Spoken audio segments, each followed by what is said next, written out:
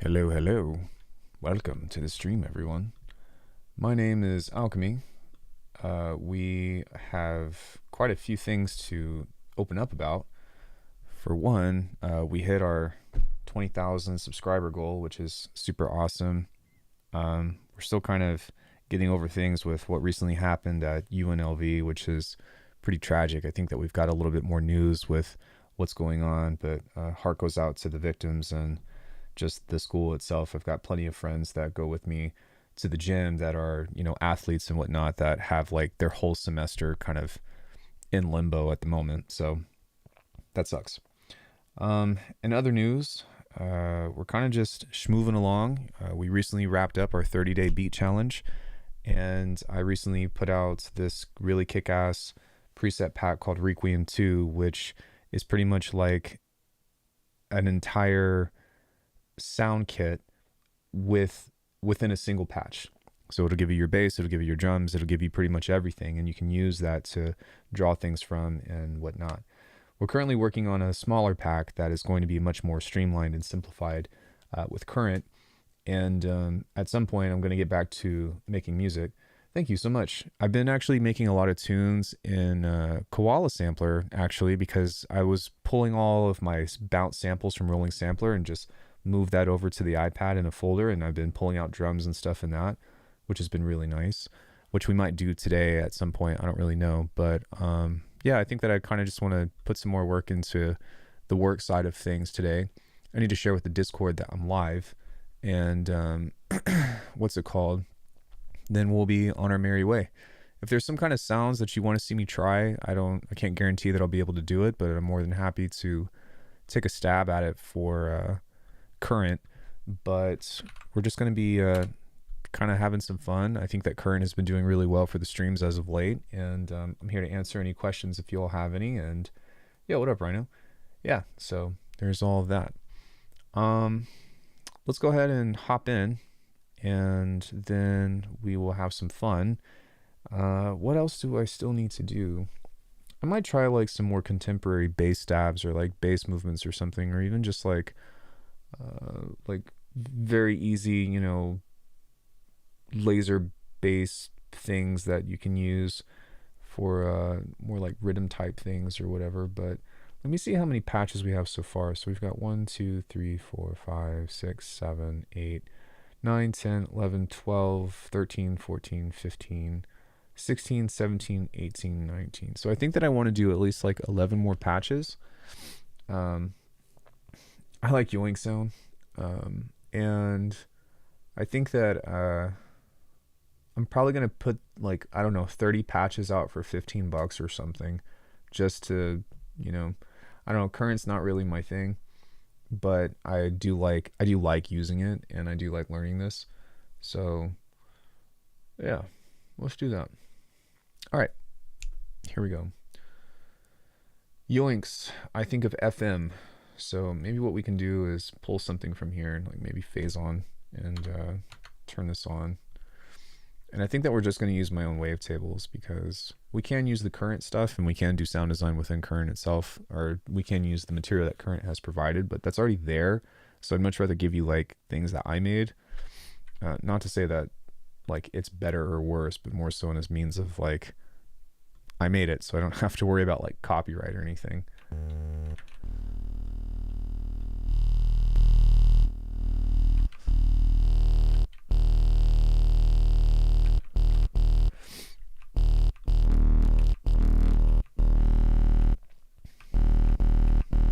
So let's go ahead and use an LFO here, and we're going to set this to a ramp. Can you flip this? Randomize trigger.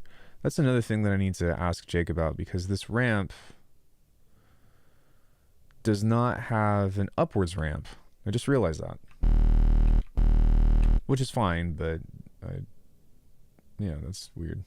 Maybe we should set this BPM at like 70 or so that way I actually have a better indicator about like what it is that I'm going for. All right.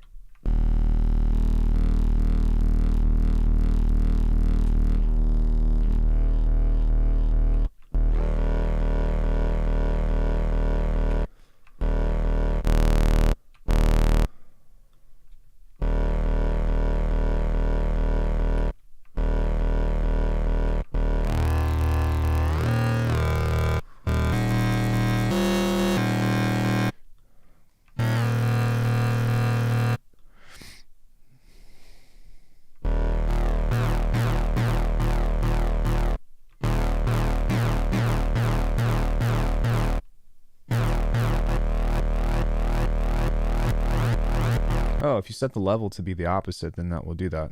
I'm glad I didn't have to bring that up to Jake. I just didn't know that. That's crazy.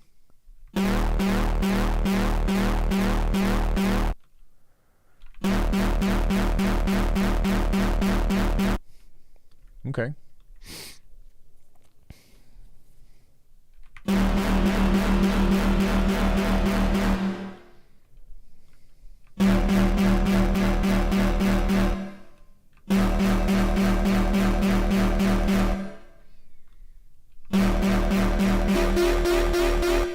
Yo, run it. What's up?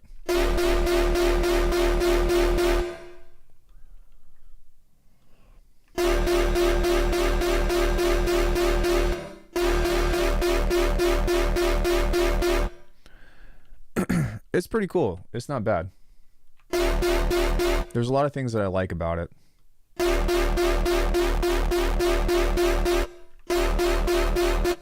Let's do some more distortion of this.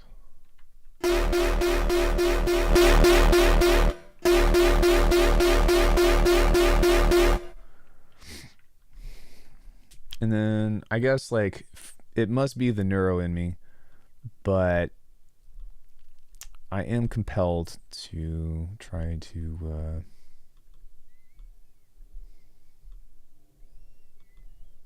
make something interesting here on the low end. Yeah, I like this sound. Is this dubsteppy? Are we in that territory? Get some notches going. I see.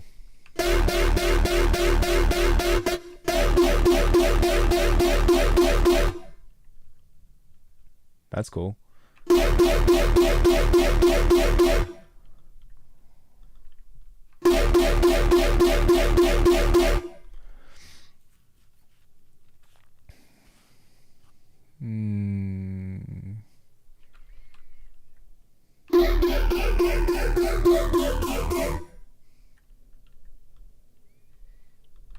If we set the mod depth to 0, and then we move the center here, maybe pull the spread out and set this here and just kind of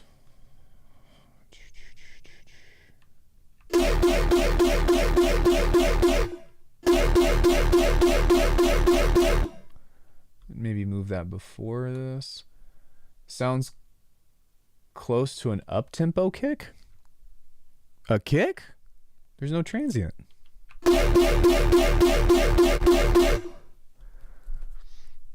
What are you talking about?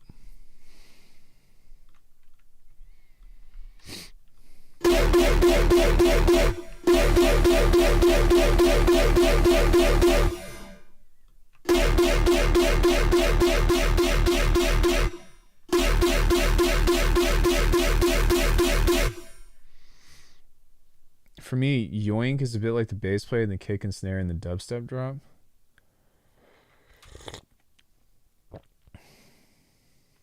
Wait, yoink is, are you, I thought you were describing yoink as a sound, like a yoy bass or something. Is yoink like a spin-off of something that I'm unaware of? Is that what's going on here? I wish it fell off a little more of highs over time. I just started this, so like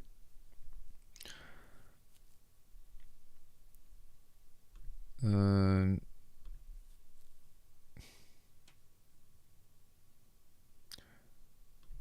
mean, we could do that. What I might be able to do is set a macro on here that's here and set that to a cutoff. And then you can use a filter here that can open. So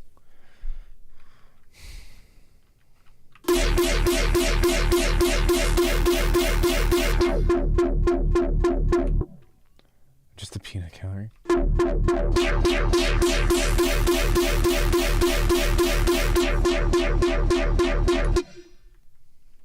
I mean, there you go.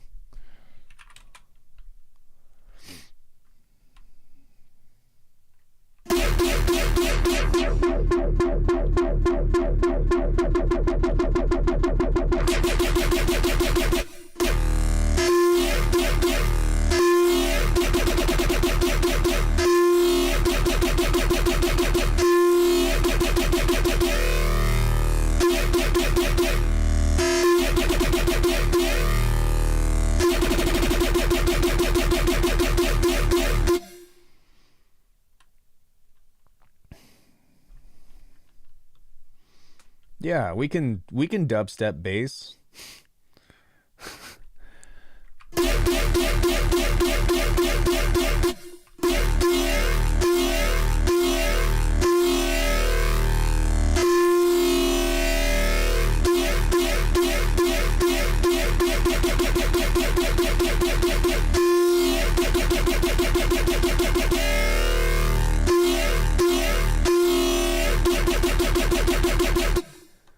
Might be nice to have a little bit of white noise on that or something.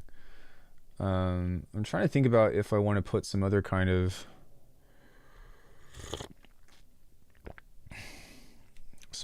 noise on this or something. My only thing with this kind of music is like I can never tell how much. Would I recommend this synth over Faceplant or Arturias? I would recommend it over Pigments. I can't say I would recommend it over Faceplant. I wouldn't recommend anything over Faceplant. Like,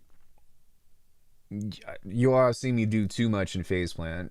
Like, it just... I will say, though, that I didn't really, like, want to... I don't know. I guess, like... How do I say this? I think that, honestly, Current, as far as an engine, sounds better than Faceplant. But the issue is that Faceplant, because it's semi-modular and has unlimited effects, unlimited effects racks, whatever, like I will always be bound by Faceplant.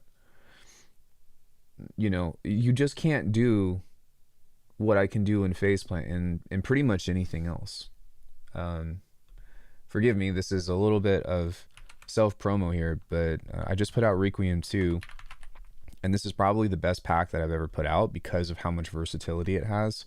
And if you guys have purchased anything from me in the past, you'll know that like I'm all about versatility, but this stuff has everything. So let me find one that actually has, there we go. So we've got granular FM'd, we've got wavetable, we have stuff that can make a pluck, stuff that can make like spacey pads, neurobass, stuff that can add chords, stuff that has like some kind of like crazy wildcard thing, and it has a percussion maker. So like, check this out. Sorry, that was Current.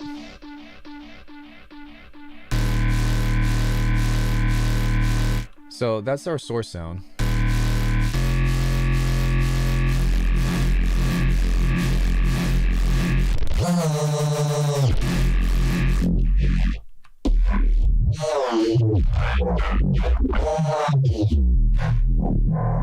So those are basses. If we want to create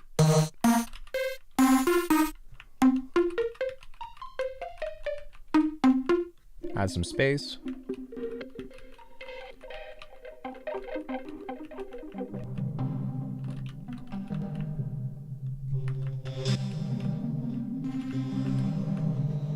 We can add some chords to it.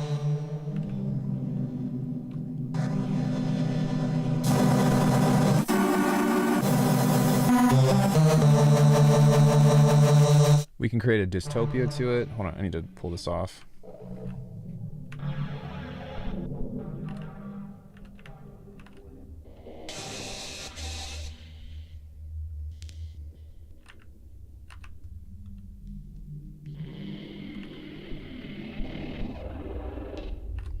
We can also create percussion.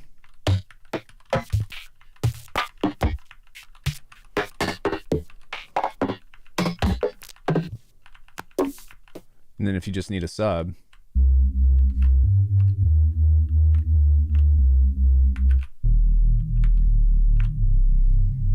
so not only that, but I've got stuff down here. Not every patch has this, but if we want to create more like FM type stabs, then we could add more to it. So, which makes a big difference when you turn the bass back on.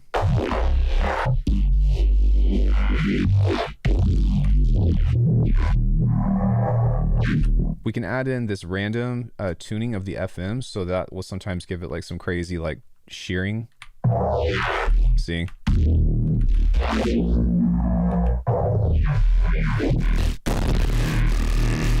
we can randomize the wavetables. And like, you guys see what I'm getting at though? Like, you can't do this in any other synth. So this will randomize all the tables and stuff.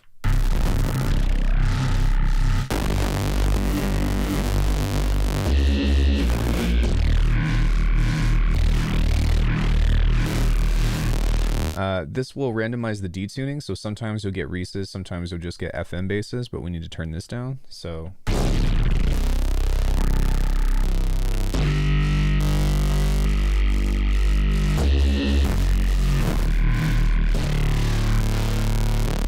If we want to add a pitch table to this, then we can actually use an LFO table to create like a pitch shape, so... If we want to add a sequence, we can turn this off and then create a melody out of this, which it's like you're kind of bound by the wavetable maker, but you can send it through a remap and place it into a scale, but I would only play one note at a time.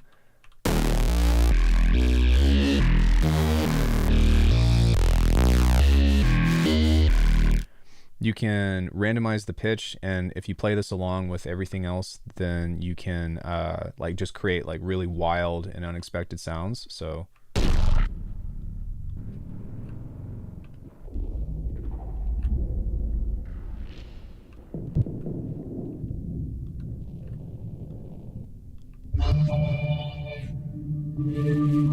dude, so many.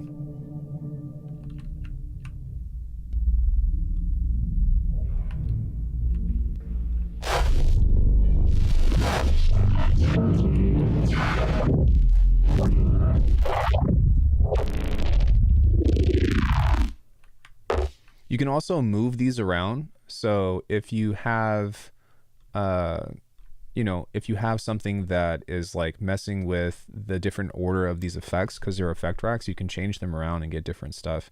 I'm going to keep the percussion here, but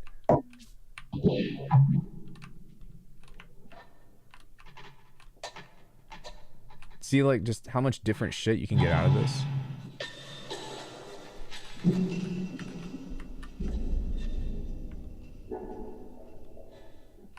And then not only that, but if you were to start messing with the granular engine here, so what we can do is we can turn this down a little bit, and we can turn this back up, and then we can start using this that we have to change the granular shape and get different bass reactions. So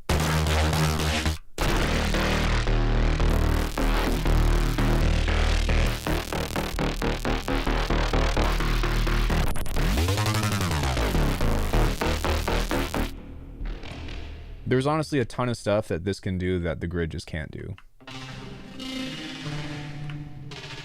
So no, you can't do this all in the grid. It doesn't work. It doesn't work the same. And even if you could, the time that it would take for you to set this up versus what I've set up it's like, you can technically do this within Bitwig's racks, but it's not worth it. It's not worth it. Yo, ISO, what's up? Yo, Next, what's up?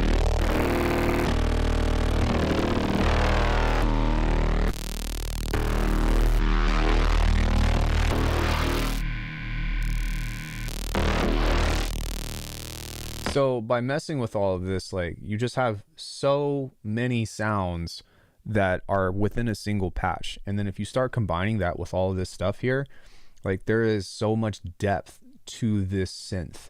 I have literally capped out the modulators on here. Literally capped out. This is within the Requiem 2-pack. So, but I will say that I do think that as an engine, though, or as an algorithm, and also with the quality of effects, that that Current has obviously like higher quality effects. The thing with it, though, I don't know what happened here, but the thing with it, though, is that it has a lot of like limitations. So, you know, if you're wanting to settle for, what the fuck happened here? If you're wanting to settle for quality over quantity, then there would be that. But for me, like, I love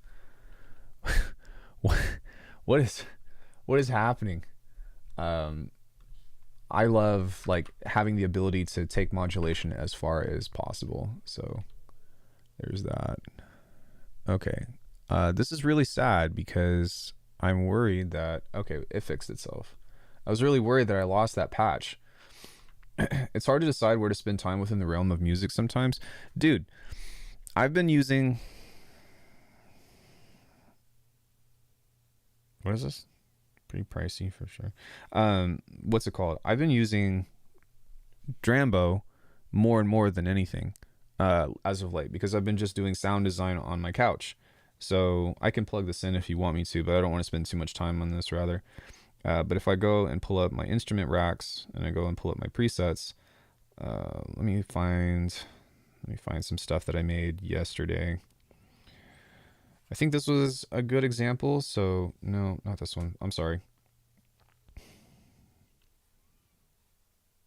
Fab Filter, Neuro, Fabries, Big 2. Yeah, so check this out. If you look here, this has all of the same routing that you do within Bitwig and Ableton. And I can get the same exact kinds of sounds as far as bass design goes that I do within anything else. So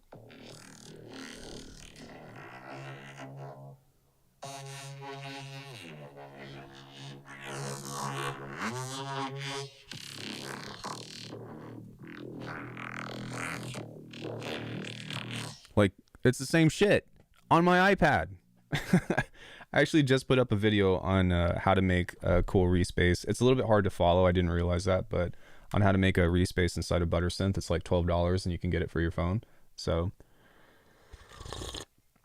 I'm just like trying to constantly immerse myself in my hobbies, and of course, like, with Corey is my family, but with music production, with tricking, with martial arts, and with getting fit, that's really like all I spend my time doing. That, and of course like work stuff in the channel. But I don't know, man, I'm just trying to improve on all facets of myself and my own creativity and my own design. I'm very selfish.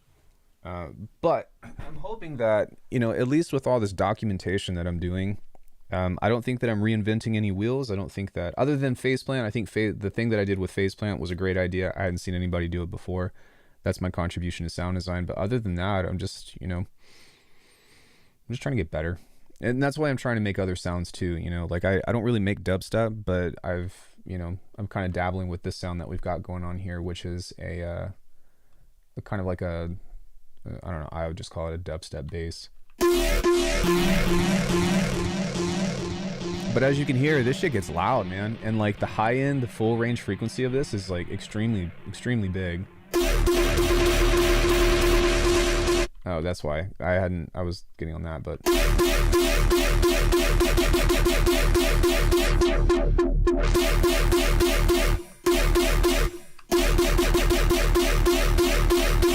so I kind of want to see if there's maybe a way to create like some higher overtones as well.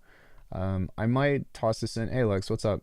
And pull this back into free.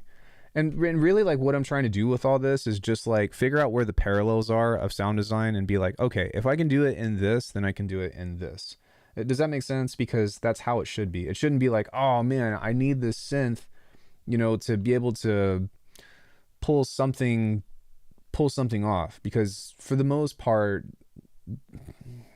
shit, there's a very low bar of requirements for the kind of sound design that I do. That is a bunch of very specific tools,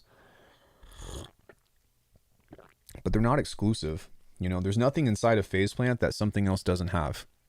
I can't think of a single thing that Faceplant has that's truly unique. What is unique about Faceplant is the workflow and how easy it is to start getting into modulation and stuff and randomizing sounds and whatnot. And that's what I absolutely love. That shit is so fun. But when it comes into formulas and all that, like at a certain point in time, like you're really just regurgitating stuff that like you just need multiple copies of. And I think that's one of the biggest shortcomings of Serum and Vital is like you can have a bunch of filters, but you only have one instance of distortion. You only have one instance of reverb. Whereas with something like Current, like you can use multiple things. And I think that's really what this comes down to like make stuff that you're going to enjoy making. Yeah, they're all fundamentally similar. They all make sounds and do FM and have wavetables and stuff. I will say like Current doesn't have a wavetable maker, which is it's kind of silly. it's kind of silly until you talk to Jake and you understand disperser is kind of unique. It's just an all pass filter. I'm pretty sure that there's an all pass filter built into this. Phaser, column format, creative, morphing. So maybe not. It doesn't look like there's an all pass filter, but there's definitely there's an all pass filter built into the grid. There's all pass filters built into Drambo. There's all pass filters built into a bunch of stuff. There's even actually all pass filters built into what's it called? Volcano from FabFilter, which I've been using. I've actually been doing a lot of sound design with FabFilter as of late, not because it's premium, but because it's on the iPad. So between FabFilter Twin, Timeless, Volcano, ProQ, I think that's about all I use. I'm trying to, yeah, between those four, like I can make almost anything that I need to. It doesn't have an FM synth, but I don't really need that. But yeah, so if you click on this and you change this shape, it's got an all pass built into it. So I'm kind of curious if you go clean and just set one of these up, you know, something kind of like this, which to be fair, like in some cases, like an EQ is kind of like an all pass filter. An all pass filter is kind of a delay. A phaser, like if you look at this shape right here, this is a very simple phaser. So if you were to set a bunch of these up, this sounds really good, by the way. You'll notice that there's a similarity between a phaser, a flanger, and a comb filter, right? Because if you look at this and you map all these together,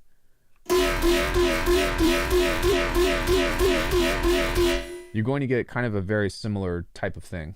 Are the FabFilter Synth Premium? PP and Current seem way more playful. Premium as in they're expensive. They're actually not that expensive for iPad though, so you know there's that. I mean, I ended up having like an educational discount a while ago, so I ended up picking most things up that I need. I don't even need it, but and when I say I've been using FabFilter, I mean I've been using FabFilter to design stuff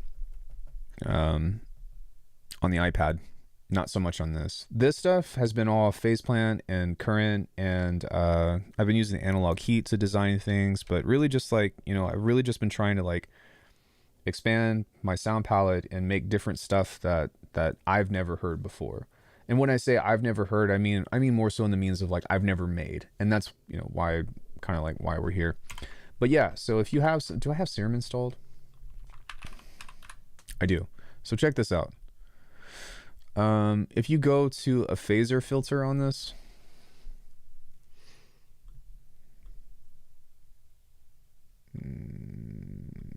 look at this.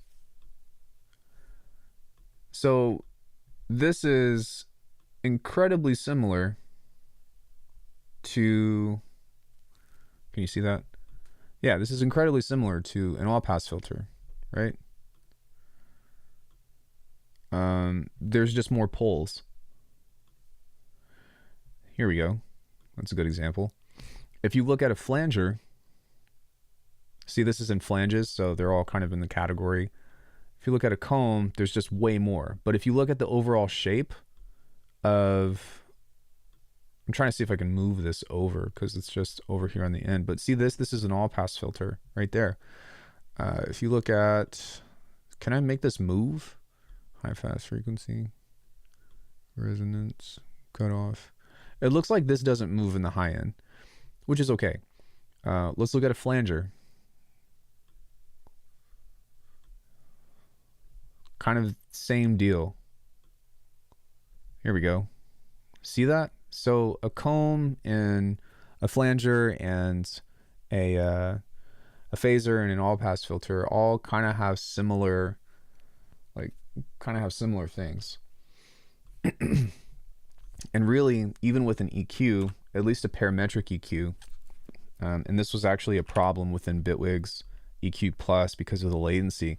What this does when you EQ something is, I mean, honestly, everything stems back into a delay. And this is all just like nerd shit. But what this does is it essentially flips the phase of something and then puts it back into the original signal. If you're cutting, if you're boosting, then at a certain degree, what it does is it does not flip the phase and it pushes that area back into it as a whole. So, you know, I think that it's important to understand like what components go into effects, because sometimes you can end up creating something that creates a similar aesthetic or a similar effect depending on how you use things. So for example, if you wanted to create a flanger effect, let me see if I have a saw wave on here.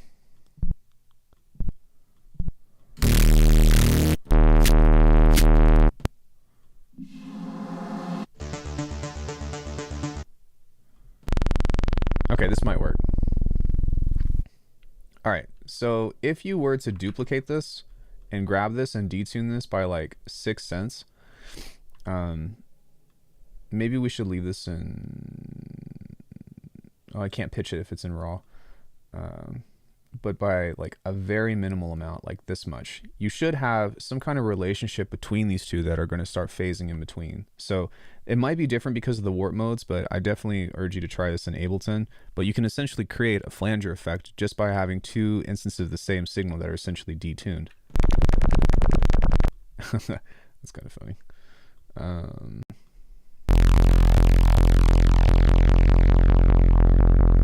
Can you hear it?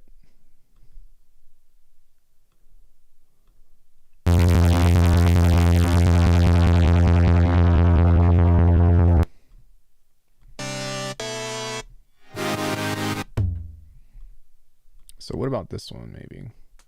And this is just like painting a picture, right? It's not really all that important, but just as a matter of like understanding that like there's a lot of different ways to achieve the same sound. I don't think that has enough high harmonics in it, but in any case, you can get a flanging sound through that. You can hear the phasing. It's all, what would be amazing is if Polygrid can make third party. Yeah, I totally agree. It's all delays all the way down. Right. So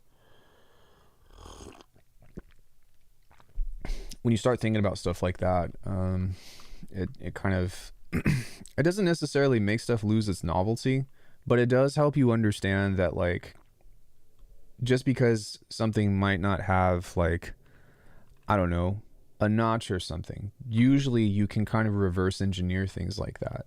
So for example, if we had something like this in parallel, let's say this is a low pass right here, and then we switch this one to a high pass right here. If you look, let's make this a little bit sharper. But if you look at this right here and you tie these two together, what did we create? Well, we created a notch, right? So what we can do with this is move this. Actually, no, we don't even need to do that. We can just key track it. So we can move this here, maybe move this up a little bit, 1.03 to 1.04. Then we can key track that there.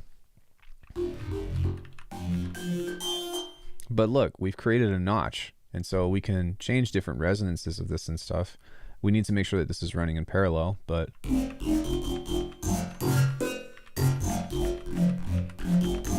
so sometimes like you might end up running into shit that's kind of like that, and you just never know. But that's kind of the point of design, is to just try to look at something from a different perspective. And this is honestly, I learned a lot of this stuff through,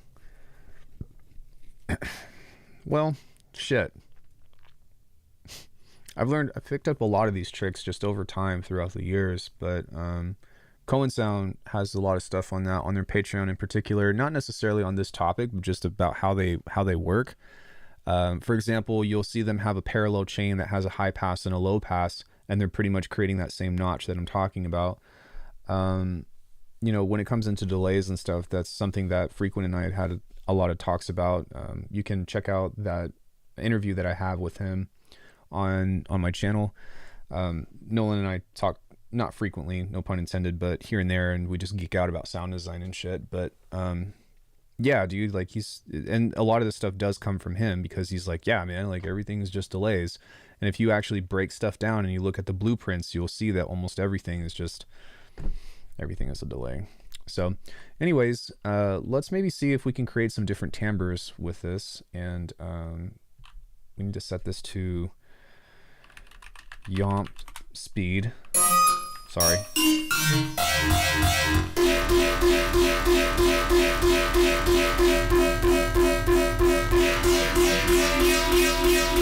Oh, that's great. This is exactly what I was looking for. So, wait, what? What is this doing? That's doing nothing. So we can set this to timbre. Everything is wave shaping. Yeah, true.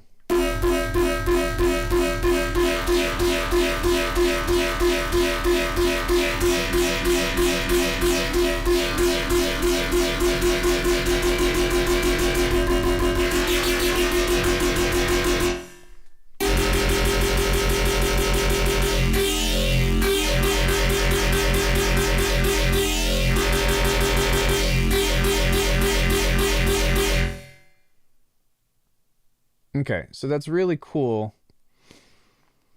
But I kind of feel like we might want to... We might want to take this to the sustain here. Because even though I like the space on this... Hold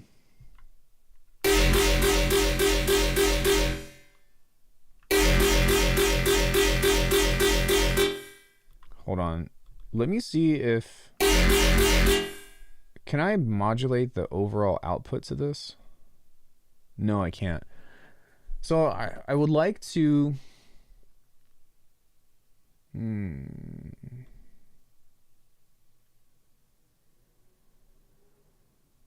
That might be the way to do it. Sorry, I'm just thinking. So because of this, I might want to... I guess I can try ducking, but I want this to be a little bit cleaner so that way it's not just a smear of sound. I mean, correct me if I'm wrong. Like I said, I'm not a dubstep guy, but I feel like you would want this to be a little bit more like percussive and a little bit more stabby. So maybe if we use the ducker on this... No, that's not giving me the result I want. But maybe if we pull this up to 30%...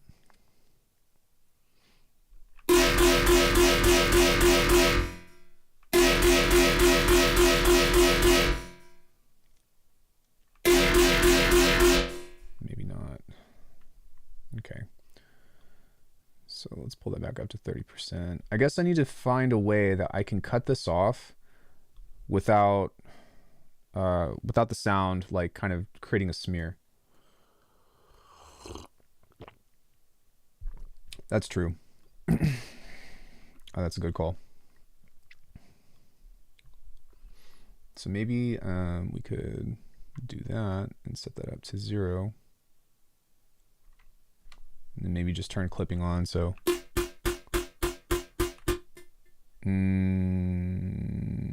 That's not good. Maybe what we can do is reduce this a little bit. It just makes it so much more quiet, though. Yeah, I don't think that's the right answer either. It is a good option, but maybe there's a way that I can just set a gate or something on here. And maybe that might have something to do with the ducker on this.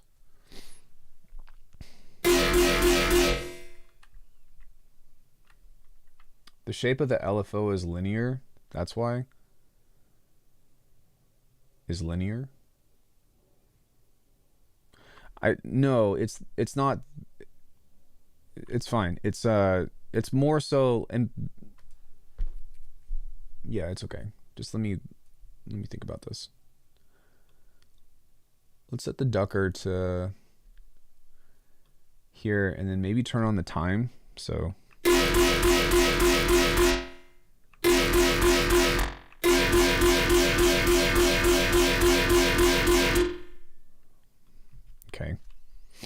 Do I use more bands and fuse compressor for more complex sounds? I usually just set it to 6 anyways. I just like having more control.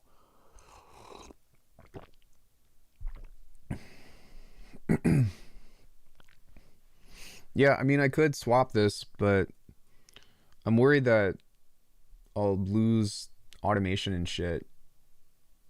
Or, well, I guess it's not that many steps, but I think that there's another answer. Long story short, I do think that there's another answer.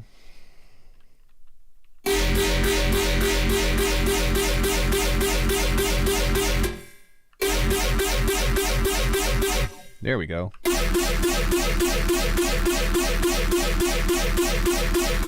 And then what we can do with this is we can move the ducker down. Oh, we can't automate that? Fuck. That sucks.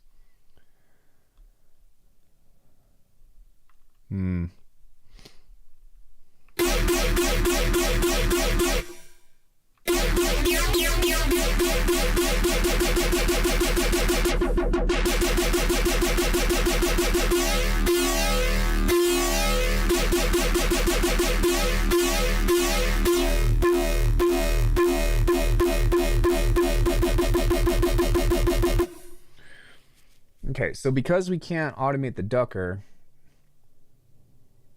maybe we can adjust the feedback.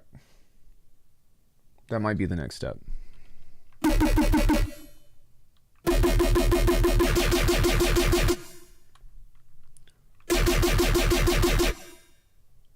And then maybe what we can actually do is move the size down on all of that. So that might be the way to go.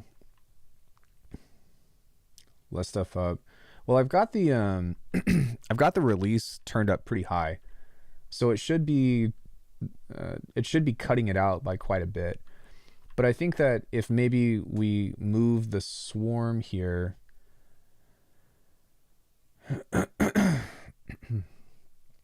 sorry. What if we were to move the high pass up all the way?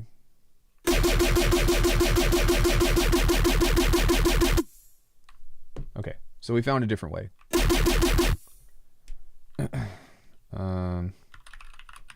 Call that cleanup.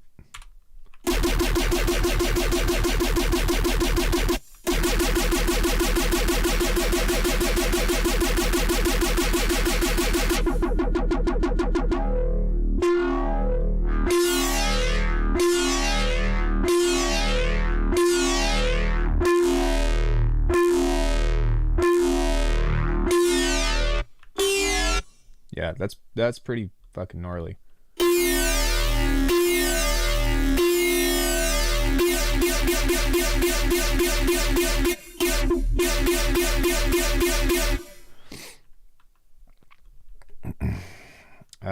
Let's call this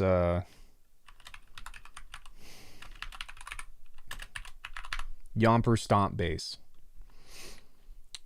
Bass.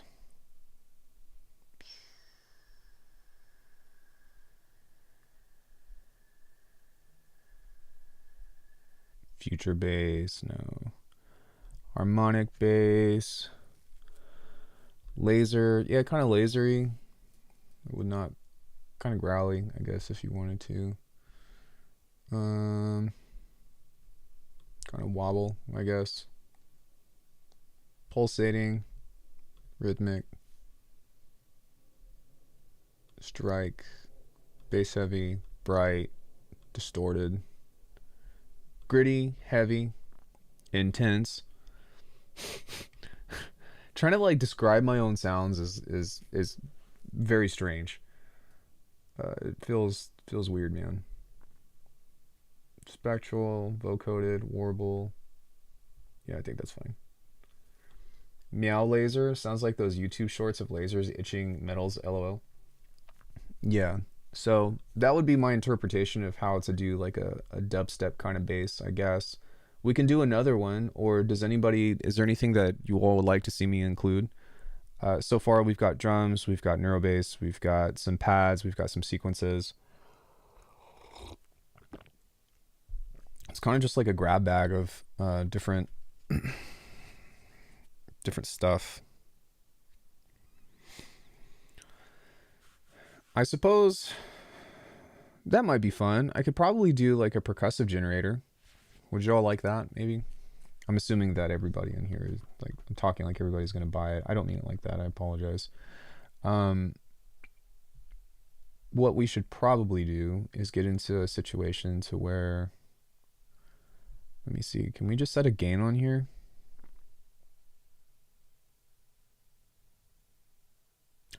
Let me see how this is going to work out.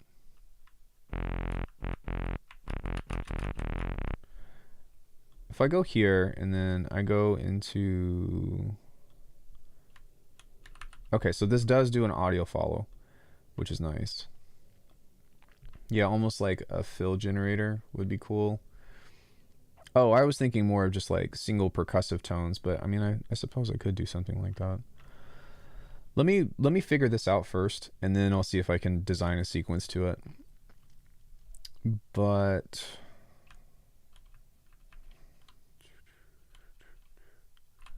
I might want to go here to this envelope and just do this.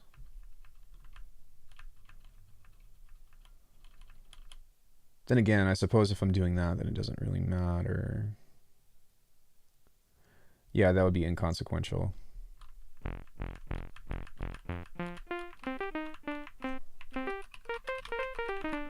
Okay, so we can use this envelope to kind of create a couple of things here. With a single percussive generator, you could pull out, you could paint 4 or 8 MIDI notes and fill there and go. It's a, there you go, it's a fill generator.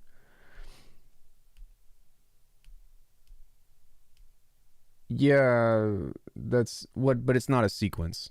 Like you can make a sequence, but you don't know what the sounds are going to be. So that's kind of where we're getting at here. I think I have a plan in order to do this, but I need to start creating a percussive thing first. So what we need is, we're going to need some distortion. We're going to need probably just a touch of reverb.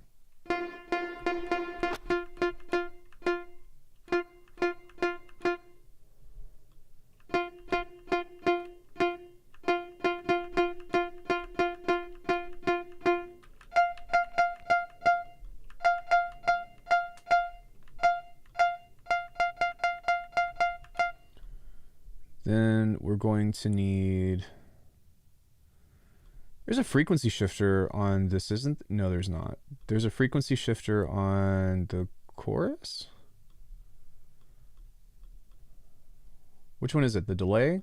That's probably, yeah, that's what I need is the delay. Okay, so we'll set this here first. And we're going to set this to a high pass.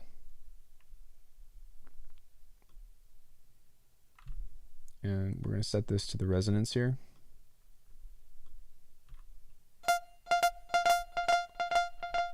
And then on this cluster delay, we're going to make the timing of this like extremely short. And we're going to set this to 100%.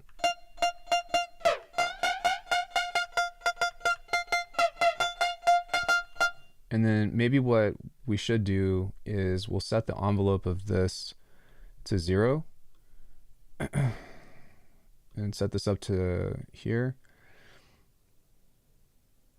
And we might even do that with the cluster delay as well. Because the cool thing about this with the cluster delay and the cool thing about having gains on all of these is that, oh yeah, okay, this is going to be really cool, I think, is that we can set this to be extremely harsh, but because this is going to be so short, we're not going to get any tail out of it.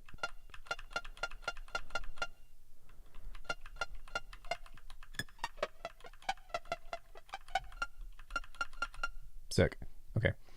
So what that also means is that we can use a frequency shifter on this with 100% mix, and let's go to 0, routing, feedback. Okay, well, we at least, that's actually not a problem that we have like 1K to work with. So if we were to set something kind of like this and set this to a one shot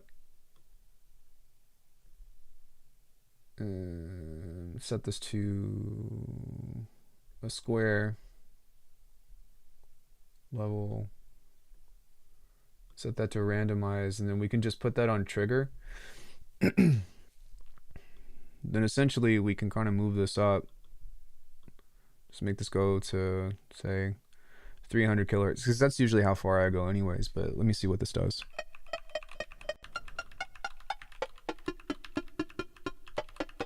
Okay, we're already like halfway there.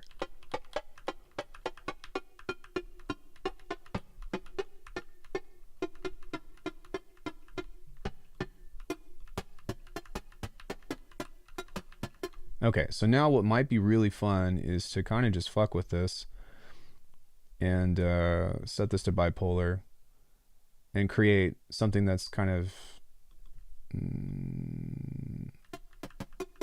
maybe not, but maybe keep it on the scatter.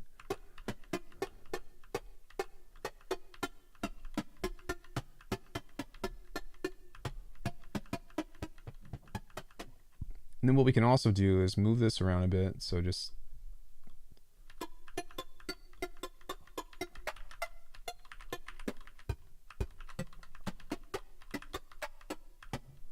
dope. Okay, let's go ahead and add some more distortion. Sorry, that was a delay.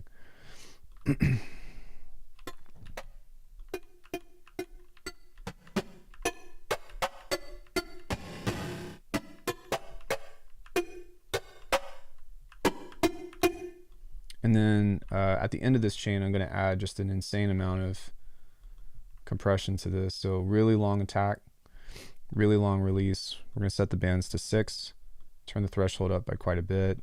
And then now what we can do is we can actually go back and start to add FM and use the same LFO to, or maybe even a different LFO to start changing. What up, Jazz? To start changing the timbre of of each of this. But yeah, we've got percussion now, so.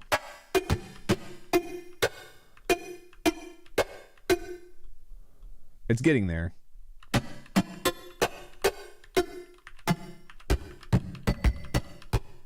Now with this reverb here, we kind of probably want to do the same thing. What's up, Jazz? How are you, dude?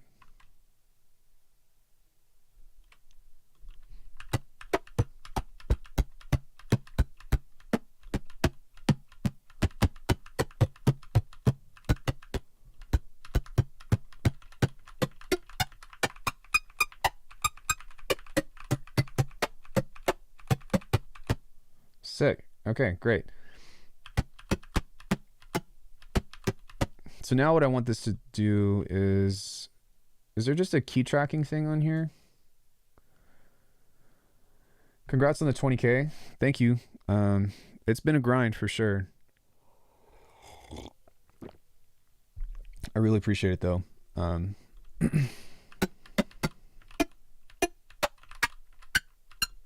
Oh, you can tune that? That's kind of cool. I know, but what I'm thinking is instead I might even just key track it on this filter as opposed to being right here. But this is just going to help shape transients. So actually,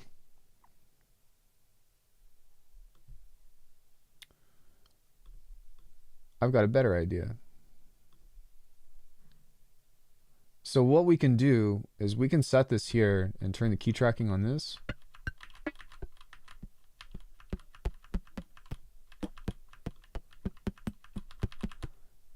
Okay, we can turn that off. And then on this one, we can set this to be a high pass filter. And we can key track this.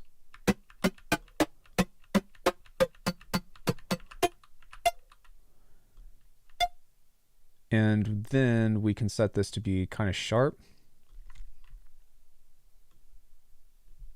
We can pop the resonance up on these.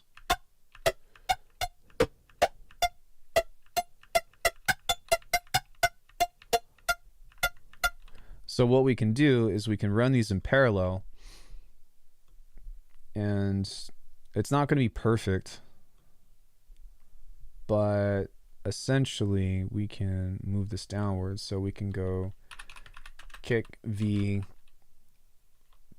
p dot snare.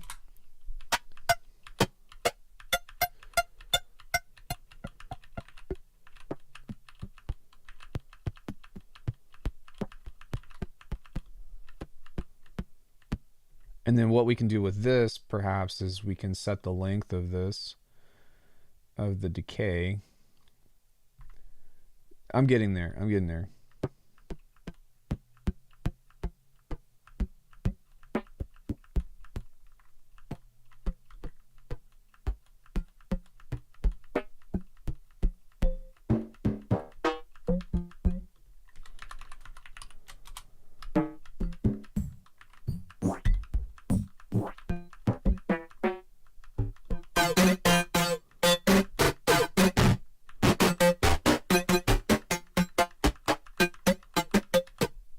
Dope.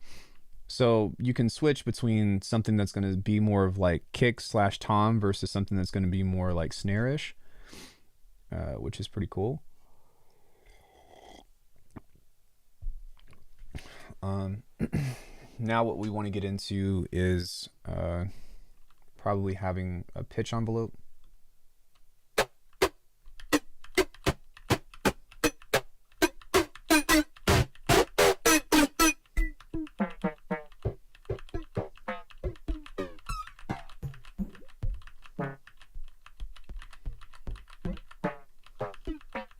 I don't think that I'm going to set it to this though,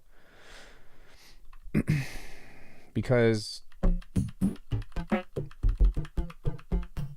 yeah, and then also we don't need that insane amount of feedback because that's just going to fucking kill us, especially when that opens up. So what I will do is grab another envelope here and just make this extremely short. That actually looks good. Yeah. And then I'll add that to the pitch here and maybe set that to like +19.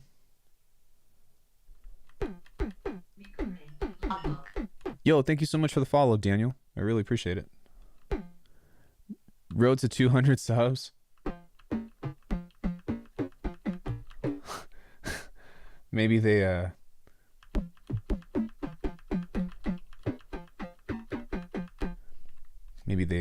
what's it called, are a new YouTuber or something.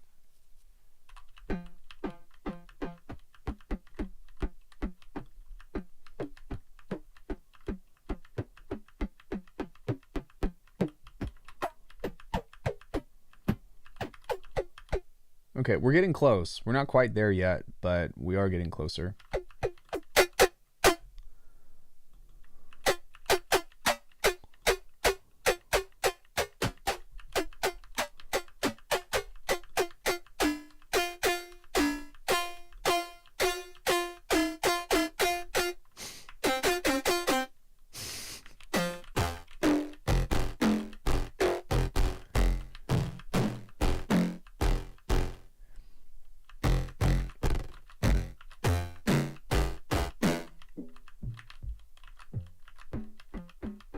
We might even do another instance of compression here in a second and more distortion.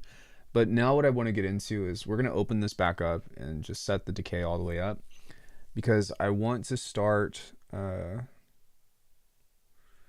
firing off different tunings of this. So we can set an LFO on here, set that to random,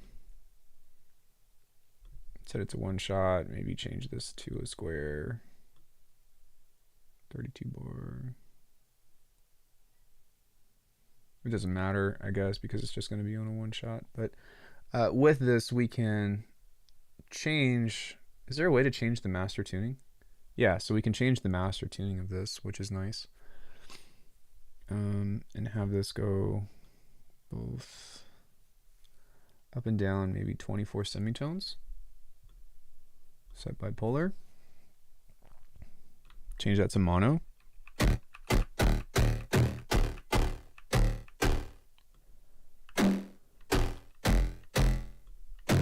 Wait, what's on this?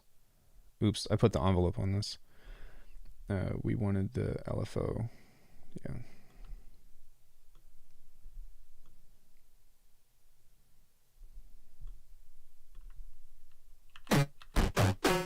Haven't seen you in a bit. Do I still have the electron heat? Yeah, it's right here. Yo, Victor, what's up? So maybe what we can do is also play with different degrees of pitched FM. So we can set this also to this guy, set this to random, set that to one shot, set it to 1 bar, doesn't really matter. And we could change the pitch of this to various things. And then we can come into the FM here and maybe randomize the FM amount with something different. Just kind of spitballing here. So we can maybe change the degree of this. So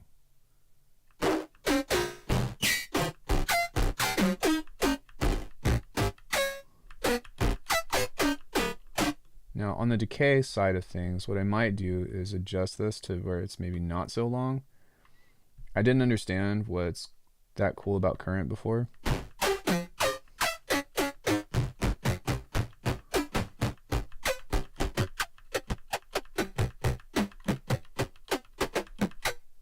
We're close. It's still, like I said, not quite where I want it to be, but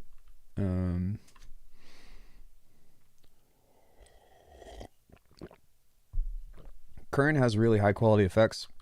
It has a really good sounding engine, and you can apply multiple instances of the effects as opposed to like Serum or Vital. So that's kind of in a nutshell.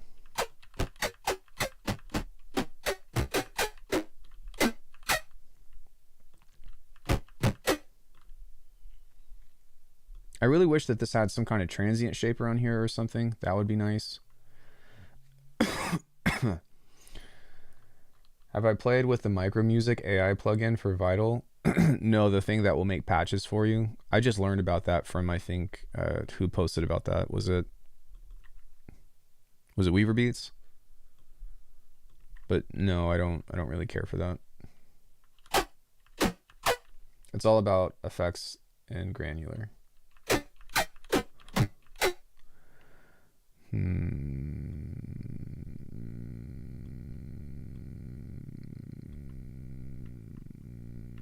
I might be able to introduce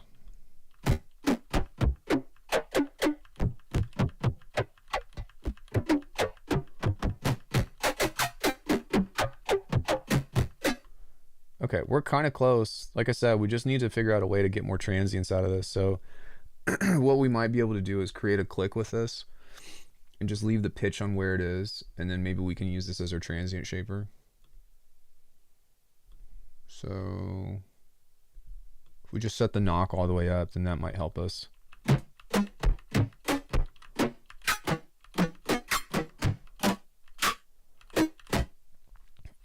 Right, clippers at every stage. That's true. I just don't like how that gets really sharp right there.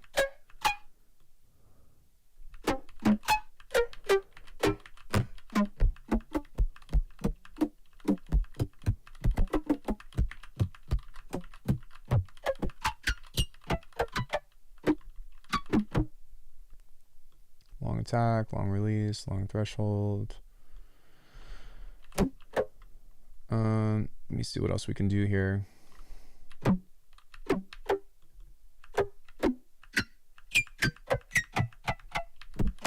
Maybe we only want to set this to 12 because that gets really sharp.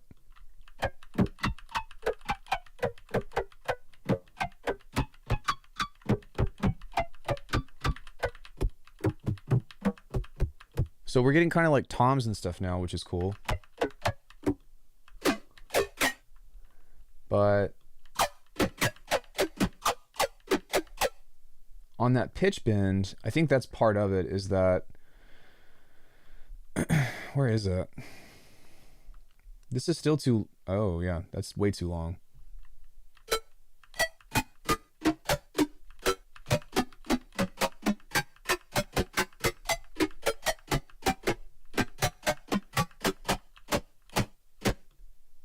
Tilt, detune, pitch, fine.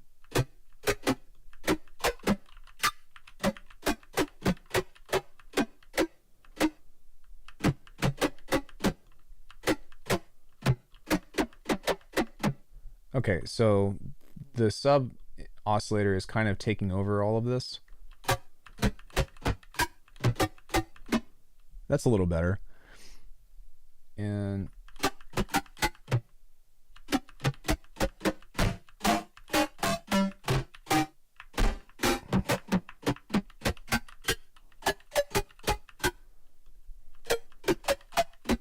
maybe on this fuse compressor, we can use a touch of OTT. Set that to 6 bands. And maybe not do that so much. Okay, maybe a different OTT. Drum smackdown, maybe. Fuck. It's stuck.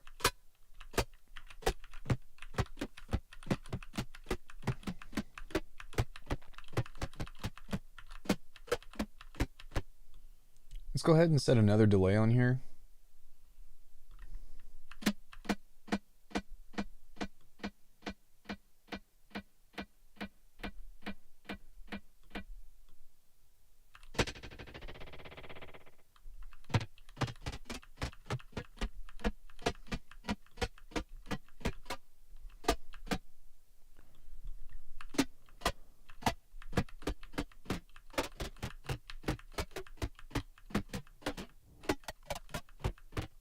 So I think that if we wanted to create a sequence with this, then we can probably randomize that as well. And we'll just get different timings. Did I just put that on it?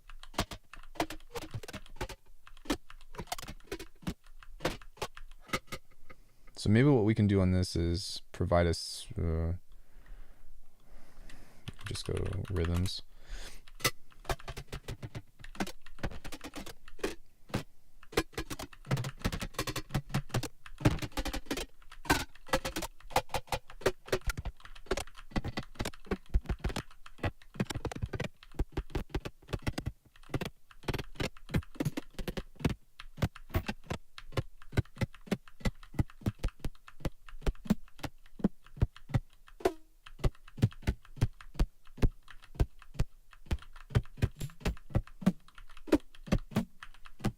I'm kind of disappointed at, like, maybe I can switch the polar distortion here and make this a little bit louder, but I really want this to drive hard and like be a little bit more smacky.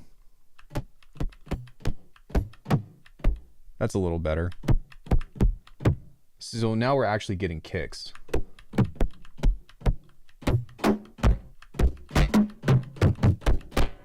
Oh, that's like 10 times better.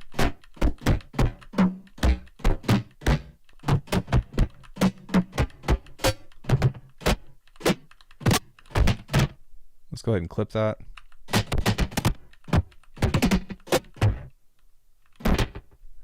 And then maybe with this one, we can actually provide like a little bit of air, because if we squash this, which is kind of interesting, you see how we're getting a little bit of space out of that?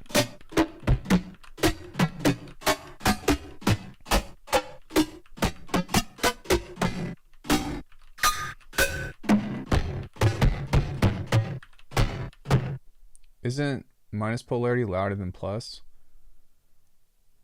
Maybe, but I don't know. It's fine. I don't really feel like it affects the sound at all.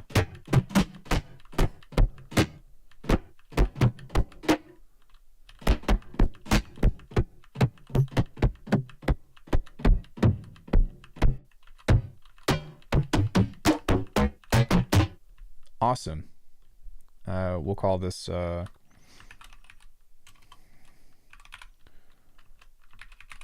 pork loin. Definitely kind of mechanical. Drum.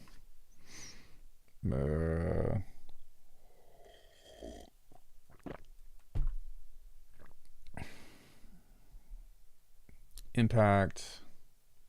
Percussion. I wouldn't say rim shot, but it is kind of, there are kicks in here. Kicks and kinds of snares and stuff, which is kind of interesting.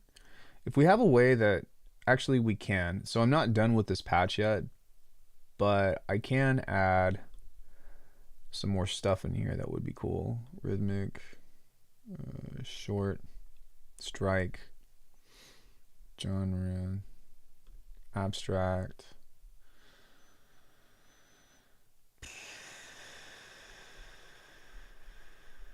Noisy, metal. Robotic. Okay. Save.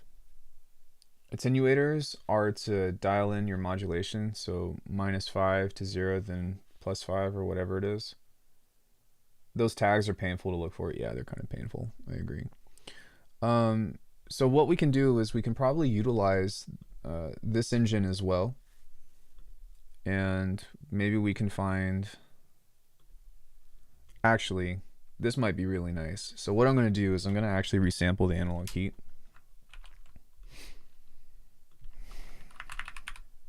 For analog warmth. And what I'm going to do on here is just pull up the rolling sampler, and we're going to turn this on all the way.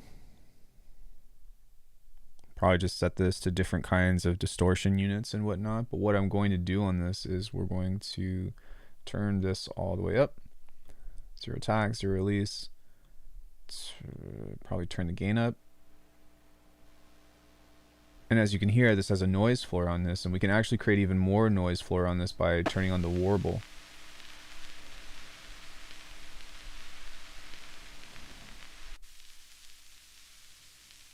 So from this is a super handy tool, by the way, for this kind of shit.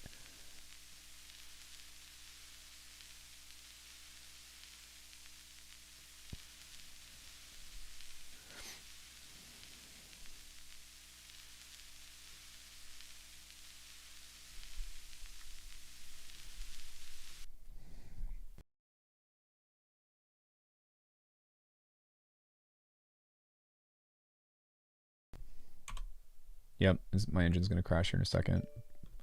But from this normalization, we can call this, actually, we can call this analog noise and bounce this. Yeah. Sometimes when I turn the analog heat on and off, it will kind of crash the engine sometimes. Doesn't always happen, but every so once in a while. Yes. Yes.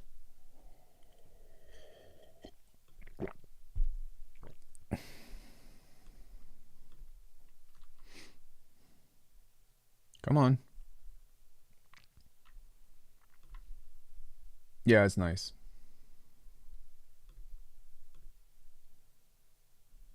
Okay, did we lose? No, we didn't. Okay. So what we can do now is we can take that sound that we pulled out, files,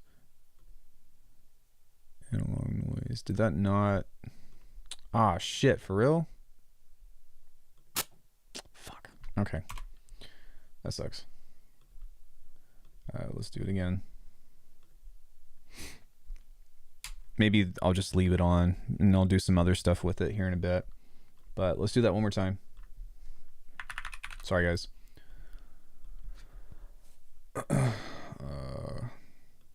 No device selected. What do you mean no device selected?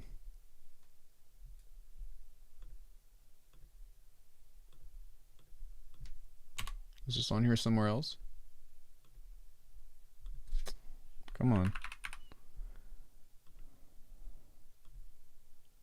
Oh, you know what? I don't have to do this. Because hopefully that won't crash the engine again. Because rolling sampler came in clutch. So we just go to my sample pack. Dude, fuck. Rolling sampler is... You need this in your life, guys. You need this in your life. Look, it's right here. So we'll just do the same thing again. We'll normalize this.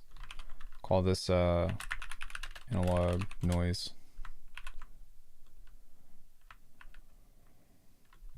Fuck, is the engine gonna crash on me again? It is.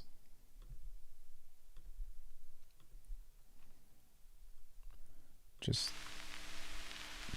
rename it. Okay. Bounce. Bounce in place. That's not what I clicked. It will not let me bounce in place. So it's thinking, I'm just going to shut the engine off.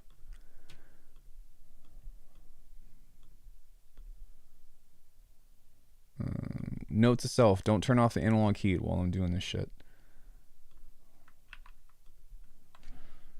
Okay, now it's fucked. Hey Philippe, how's it going? I'm sorry guys. Work, god damn it. Alright, I'm just gonna shut the project and then open up a new one because we have the preset saved, so that's annoying.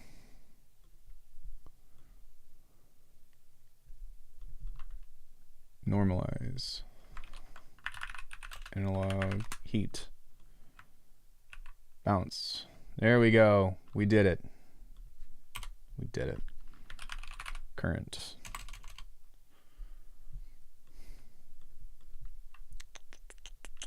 Okay, so we can pull up that preset now that we just made, which is the pork loin. And we can come into this now and throw this into the sampler. The sampler.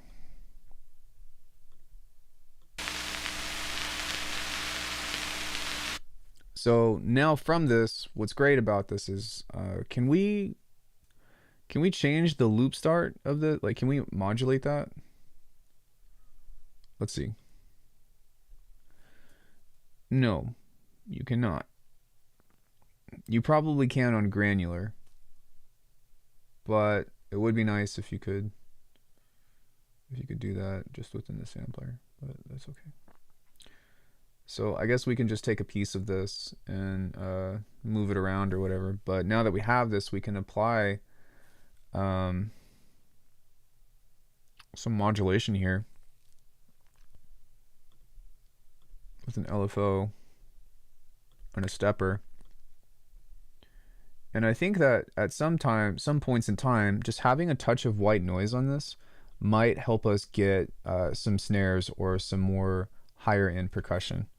That's not just like right click on the transport and terminate the process. Okay, I might try that next time. Hi, Leo.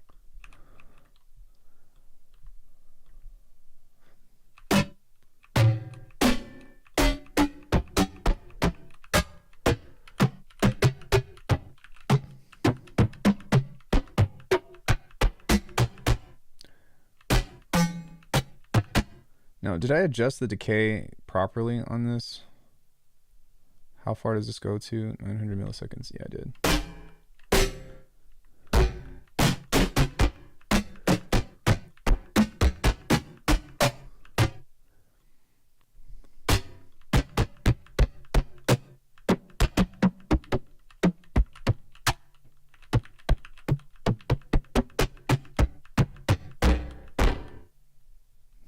There's a couple of things that's not right about this, though. So, for example, I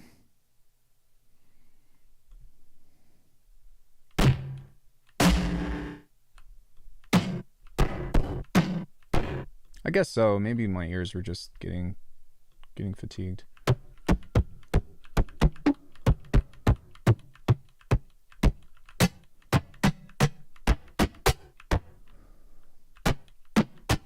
Maybe I don't know. I do like the decay, but it gets really like obnoxious whenever we hit those higher notes.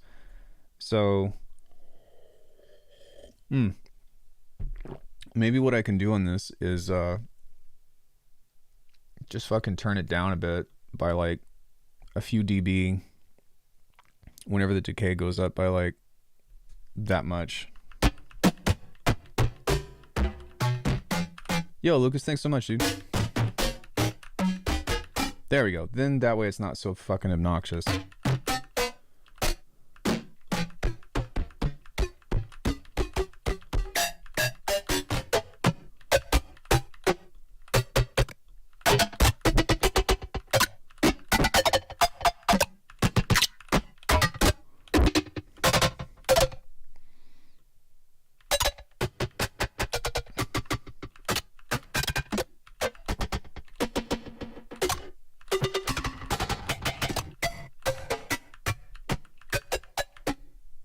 Okay, I'm happy with that. Let's include the user content, and then we can save that. And now we have a percussive maker that you can create phrases out of, which is awesome. What's next? What else do you guys want to see? What else can I do? What else I'm gonna do? What else I'm gonna do?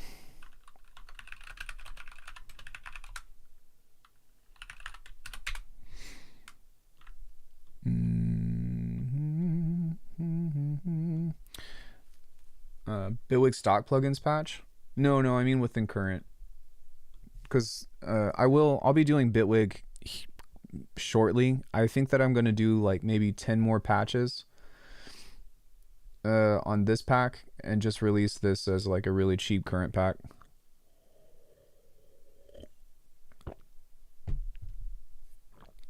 Maybe I'll do like some resonant bass stuff. That could be cool.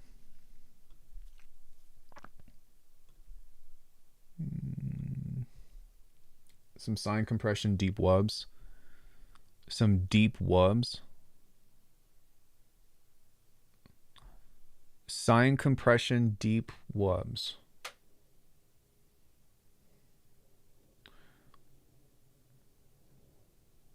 Deep wubs, please. Okay. You mean like just bwomp, bwomp, like that kind of shit? Recording to Crazy wide modulated bass then? Yo, thank you, Antonio, for the follow. We've already got something like that. Not the deep wub thing, but the classic monster is fucking gnarly. This is gonna be really loud.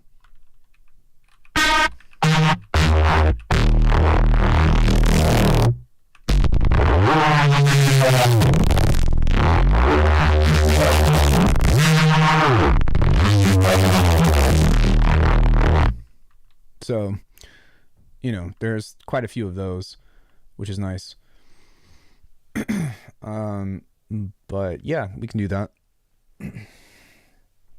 Modern talking. They probably want the harmonic reverty wob thing back in the style. That's what I'm guessing too. Let's go into a bandpass. Am I like losing my voice or what the fuck is going on here? Wow. Let's go into a triangle. I don't like that this LFO goes back into it goes up, down, up. I guess I can set the phase here to where, yeah, but that's not very intuitive. Okay.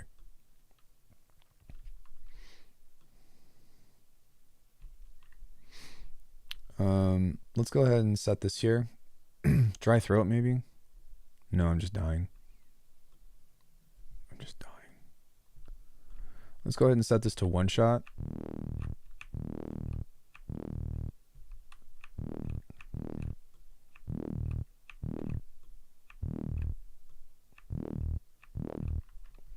We're also going to set the level on this. Maybe to something that's a little bit more specialized, so like a curve. Something like that. And then we'll set the level to this to be 0.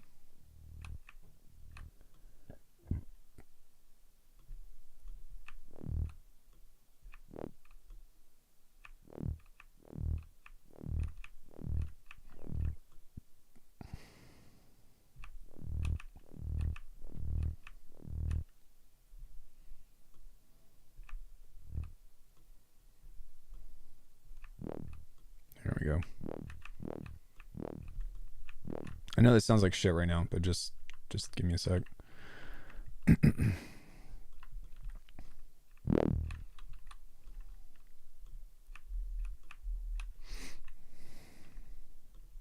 Let's add some FM. And I might do, I'll probably just keep it simple for now, maybe a square wave at a second octave.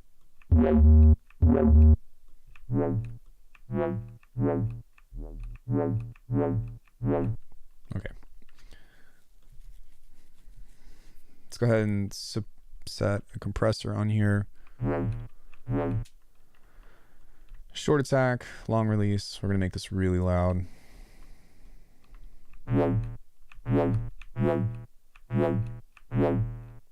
That phase is retriggering at random. I don't like that.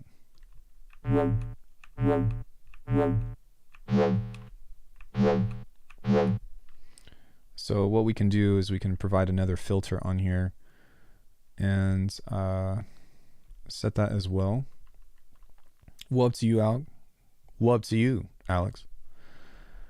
Wub wubby, you wubber.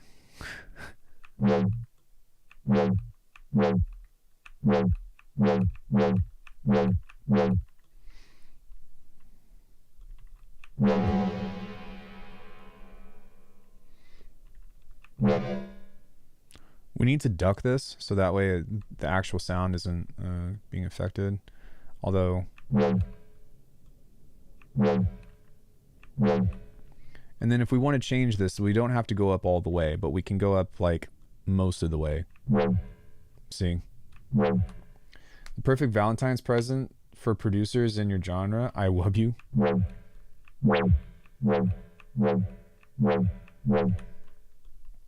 Is this what you all were talking about, or is this not? Or am I missing something here?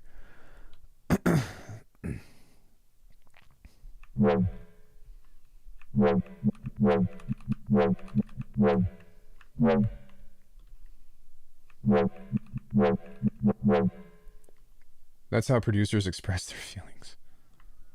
That's funny. I think that some other things that we can do on this is, what happens if we do this?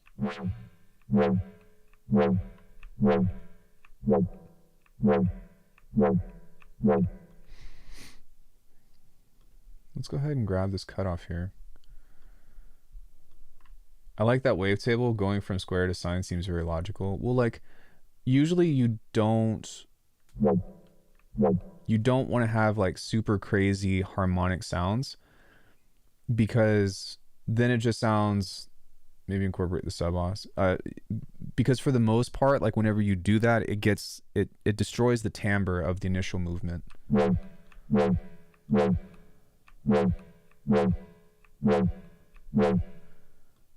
Oh no, I didn't mean to do that. Fuck.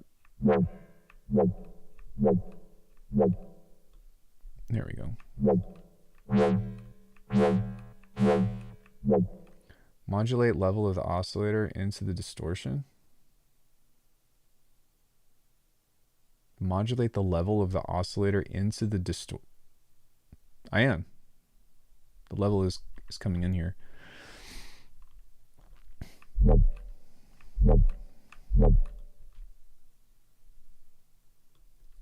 Riff dry wet, you mean?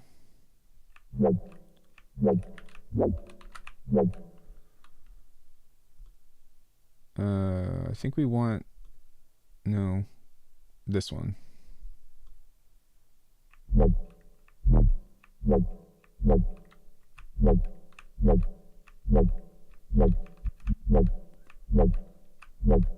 Funny how the sound came back from the dead. It's pretty popular, for sure.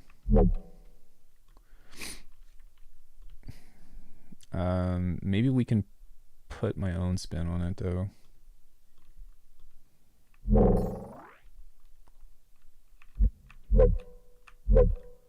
There we go. So if you want some extra love,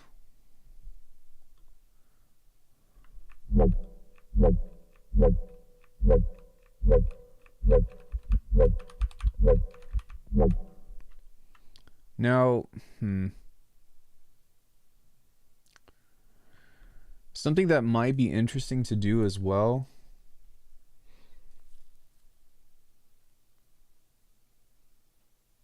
Sometimes I like some wetness into the dried donk.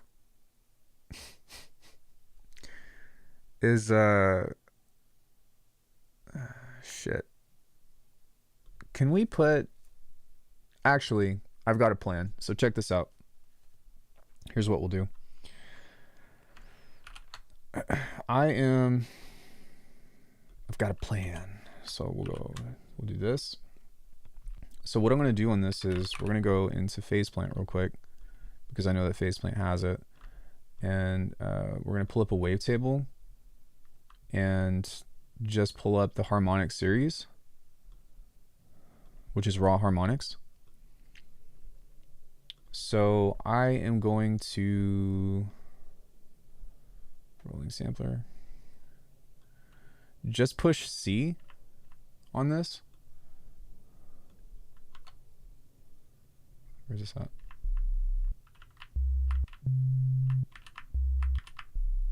And we're just going to play a bass on this, but what I'm going to do is I'm going to cycle through the entire thing. So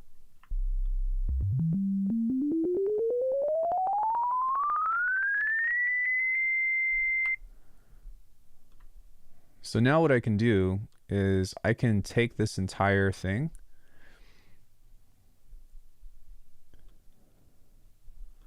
and we'll call it harmonic series C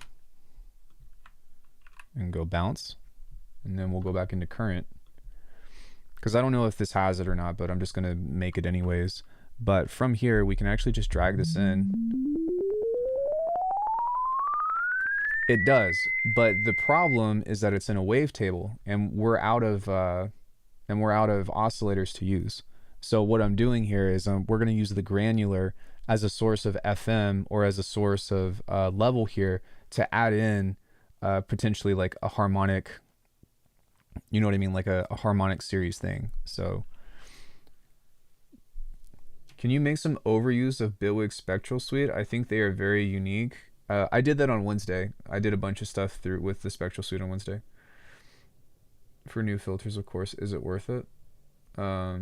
Yeah, I think that if you like to experiment with sound design and stuff, then yeah, just know that like spectral synthesis, or sorry, not spectral synthesis, but spectral effects in particular have a lot of kind of like a same characteristic of sound. But you can still get some cool shit. I recommend taking a look at Wednesday's stream because some people were asking about it and I did a bunch of stuff in that. But yeah, I mean, I just knew where to go for this. But because of this, we can kind of use, in a weird way, it probably might not even sound right, but I think that it would just be good to use just for the sake of it. But we can use the harmonic series here and kind of cycle through some of the harmonics on here in order to have a little bit of extra like overtones, I guess. So sorry.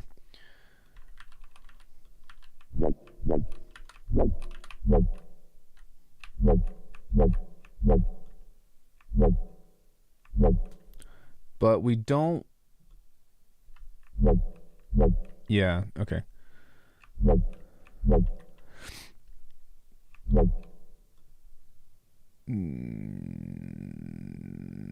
Grains.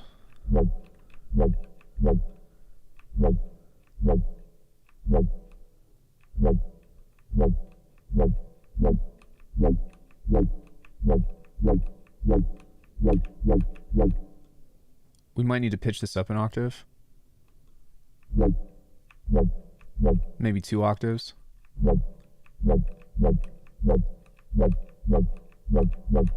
Let me turn this off for a hot sec. Turn this off. Turn this off. Turn that off.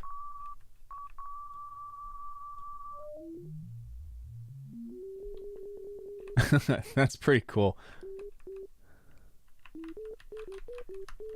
Hey, Future, what's up?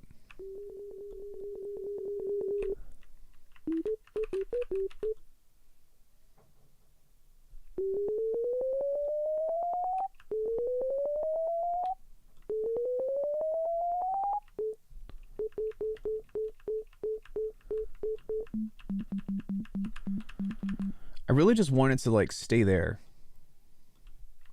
Like I don't want it to travel at all.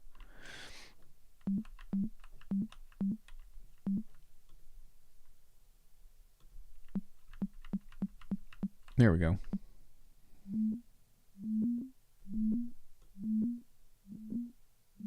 Whoa, that's crazy.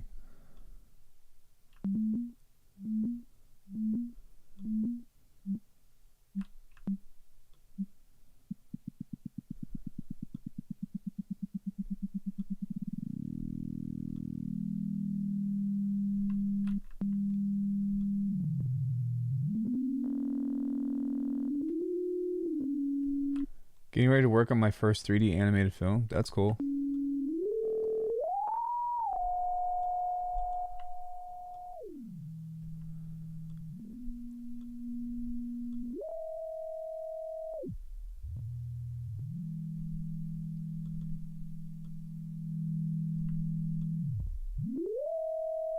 So now we can scroll through this and pick a harmonic. I think this will help a lot. So now if we turn everything back on, I think that that's going to go into what we were looking to do.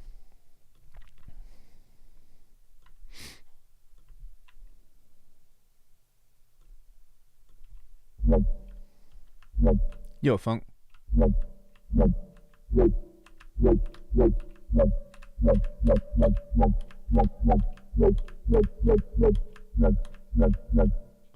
Yeah, nice. So we can pick a harmonic here.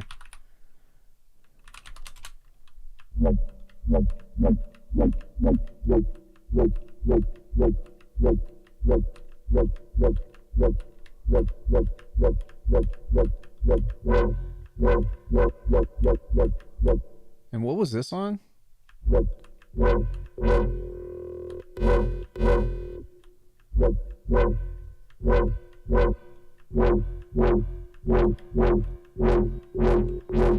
Oh, this was the filter here.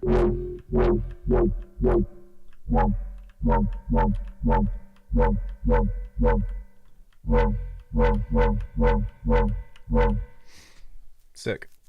So let's maybe experiment with putting an OTT over this.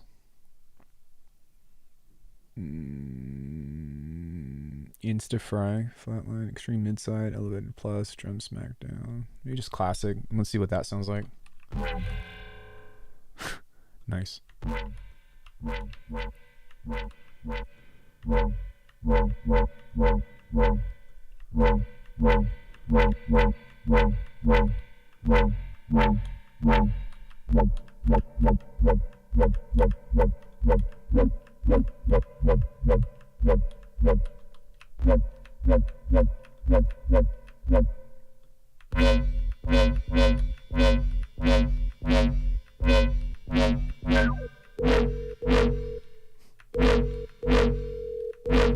Okay, so we also want this to follow, so let's do that as well.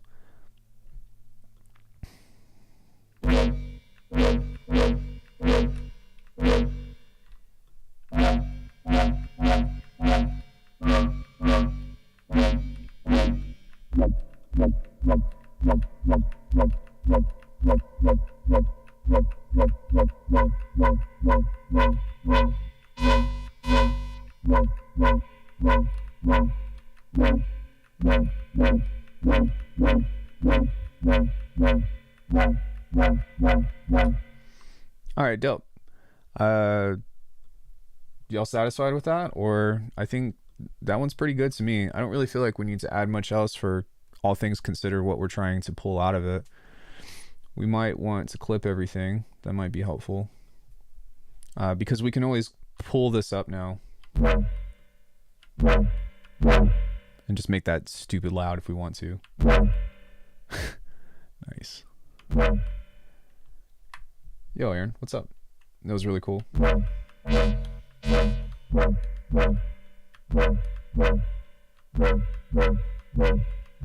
don't think that we're using this for anything, but maybe something that we can add to this actually is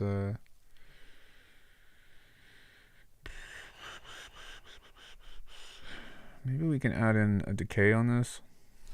Let's see what happens if we do that. Like just a bit. Yeah.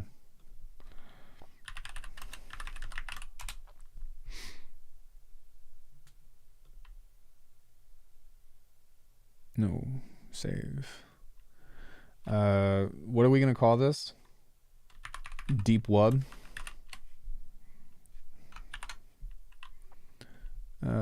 Bass. Probably a dub bass.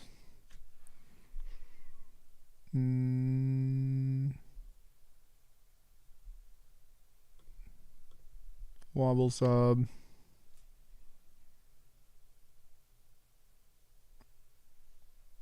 Love that question mark. It's very emotive. Just kidding. I do want to find harmonic though. If that's in here. I thought it was somewhere. Gritty, hypnotic, sure. Oh, these tags. Neurobase? No. Hybrid, impact, harmonic. There we go. Include user content. Yes. Okay. So there's your deep wub. What else do y'all want to see?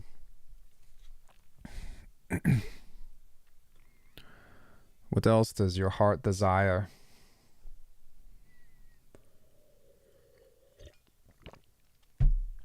You're welcome. Thank you for the recommendation. Yo, remember the square sonari effect? Oh, you're talking about the yeah. So if I have any of my own samples and stuff in here, which I did make at least one, yeah, then it will include anything that I packed into that. Yeah. You're talking about the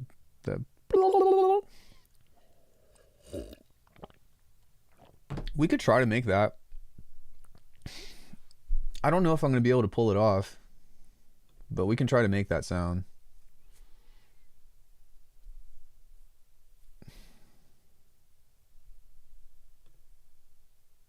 I see. Thank you. Yeah, for sure. I couldn't remake it for the life of me. It has to do with the LFO.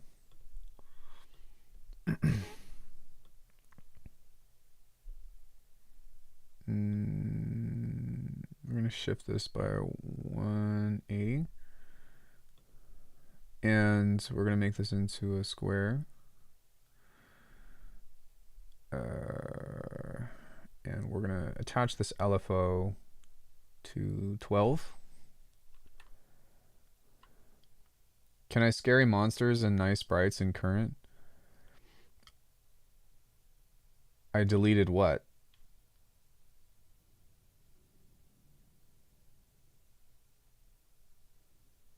Yes, you can. Never mind. No, I already saved the patch.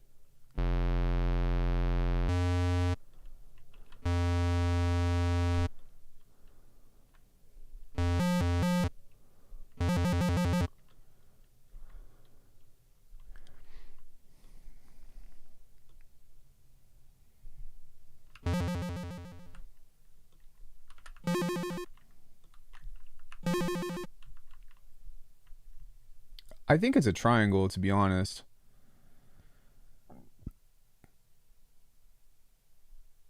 Is a triangle not in this?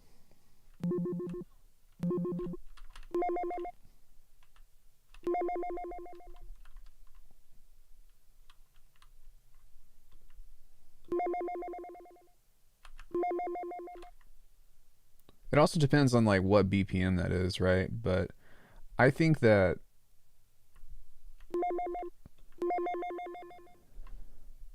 does anybody have that sample? Can somebody send that to me? If you know what I'm going for. There's a video that surfaced on YouTube about how Skrillex shows his process and how he sort of made that monster mouth like bass. I do. Reminds me of the to fly low, or at least I'm gonna send it. Well, the trick to making like vocal basses is through EQ. Parametric EQ in particular, but like yo chicken, current has such a nice neurobass maker in this. And before I actually bagged on this because it didn't make a lot of sense with like how people were like it didn't have any modulators or whatever. And I advertised, I was like, yo, like, this is cool, but like, I feel like for what this was designed for, it should be focused more so on the mid-range. But creating different peaks and stuff like this is going to give you a lot of that vocal movement. So if you kind of pinch it kind of like that, or sorry, not spread, but you can scale it kind of like so. And by using a combination of all of these, then that's going to give you like your resonant tones that you're looking for. That's like Neurobass 101. I've got plenty of videos on how to do that. Thank you, Philippe. I appreciate it.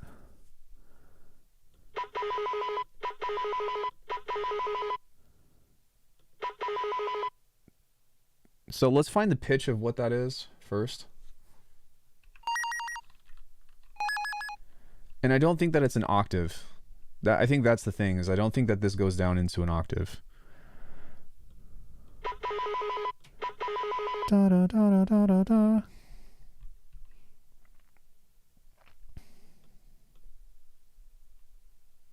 Maybe like 2 semitones. Tritone maybe? Yeah, possibly.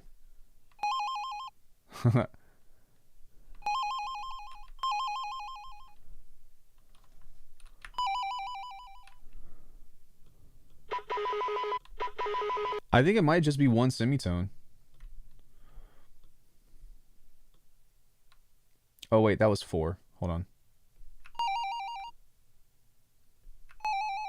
No, it's not 1 semitone.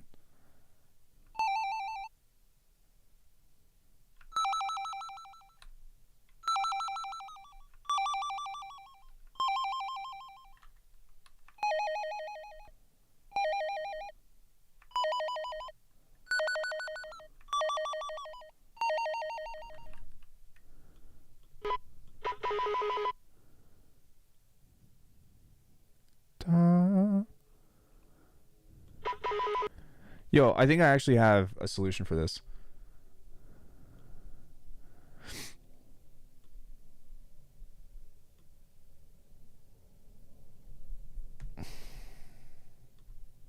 So what we'll do is we'll figure out what the pitch of this is, and then we'll figure out what the pitch of this is. So what we can do is we can grab an EQ on this. This is like super hacks, but I think it's gonna work. What are my thoughts on making generative music with Vital? I've tried it in Mixum, but I think I got bit by the generative music bug. I mean, I've got some generators and stuff that I've made in Vital. In fact, I think that it's included on my, I have a free Vital pack on my website. Not to get derailed, but I have stuff that kind of turns into a generator. Where's my user stuff? What the fuck? It's Alliance, Soundscape. I'm pretty sure I have at least one.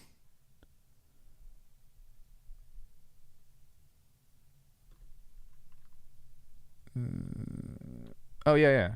So I've got one. But what you do, and I'm pretty sure that this is included, is really just like map a bunch of random shit using these modulators here, and then map all of the depth of them to a single macro. So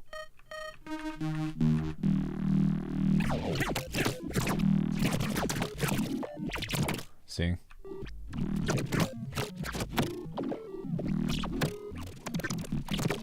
and then you can just use this as a neurofire.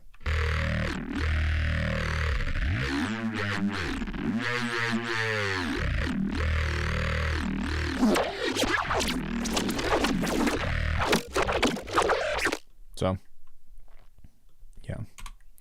I don't particularly like Vital, so I don't do much stuff with it. That's why I don't have more preset packs out, but, you know.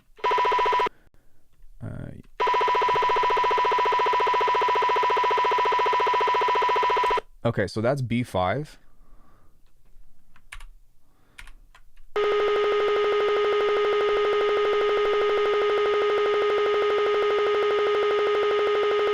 And that's G4.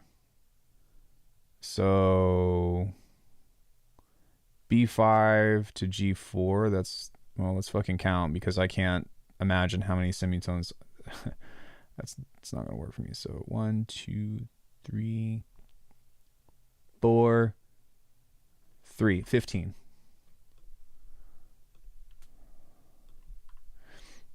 I made an entire album with female text to wavetable for singing vocals. That's cool.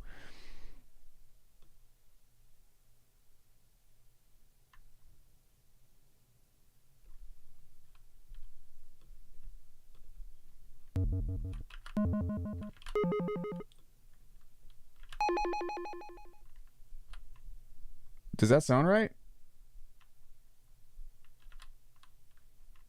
Wait, maybe we should actually hit B5. That was B, right?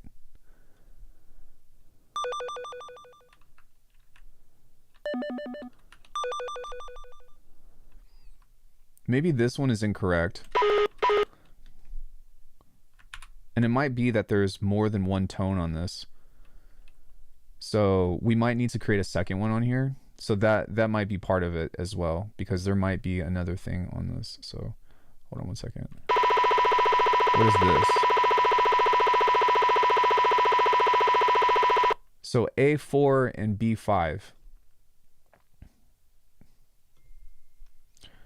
So what that might mean is maybe the bass of this is one semitone lower, and then I'm gonna have to do a conversion again because there's something that's incorrect about that.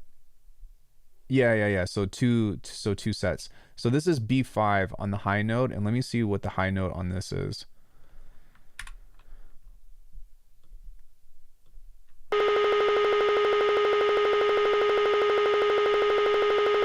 D sharp 6. So B5 to D sharp 6. That's still 15, right? That made it originally. So let's see what happens if we pitch both of these up by 15.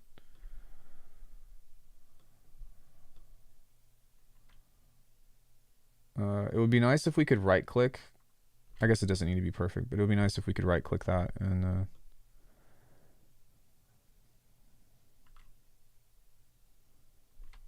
there we go. So -1.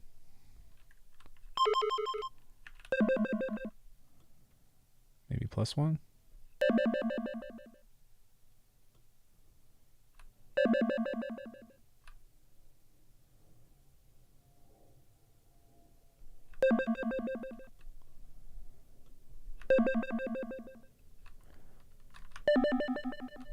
Yeah, that doesn't seem right either.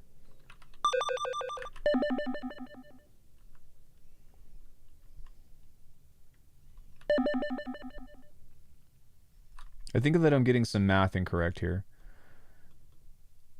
Because this was... Oh, maybe it's 2, not 1. Because it wasn't A sharp, right? It was A. Oh, holy hot dog. Okay. That's gross. Oh, that seems a lot closer.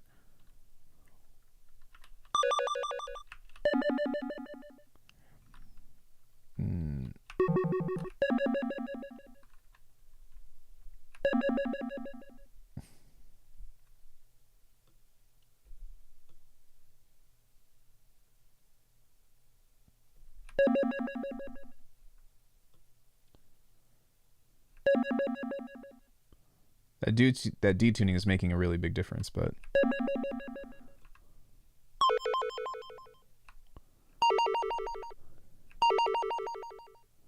Recording to logbook. Yo, thank you so much for the follow. I really appreciate it, Michael Mitchell. So maybe if we just add some delay to this now. I think that I'm ready to move on because I really don't want to spend all this time just trying to get it right. I don't think that I'm going to get that close. But maybe if we turn on the depth here.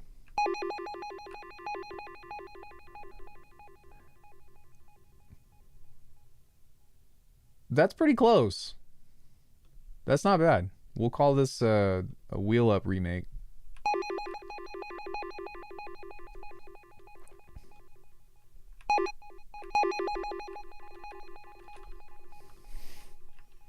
We'll call this budget wheel up. Okay, so there's that.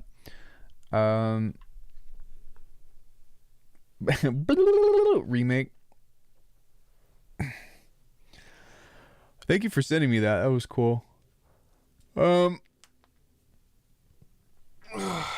guess we can do some growls since somebody asked about it. That's a little bit more in my field.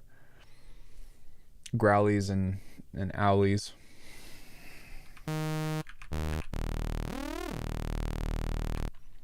Okay, I find a bunch of things about Spectral Suite in my channel. Thank you. So sorry I'm new here. That's okay. But yeah, I do have a lot of content on it.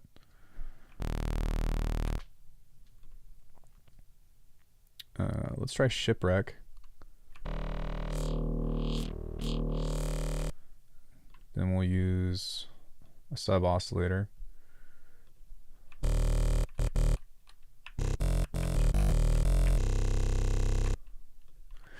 And so now we just need a phrase. So maybe we can do something a little bit more complex than... I think that generally, like, keeping phrases relatively simple is the way to go.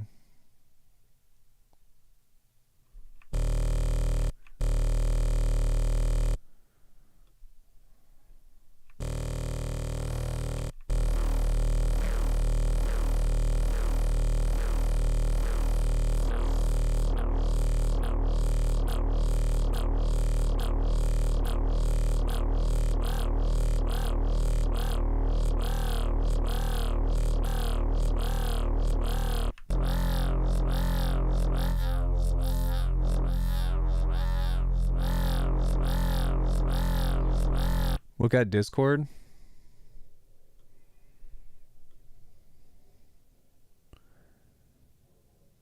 Made in 10 seconds using Polymer.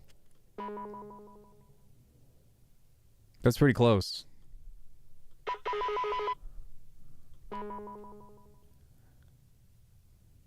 So what was the pitch relationship?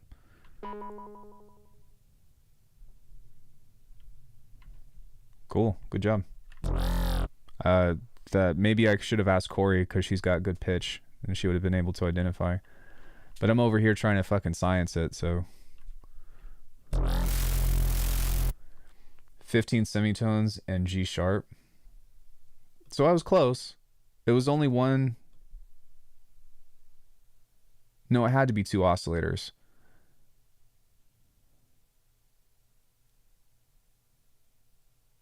Was it one oscillator or did you have a sub on it? Okay, I guess we can go back and fix it. I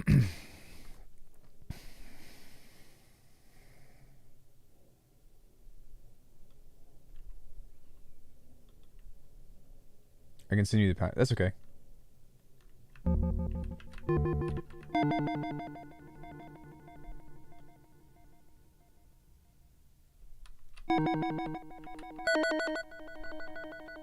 Because that sounds...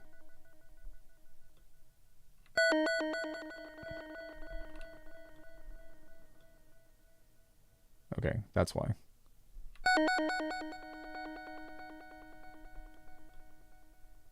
Maybe just full on square. Nope, that doesn't sound right.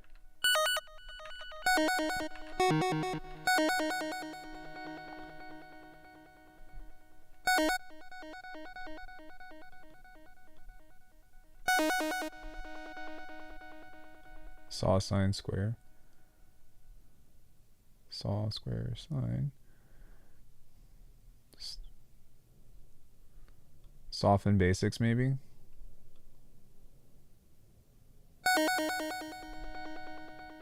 Why does that sound like it's... That sounds like it's got a shit ton of pulse width on it. So maybe because there's a scan on this, and maybe because there's a warp mode. Why? What the fuck? Why does it sound like that?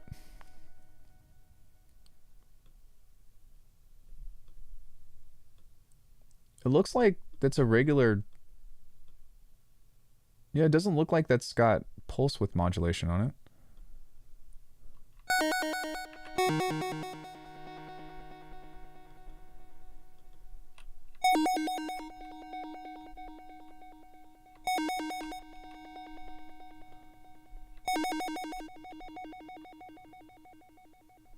You said G sharp, right?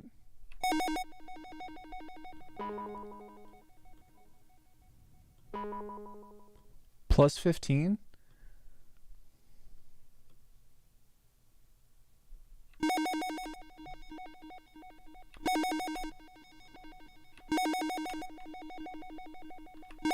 I'm playing G sharp and that's not right.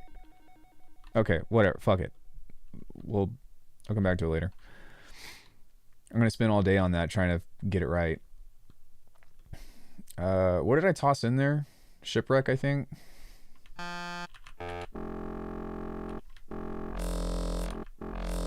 Oh, there's your growl bass. Okay, so yeah, I mean, really with growl basses and stuff, you can kind of just set it up to a wavetable, which is nice. But we can do something kind of like this.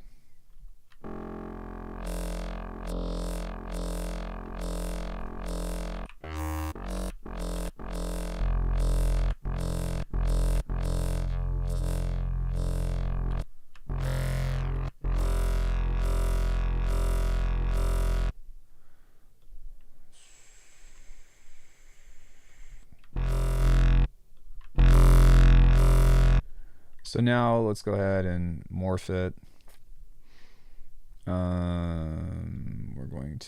We're actually not going to morph it. I'm just going to use the stuff on this instead.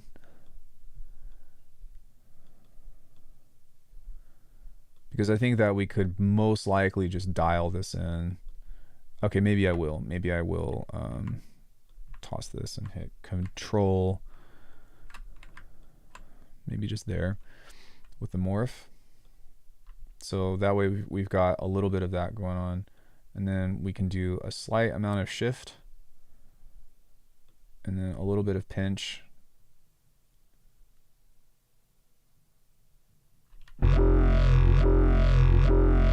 There you go.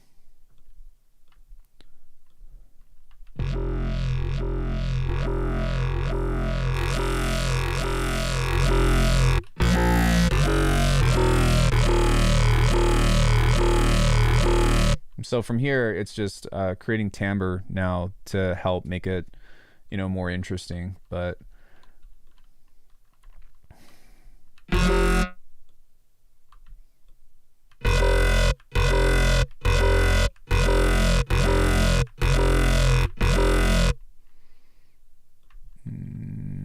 phaser also can help create a lot of really interesting tonalities, depending on how you use it.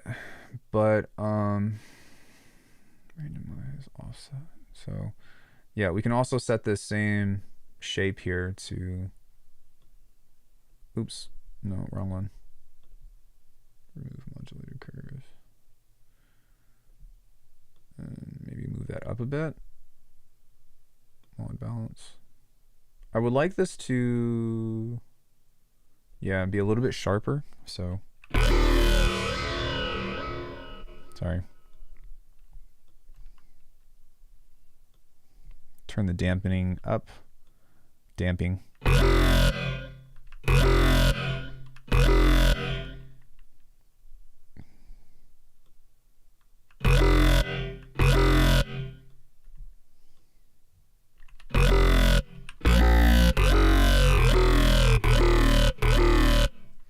So, maybe what we can do is apply a bit of FM as well and see if we can make this a little bit more.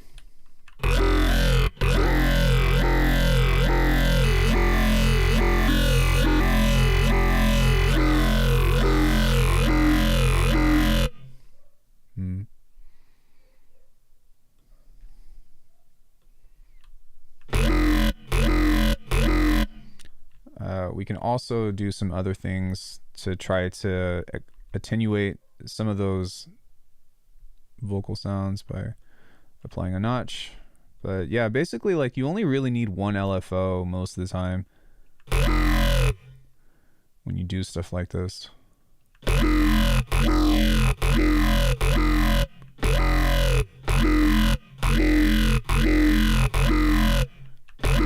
And depending on what kind of wavetable you have through this would dictate, like, you know, kind of how it sounds.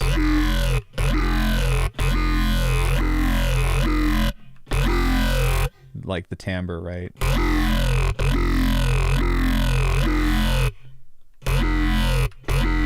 And then if you wanted to, what we can also do is we can set a curve on here that will serve as I'll do this on the master pitch. That will serve as like a pitch bender. So let's just set that to say like 12, but if we go back and we turn on this macro, what's that set to? So now we want to change the rate to, you know, like a one shot.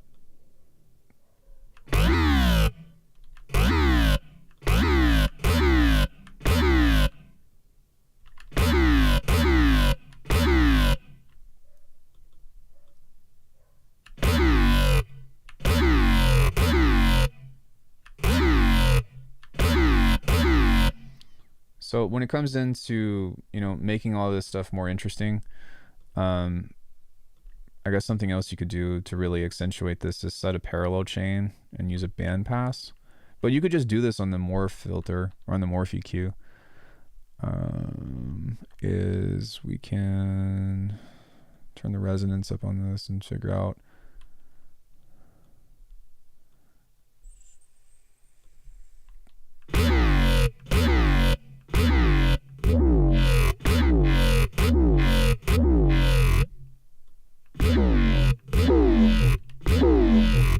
so maybe what we can do on this is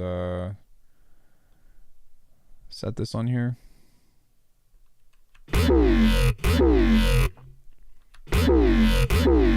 And then if we want to just go back to the regular thing. That's kind of cool too.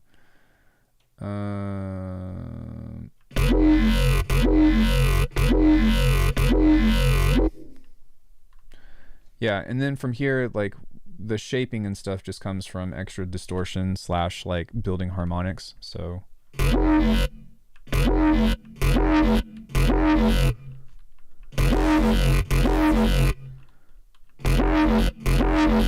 which is pretty cool actually. And then we can probably even, I wish that I could hold Option or Shift or Command or something and do another one, but that's okay. Is we can EQ this again. So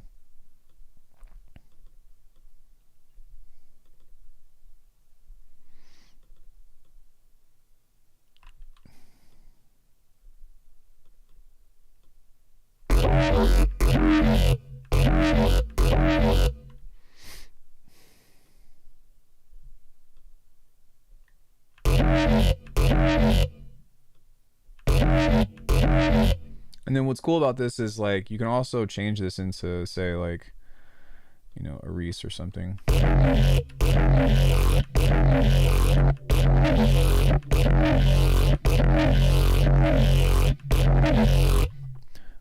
Something else you can consider is to only take out the low end of this. Or wait, yeah, just remove the fundamental, so that way you don't actually have to do that.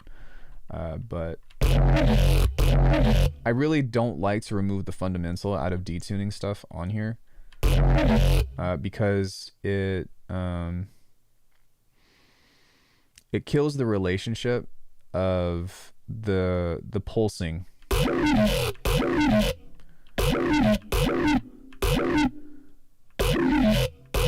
It's interesting that there's some phase cancellation that's happening right there. Actually, it'd probably be like intermodular distortion, but Yeah, that's cool.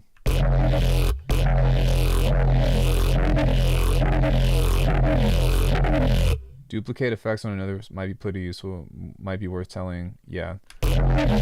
Yeah, no, I agree.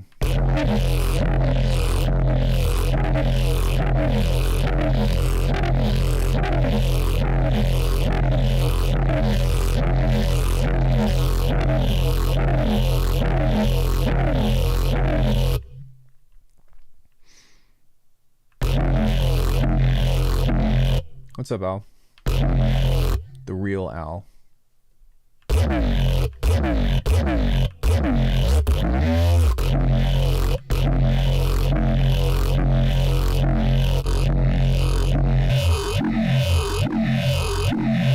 That's kind of cool too.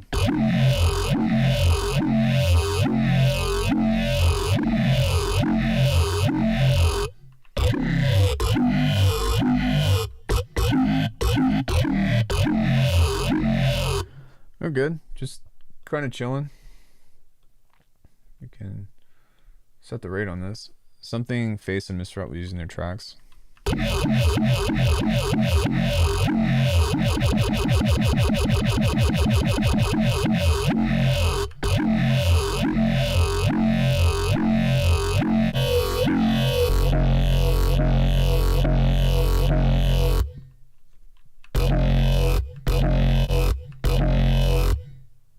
Maybe empty hybrid filter. Maybe something like a notch. Just add D and B beat up top. We can have this notch kind of cut below. But yeah, the trick is to, it's really just like complex filters and distortion.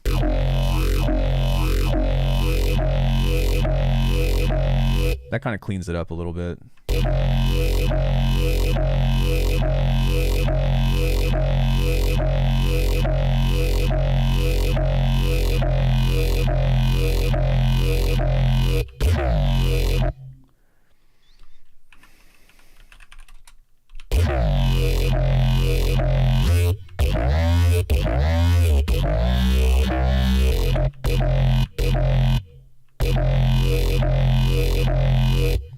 Maybe what I can do is just provide a master filter on here and not run this in parallel.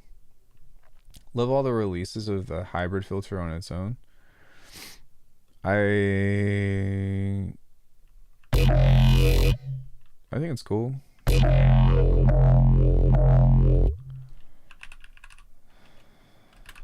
Subby me. I don't know what that means, but we'll set that to like maybe 140.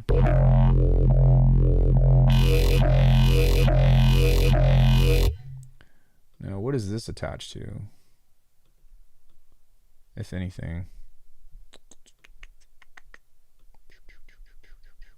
I don't think anything. So maybe what we can do with this is we can shift this, like shift the timbre of this, perhaps. By moving this here and shifting this downward. Shit, I didn't mean to do that.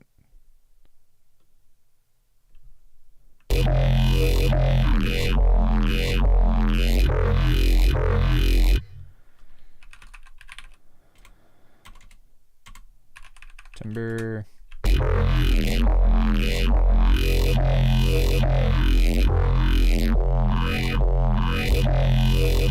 Because that way you get some cool movement there.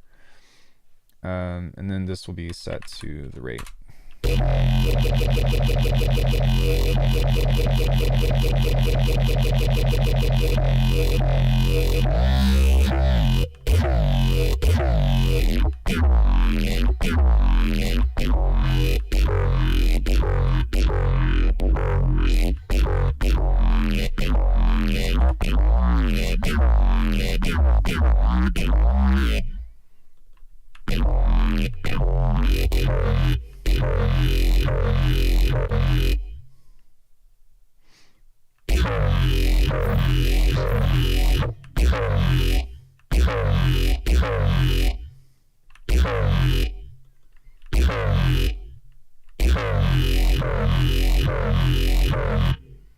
Would be nice maybe if we can move this up just a bit and give it a little bit more high end.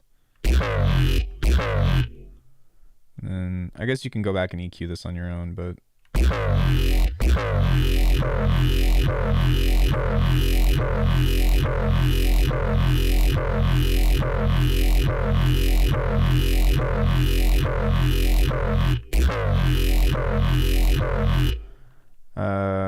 and then we can save this as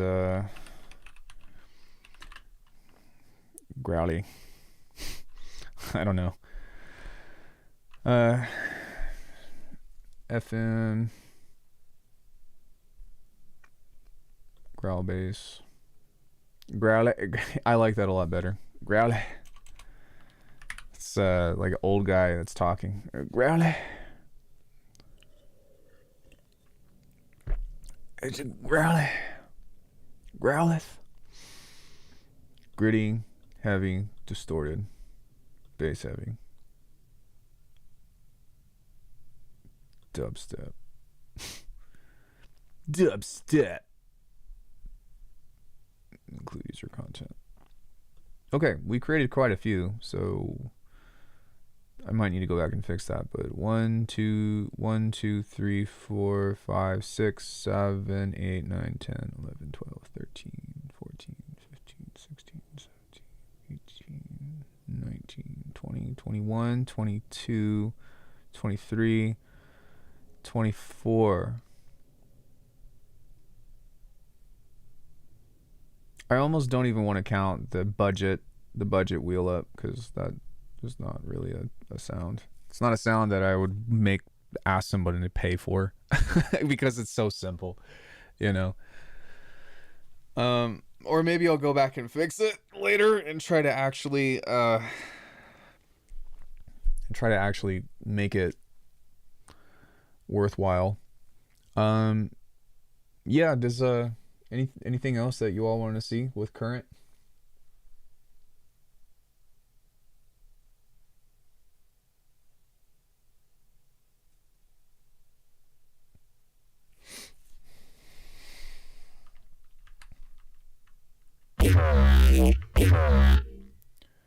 I am currently chilling.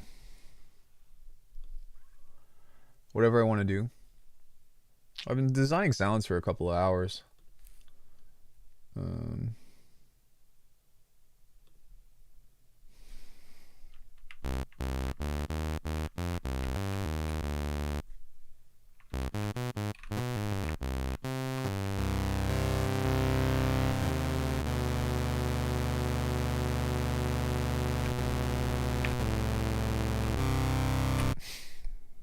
Compelling.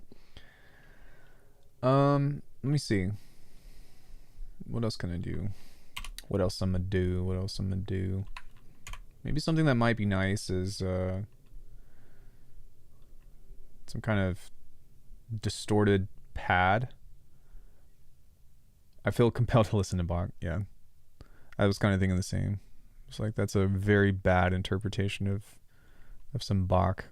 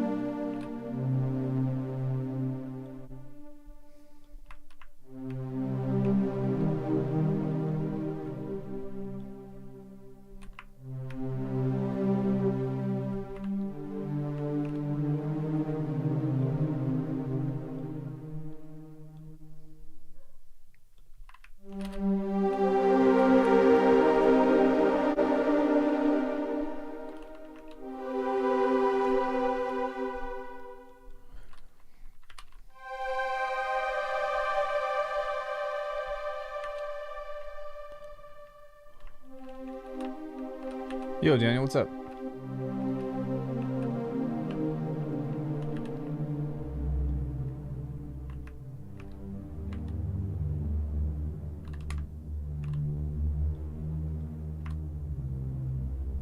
Nice Bitwig. Is your Bitwig different?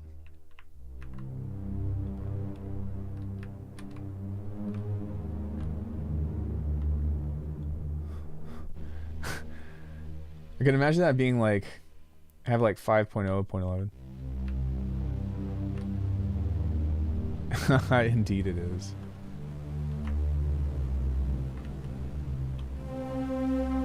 Around May. Well, I think the big thing for 5.1 is they added a clipper, and so that's kind of a big deal for me.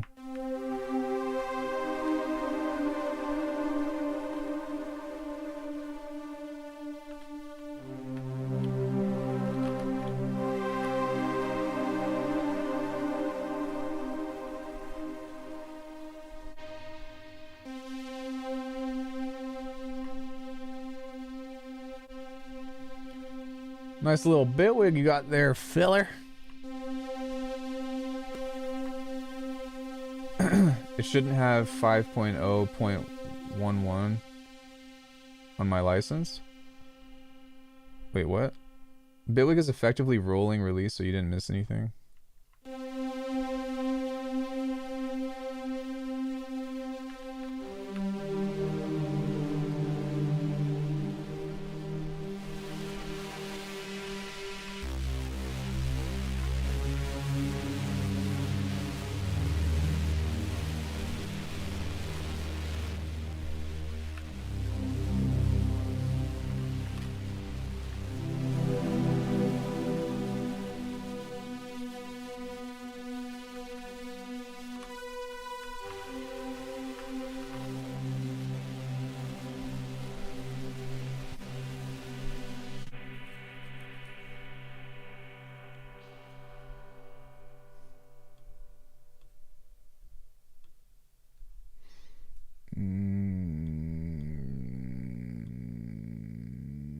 It's at like 4 bars.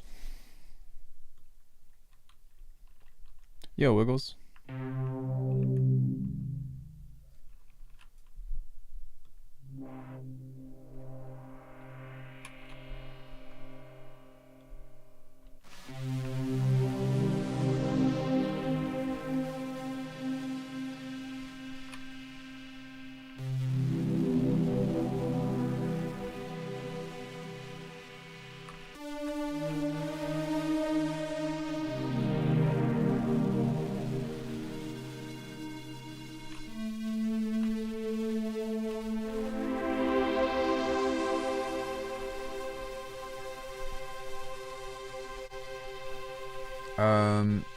It's taking a break because I just put out Requiem 2 and I'm a little burnout. I've pretty much shown everybody all the cool stuff that Requiem can do. So I don't, unless if somebody's like, show us, then I'm not going to pull it back up. But like, I kind of soft capped it, at least as far as where I can take it at the moment. I know that an update's coming. I am in the beta, so I know what's on the way. But yeah, dude,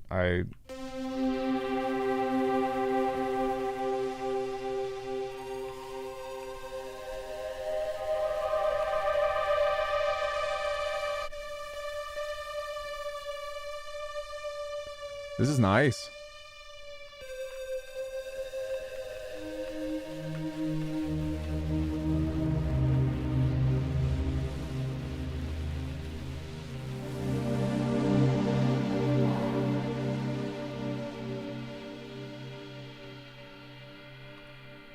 Make it eerie.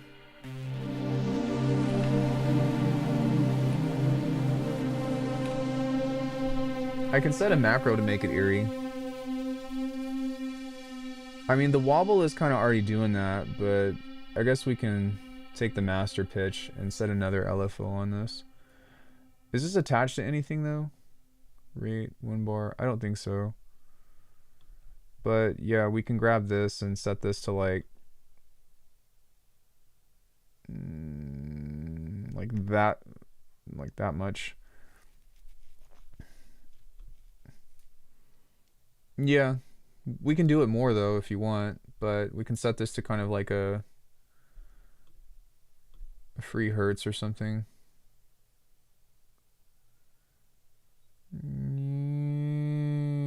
Yeah.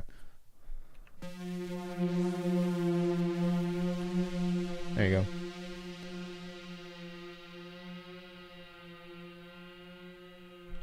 So I think it's better to randomize a little. I think it's fine. You can just do that if you want to.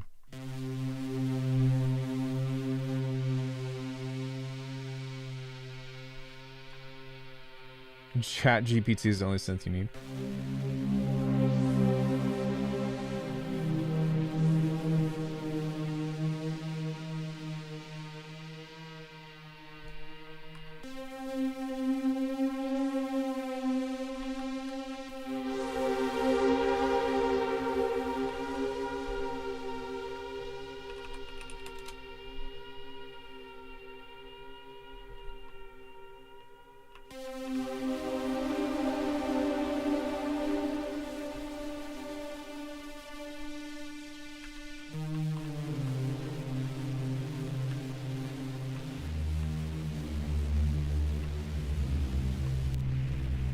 So we can create a pluck out of this.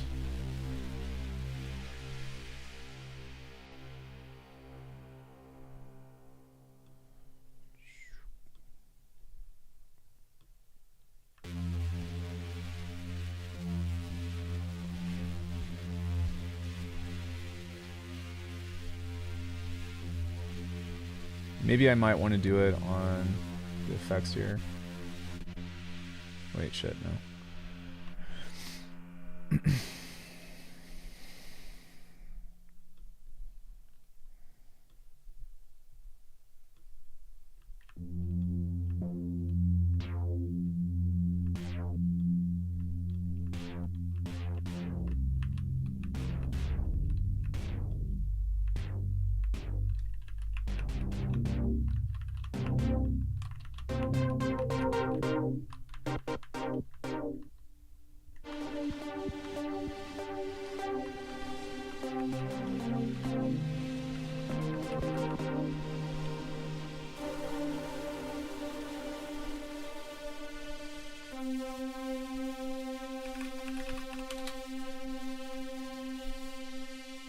Is a no-go now? Yeah, since figuring that out, I didn't realize that either.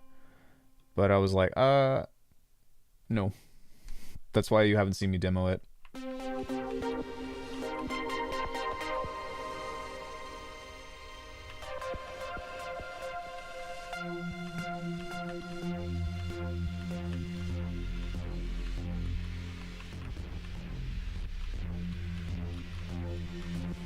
It would be nice with this swarm if I could...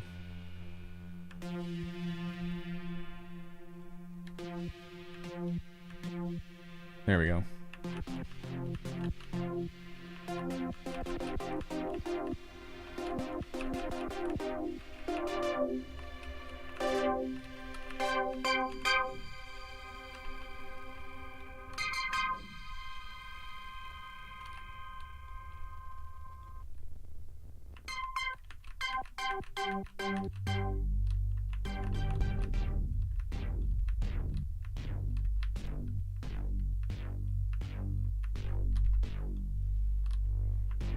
Music?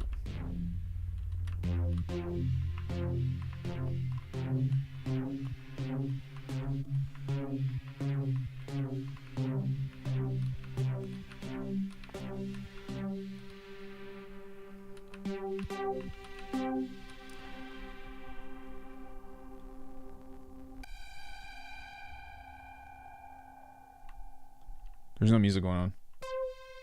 Oh, tequila. Da da da da da da da. Yeah, that's tequila. You can load Reaper, JSFX, and Bitwig and other DAWs with YSFX. What is that?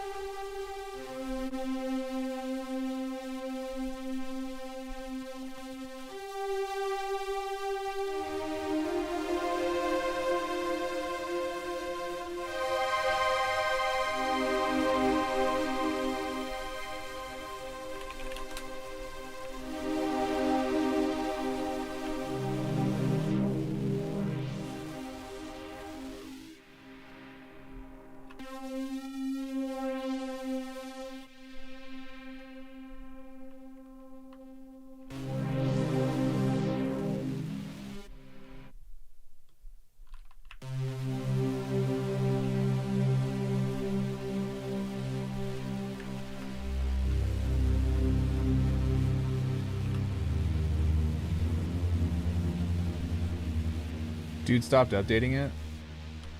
What is JSFX?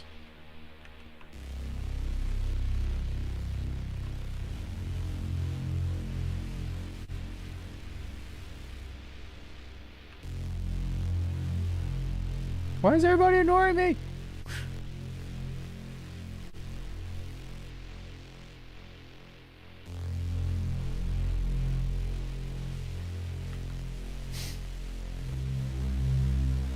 Wait, Reaper has effects? I thought it's just like Apple interfaces.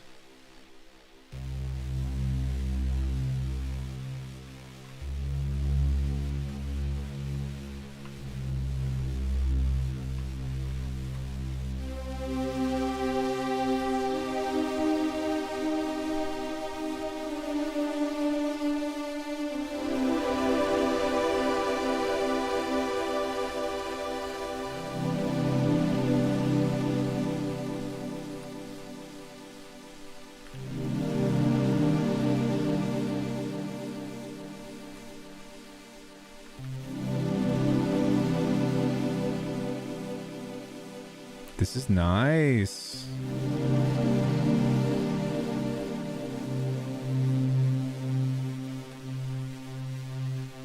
You're listening to smooth jazz.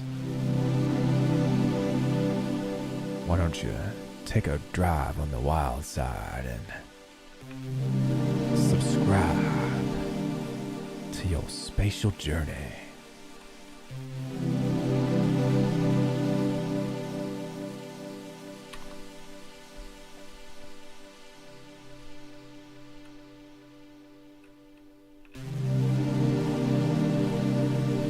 Matthew McAlckemy, what the fuck? I had a feeling I'd seen some like rolling sampler before it came out. Yeah, it was built in Reaper.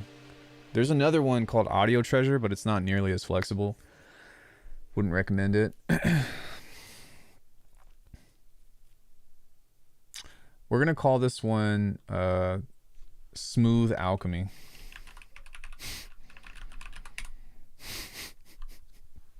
It's atmosphere. It's a pad. It's analogy. It's a dark pad. It's a cinematic pad. It's not a granular pad. It's not a hybrid pad. It's a pad ensemble.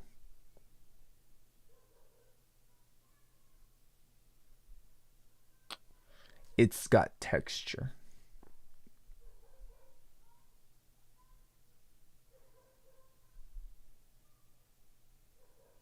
It's a beautiful and brave pad. A whole new world. Alchemy can't sing in key. This is why I don't sing. It's warm. It's soft. It's spacious.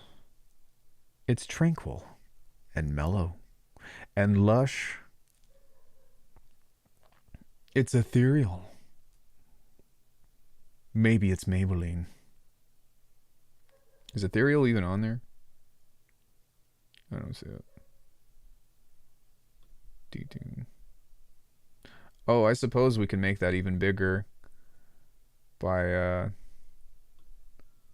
setting this to 16 voices. Let's see what that sounds like.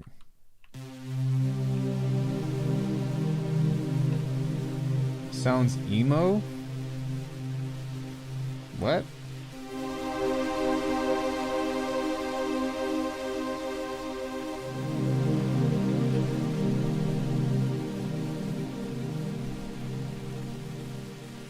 Jungle pad. Bumbleclad. Alright, so we did a pad. We've got 25 now. I do think that I want to do at least... I do think that I want to do 30 patches for this. And I'll probably go back and check a few others or whatever, but...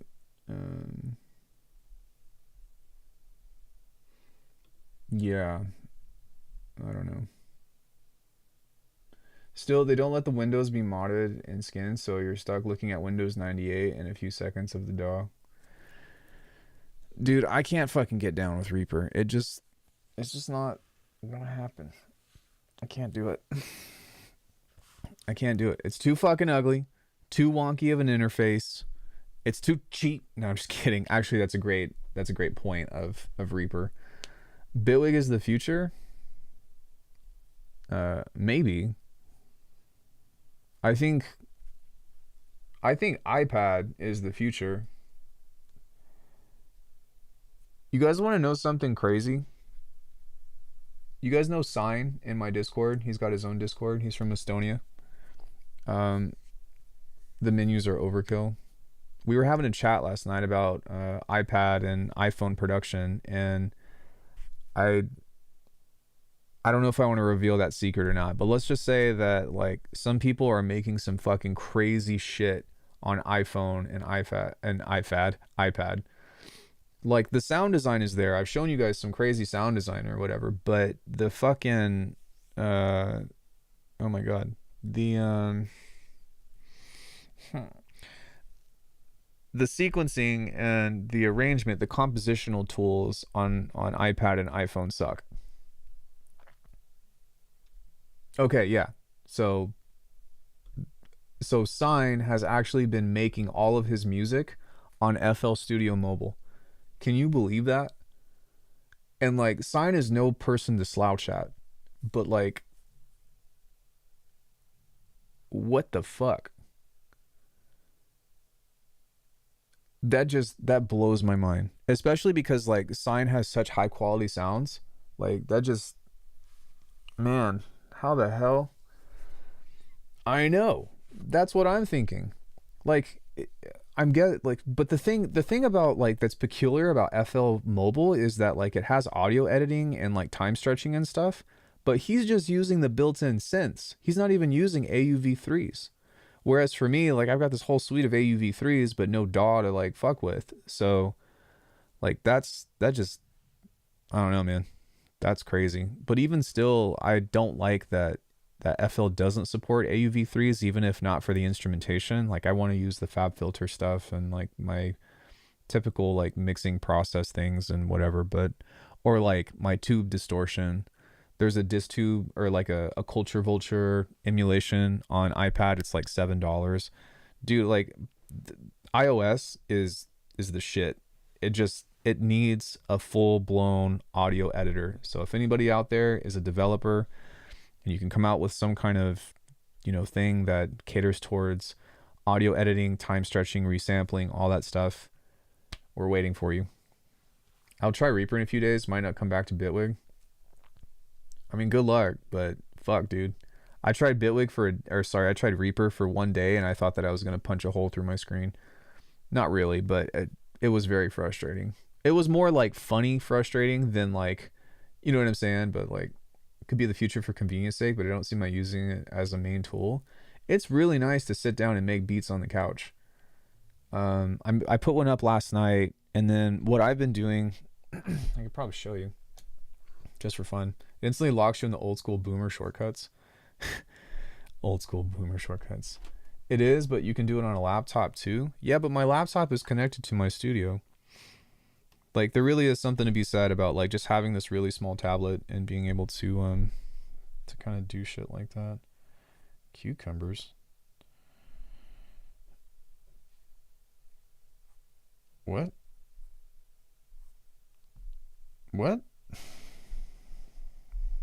Hold on one second. Let me pull this up so we can get this on the screen. But yeah, I've been having a blast doing just like koala sampler and all that. Because what I've been doing in this is just making like I've taken all the sounds and stuff that I have in rolling sampler and kind of just tossed all the samplers in here and just kind of like made some stuff. But I made 2 beats last night. This was the second one, but this one is pretty cool.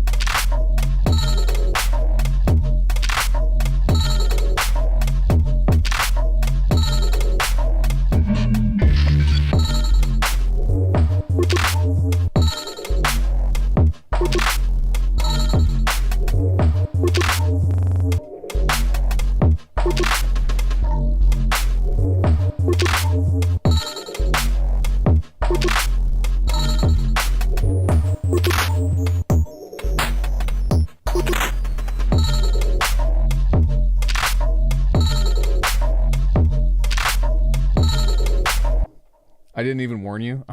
I'm sorry. I didn't mean to. Was it really that loud? It looks like it's not hitting in the red. No, it's not in the red. Yeah, but this is Koala. So, just being able to kind of take a bunch of stuff from Rolling Sampler. So like if I go, so I just loaded up my own kits, basically. So what I have is all of my samples in here. So if we look at the Rolling Sampler, I just pretty much took everything. So we can toss that in. Toss that in.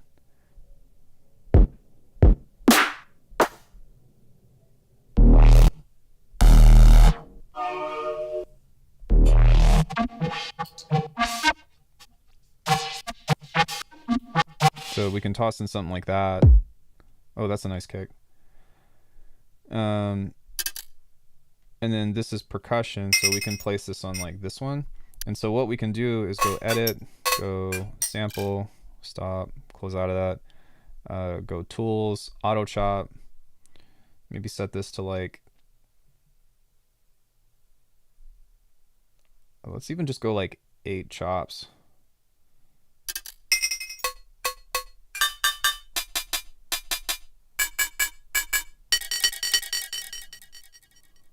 That's actually kind of cool.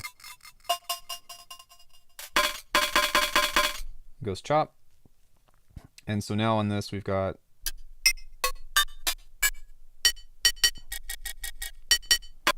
and because this is non-destructive, we can actually move this. So we can grab the top thing, I believe, if I'm not mistaken, and just find a different cut if we want to.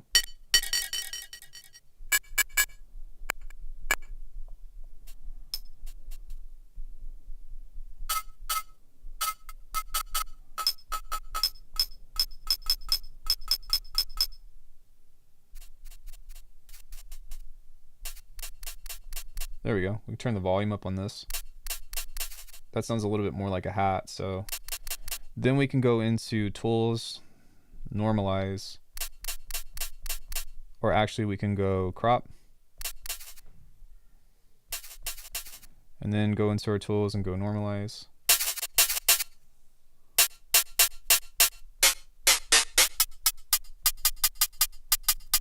So once we have something like that, we just go into a sequence now and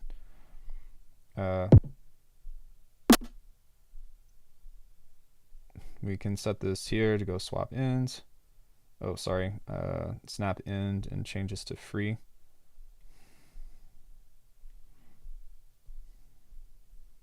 Change that there.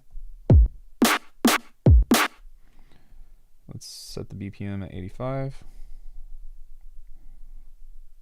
But yeah, basically, like, you see how I can just build shit off of this, and I can start to, not loud in means of peaks, but in compression and mixdown. Oh. Well, it has a built-in clipper and a built-in limiter now if you, like, get the whole thing. So if we go perform and we go mixer, the mixer thing is like an add-on, and then it also has, like, stuff that will split stems for you automatically. So if I go to this and I go limiter, then we can turn that on there. But if I don't want to do that, I can also get rid of this and go into just the drive. And even if we set the, like, it's a plus and a minus, because what will happen is if you put this on drive, it will actually clip, but it colors the sound kind of a little bit too much. But yeah, if we have that on there,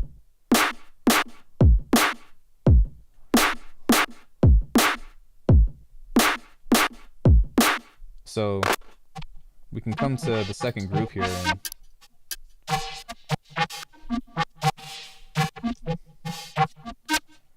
just kind of set some hats here. And I like that I can move everything off grid. That's really important to me. And what we can also do is use the Oxy One sequencer if you prefer.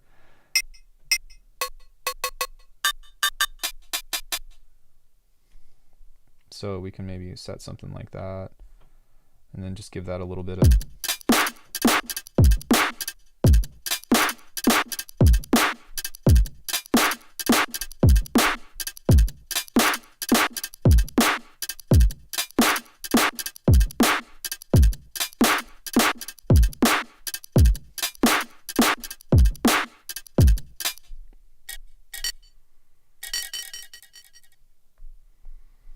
That's a pseudo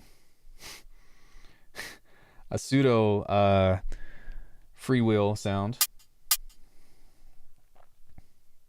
And we can create some cool little like hat rolls or something. Not a hat roll, but like a cool little shuffle. So like maybe something like that with the velocity here.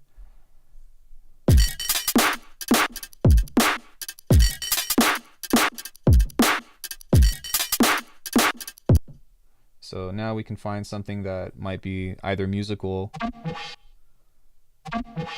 So let's go out of this and find that, which I think is...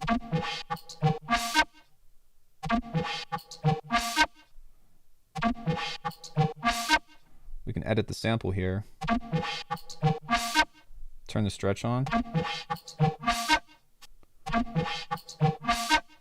That's kind of cool. So maybe we can set that to 1 bar, 1 beat, 1 bar. And it has different warp modes. Tear out dubstep on my 45-year-old phone.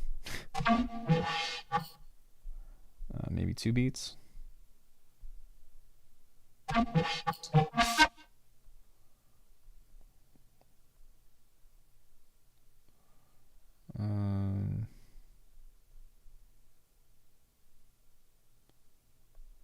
That looks good to me.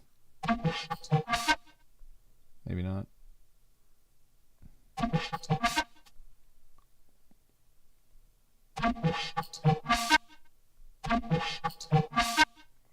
We can also change the warp modes of this, which is really cool. So if we go on this, we can change it to retro, to beats, or repitch. So, or we can do something like this too. So like a...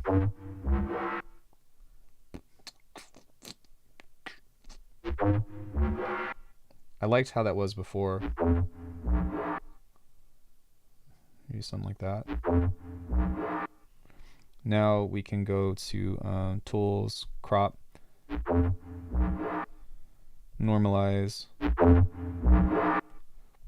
and then we can go here and just kind of try to find a creative space for this. So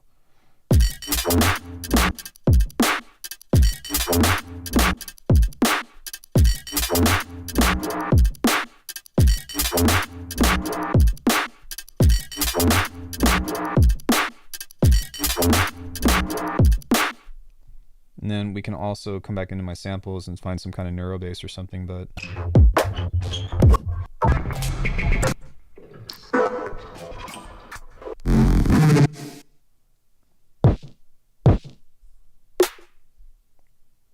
and I kind of like that I don't know what any of this is. Just need steering for iOS. Dude, butter synth.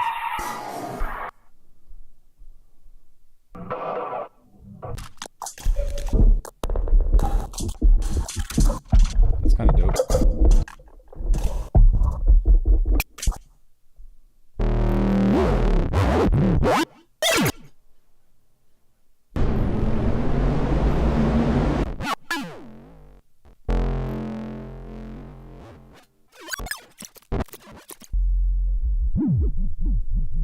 Okay, so we can actually go back into this real quick. I want some fills, but we'll go back and edit that in a second. But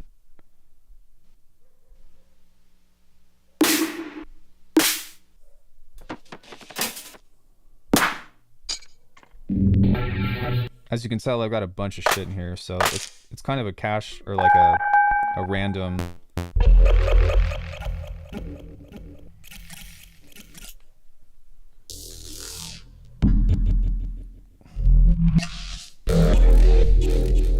It's kind of cool too.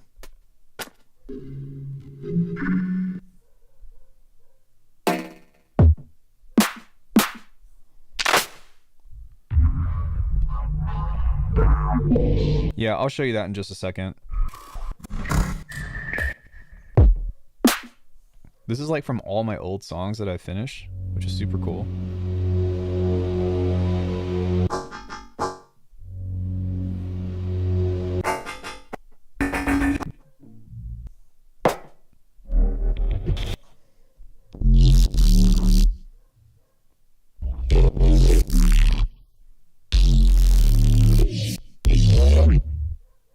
Yeah, so even just for context, right? So we can do something like that. But let's say we want to start adding a bass. Well, we can go back into the sample cutting here and just take that last part right here. So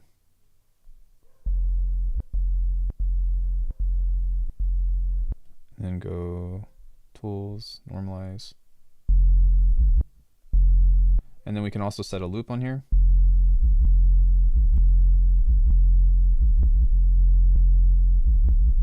So maybe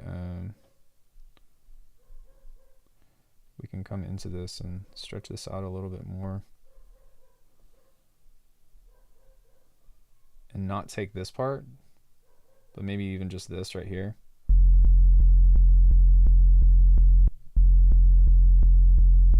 There we go. We can grab this and go crop. And then go normalize. And then what's cool about this is that we can actually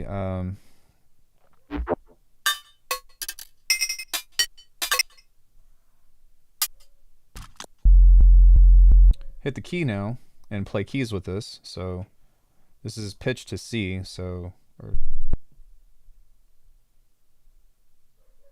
I don't actually, I think that's probably in D sharp most likely. So D sharp.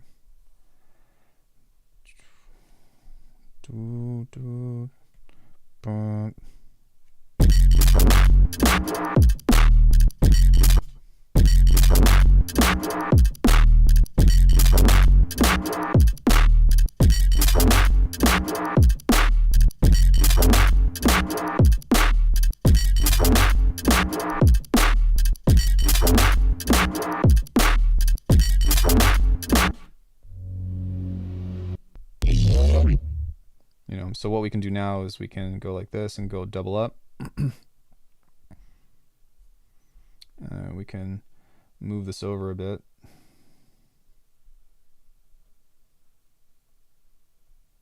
Oops. Go back.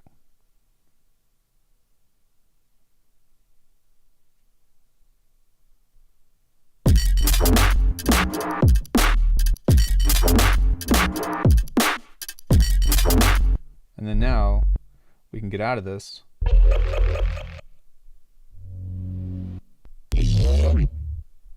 And set this here and then come out. And then go and just edit the sample where we want that to be. So something like that.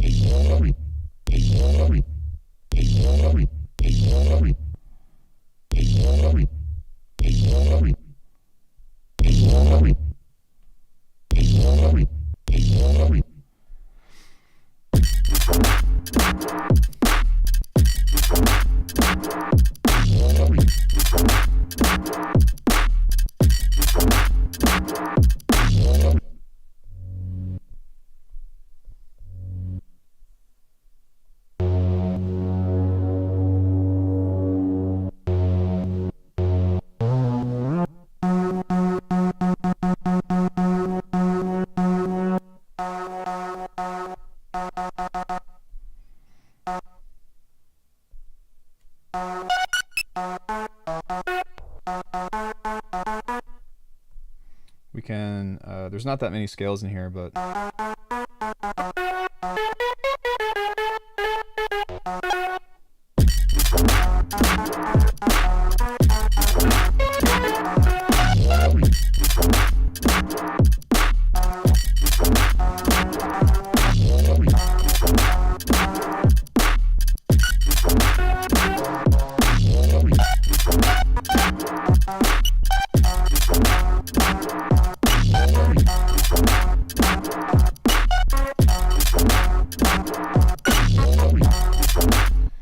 yeah, I mean, it's no different than like what I would normally be doing, right? So what's cool is you can send all of your main stuff to mix and then go send that to bus A, bus A, bus A, send that to bus B, and all the other stuff here. So B,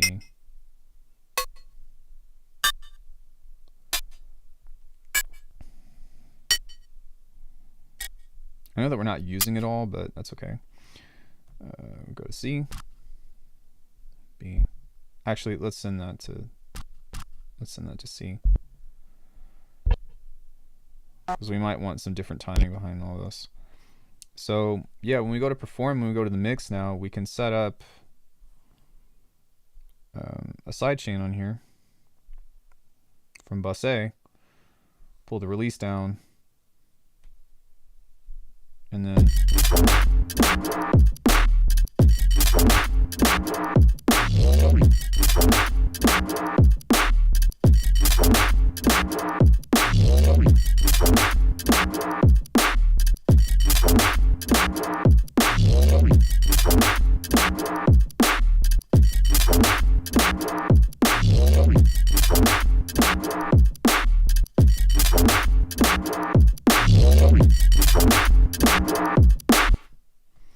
yeah, so we got a cool little beat going on, and you know, it's kind of one of those things. We can add in some compression to this if we want to. So I wish that I could move that over so I can hit play.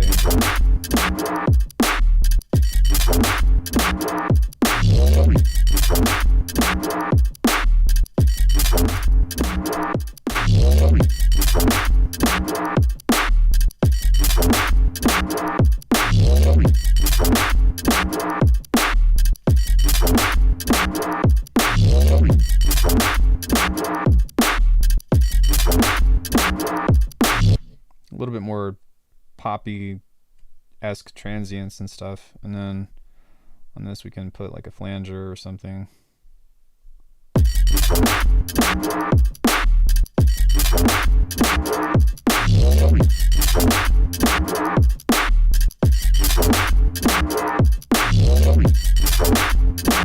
I don't think there's a chorus on here though. There is a phaser though, but this is kind of weird that there's no chorus. So what's really cool about this is I can go back into the scene here and turn on the analog heat plus effects. I'm going to unplug this guy, plug that back into my beloved Alckemy, and now I can play around with, you're not going to see this on the screen anymore, but I can play around with a bunch of the effects on here to, what's it called? Play with the heat. So I just need to set this here, and I like that I can just pull up an audio track here and be like, let's get some extra girth with our heat plus effects. I'm gonna grab a soft clipper on here, and then probably also a limiter, because this is going to need tons of gain in order to kind of like bring itself back. But even still, right, it's cool that we now have like either a mastering thing or a performance thing, and we can kind of work with stuff based off of that. So if I set this to saturation, turn off all this other stuff. What's going on here? The heat. I bring the heat. Analog heat plus effects. Is this on somewhere else? Because usually that does that one. The bridge crash. Active. Shut down over bridge. Yes.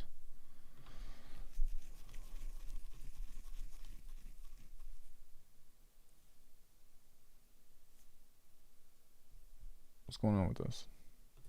This usually doesn't have any trouble reading this. Okay, did I save this patch? I think this is a default, yeah. Okay. So let's just see if I can get this to come up.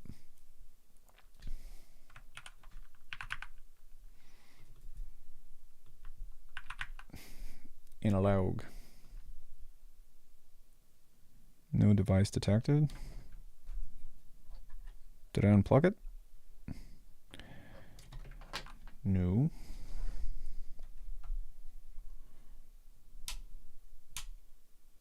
Let me try this again.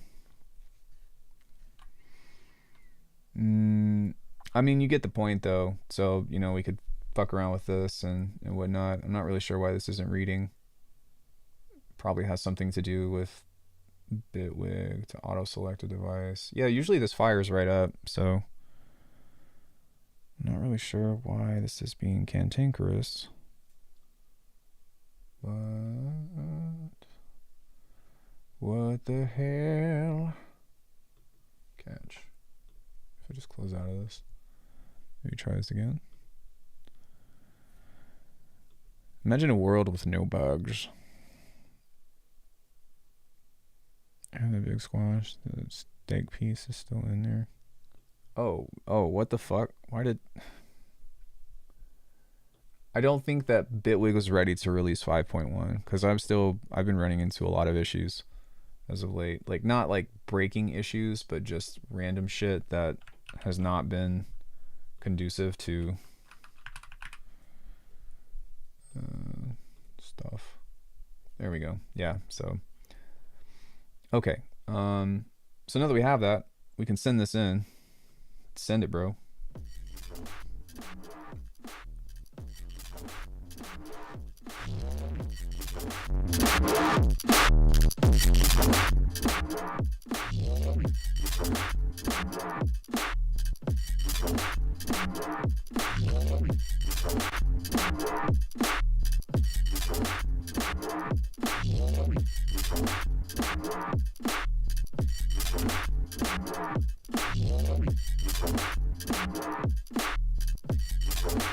Which is wild.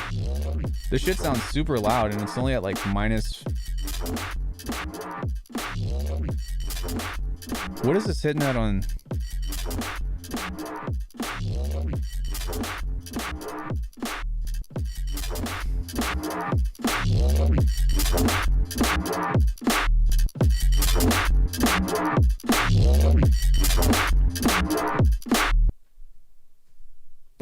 That's pretty fucking loud, I'd argue.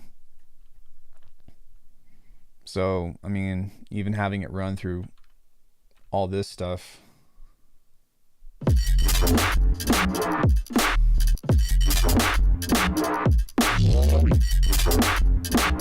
Yeah, I mean, you can do a little bit of that here. I wouldn't, like, if you use the analog heat, it's unfortunate because you can't really...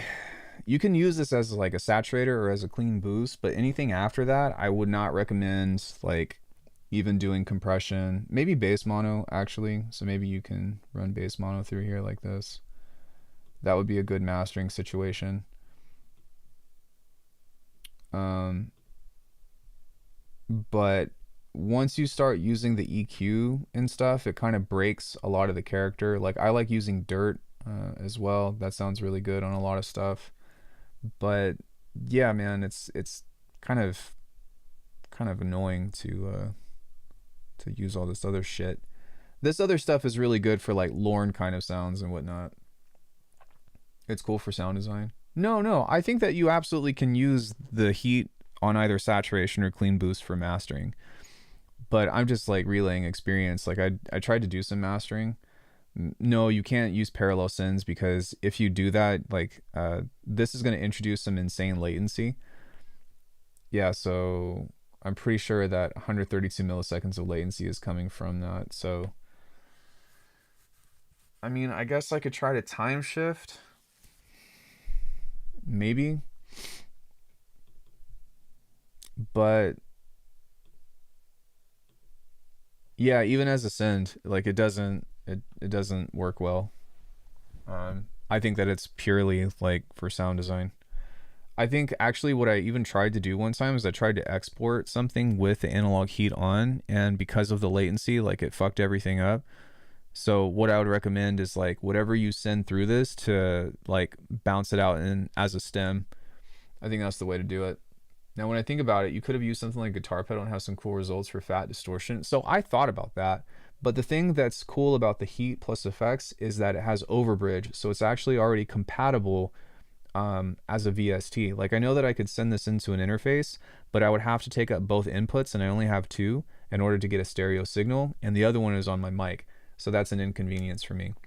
This kind of just does everything. Like I can send anything into this, so I can hook up my phone, I can hook up the iPad, which is really nice.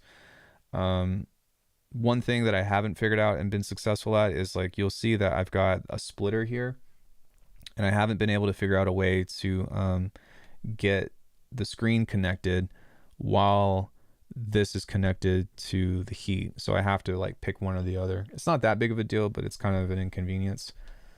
I want all the things, right? It works for me on effects buses on enhancement mode for some parallel excitement and action. So you're not getting like insane latency. Like I believe you, but I haven't been successful at that. So that's why I'm like, what the fuck? Though I prefer it for sound design 90% of the time. Yeah, but anyways, yeah, so we can send like some shit like that into the heat, and sometimes that can be really cool.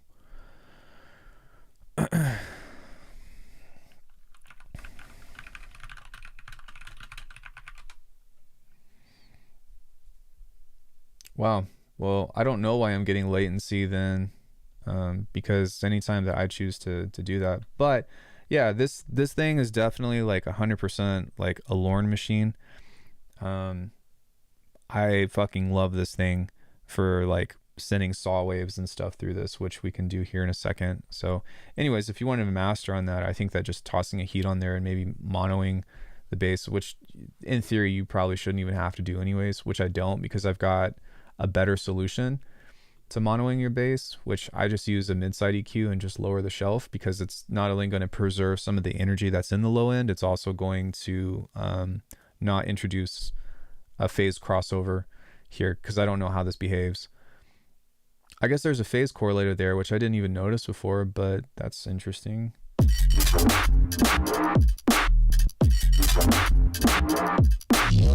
Yeah, so I guess there's no problems anyways, but that's interesting. Mono bass.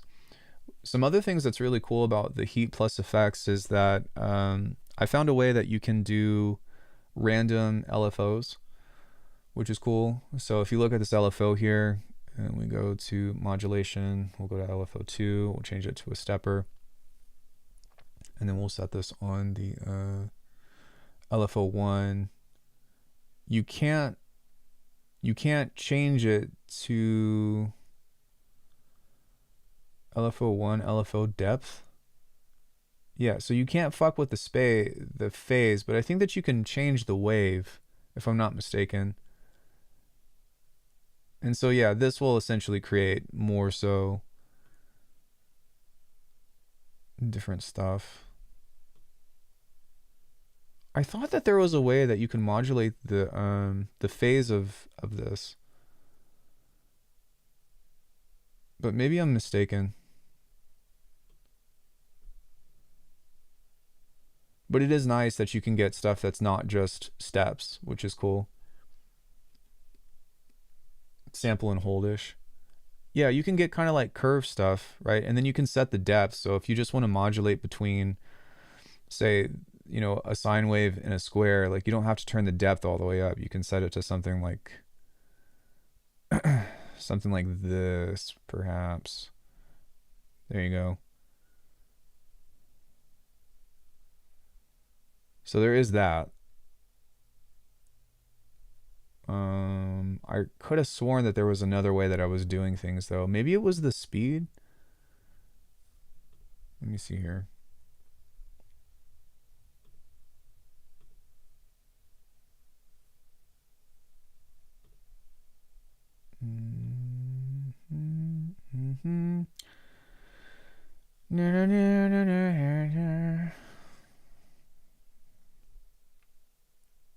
It would probably be the multi, actually. Whoa. No, because that just changes. Actually, yeah, look at this. So this, I guess just even changing the speed is giving you lots of different shapes like that. Got the Culture Vulture AUV3. It's pretty cool. I have it. You can do the audio rate too if I'm not concussed. Yeah. You can do that too. So, it just sucks that you have to spend another LFO to do that. You know what I mean? Because like this takes away from like the precious mod sources. And what I would like the ability to do, I left a comment on EasyBot's thing, is that if you're going to say, um, I guess you could do that on that frequency. So that's a bandpass filter. If you turn this off and keep this here, you've got a bandpass filter there, which will do both. Yeah. And then you can do the warble. Oh, there is a bass thing on here. So if you set the width to this guy, then you can change the... Okay, so that's not that big of a deal. Sounds good so far. Yeah, it's not distube, but it is cool.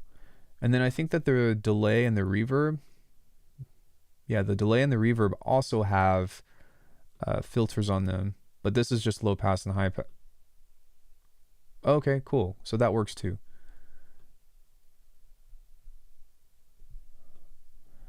So yeah, if you wanted to, like, we could create... You guys want to do that? Maybe for fun? Let's go ahead and create a bass on this. I think that'll be interesting. I'll pull this out and let's do current. I think that Faceplant actually makes better respaces than current because of the algorithm of the detuning, but that's just a minor thing. It's not that big of a deal. But if we do this and go like that, let's move the analog heat plus effects to current. Use Loopy Pro with Drambo and Koala now. I tried Loopy Pro. I don't like it. I really just want some kind of audio editor thing, but Drambo with Koala is goated.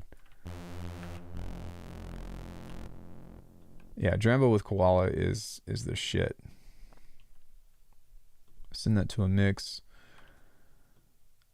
And then we want no feedback, no time. So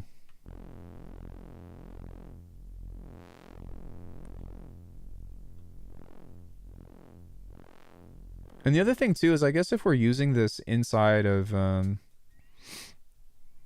Bitwig, then we can just use the modulators on the outside because all of this has CC control, which is dope.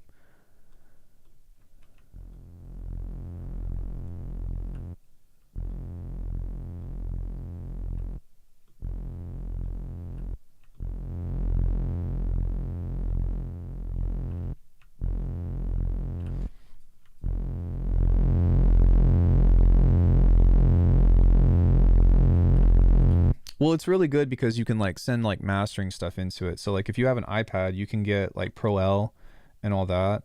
So for example, if you look at this, I'll just flop over. This might be loud.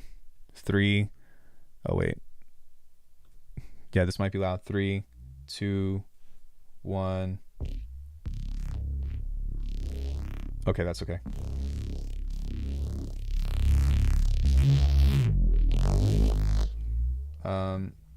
Fab Filter Twin, Volcano, Crystalline. What's Mosaic? The chorus from Magic Switch, bruh. Saturn 2, which is super important for me in making drums. Timeless 3, Culture Vulture, which is the Voltois. So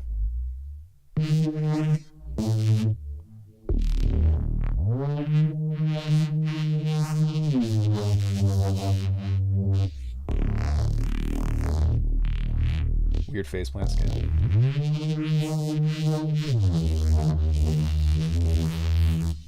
So I mean, yeah, like you can get a bunch of stuff for this, and like this isn't all I have, but in regards to what I was talking about, I don't know if you're still here, Django, but ButterSynth is basically the iPad version of Serum. So you've got 2 wavetable oscillators, sampler, an FM engine, and a granular synth. And then you've got a mod matrix. You've got 4 LFOs that you can set to random if you want, an XY pad, an arpeggiator, a stepper, also a step sequencer. And then you've got 3 effects: compression, OTT, smasher, which I think is like an amp or something, crusher, which is a bit crusher, chorus delay, pocket verbs, reverb, EQ, distortion, phaser, verbity, and pitch delay. So, I mean, behind this, like, let me see what I got here. I just put out a tutorial on this, on how I made this. So this is with no other external processing, but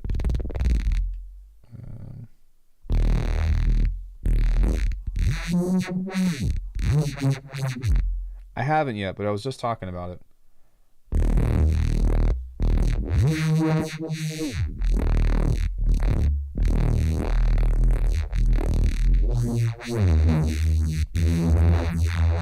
But I mean, yeah, it also has a built-in limiter, which is super dope.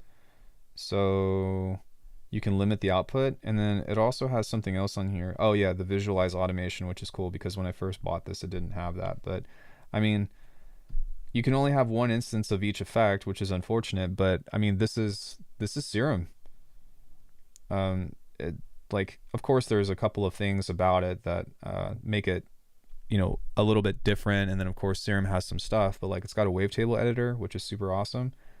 You just go to config and maybe go to the pen tool, and then you can like draw your waveforms in, and then you can actually save these waveforms. So it also has, oh shit, it has resampling the synth output now. Did they just add that? Well, that's dope. So you've got your resampling on this now, which is crazy. Wavetable positioning, FM, wave folding, which isn't, it doesn't have spectral, but it does have wave folding, I guess, which is cool. Making wavetable synths while pooping, yeah, basically. So within this editor, you know, you can save these wavetables, which is really cool. You can import your own if you want to. So we can go close, browse, and if we go user and go to tables, we can save a table. I guess it's not perfect, but browse, save. File loading failed. Okay, well, it's not working right now, which is unfortunate, but exported, save. Okay, maybe not. You can do it, it's just not wanting to do it, but yeah, you can draw in something else, kind of like so. Create another step. Do something like that. Close, wavetable position. Maybe now it'll let me save because it's not just a single cycle. Browse, save. Nope, it's not letting me do it. So yeah, that's super dope. How do we get the FabFilter plugins? You need an iPad. And you have to do it through, you can't, like, you have to rebuy everything. So if you have a license for Mac OS, it's not going to transfer over. But yeah, so no, it's not on iPhone. But yeah, talking about, you know, Drambo being with Koala Sampler, we've got Koala Sampler pulled up here, which I think this is the same. No, this is something a little bit different. So hold on, let me turn this down just a bit, but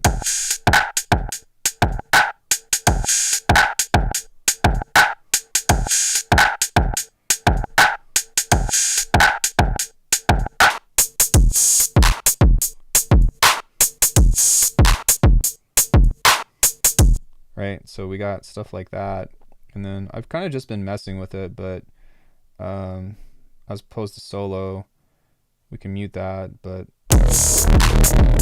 yeah, that sounds like shit, but it didn't sound like shit when I was making it on the iPad.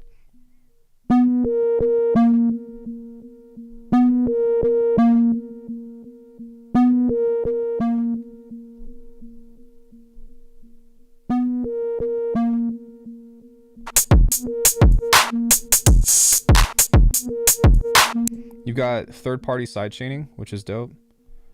So on this push, wherever that is, you can send sidechain signal out through this if you want to. And then what you can also do is use something like push, which is a clipper. But I mean, just looking at like the speed at which you can work on this is really fun. But you can set a sidechain signal through here and then go like this. Go back to the output of 1 and then go to here. So now whatever output is coming through this, it will trigger the sidechain of this one, which is really nice because it will say it says DE chain, but it's sidechain. It's just compressed. But is that an iPad Pro you're using? Yeah, it's an 11 inch though. But even still, you know, I just feel like this needs an audio editor, unfortunately. But I mean, as far as a sound design perspective, this is an FM synth, which you can do cool things. It has scalar built into it that you can do. Scalar 2. So for all you people that like to do shit like that, and it's got a bunch of apps in here that are really cool for like combining. So like Aphelion is really sick. You can change this into an arpeggiator, change this into a particular shape here, and then set something like this, and then set this to so, and get this to read input from there. There we go with the MIDI out. But yeah, so doing stuff like that is really cool. I love Scalar too. And then Drambo itself has its own built-in stuff that's super sick. So actually, let me do the smart thing first and grab an ADSR. And then go like this. Come on. It's got a wavetable oscillator built into it. And then what you can do is actually use a vocoder, a wavetable vocoder, and put something behind it. So we can do our voice if we want to, but we can also just use another wavetable synth, or you can use a third-party synth or whatever. It doesn't really matter. But what's dope about this is that you send this signal into here, kind of like so. I don't actually hear that, do you? It might be muted. Yeah, I think it's muted, so let's go back to that 4.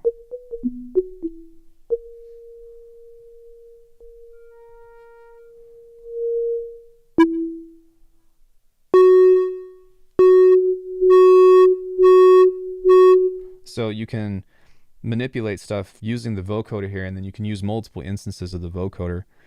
And then also within these wave effects, you've got some other things like wave effect, which would be like your shaping and stuff. So you can set it to like saturate.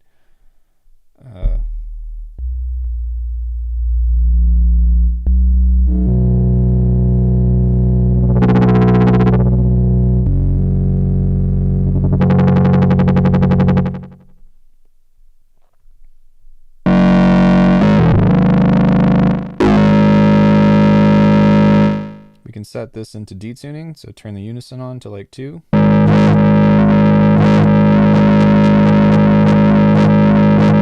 Then we can even do that on this one as well. So maybe we want to back off of the mix here just a bit.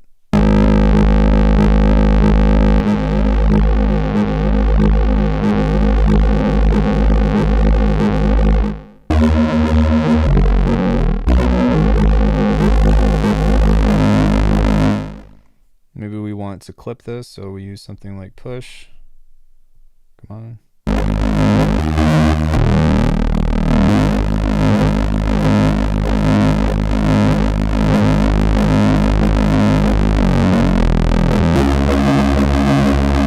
And then, you know, like there's so much stuff that you can get into for,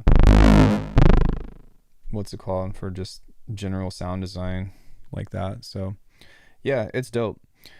It's a lot of fun to be able to do stuff like that. But I think that I got sidetracked because you're supposed to be doing some Lorentz sounds or whatever with analog heat plus effects. What time is it? 4:30. What did I say?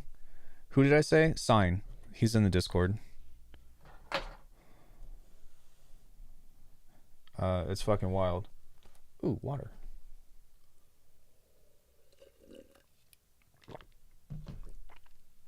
The thing about FL Studio Mobile is that it doesn't support AUV3. And then you have Cubases, which supports AUV3 and has time stretching, but you only have 8 insert effects. And it doesn't have any internal sidechaining, so you have to use volume automation in order to do the thing. And then you have Logic Pro, which technically has both, but the audio workflow behind it fucking blows ass. So it's like there's no winning. In fact, the audio editing is absolute garbage in Logic. I tried that earlier this year, sometime around July, and it was just terrible, man. It was not fun. So with FL, do you have to use the stock plugins? Yes. They do have something called in-app purchase, or in-app audio or something like that, which has a very specific range of external plugins, but it's not very many and they're not great. So it's just kind of like, man, what the fuck.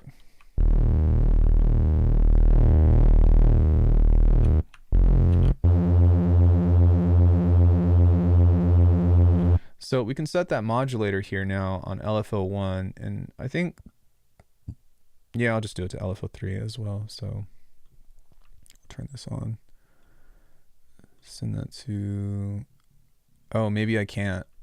So maybe I'll set this one to here and just change that to none. Amp dry wet mix. So I guess you have to have a specific routing chain for this, but we can do the LFO speed and set that to random and make that at like 4, and then set this to LFO1 speed.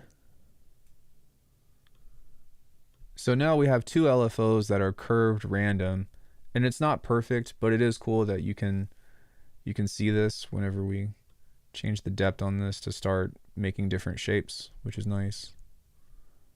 LFO1 speed, what am I looking at here? Envelope. But yeah, it is cool that you can kind of create some general weird shapes with that.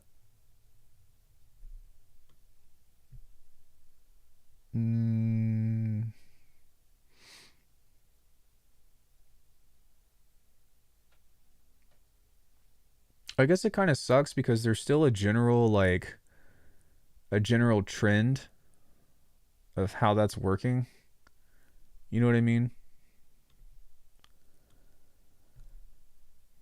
But I guess it's not the end of the world. It's just kind of whack that you have that. What if I set that to here? No. And I suppose that you can like make it transform behind the waves as well, which is one thing, but yeah, just give us a fucking curved LFO or a curved random. Hey, Alberp.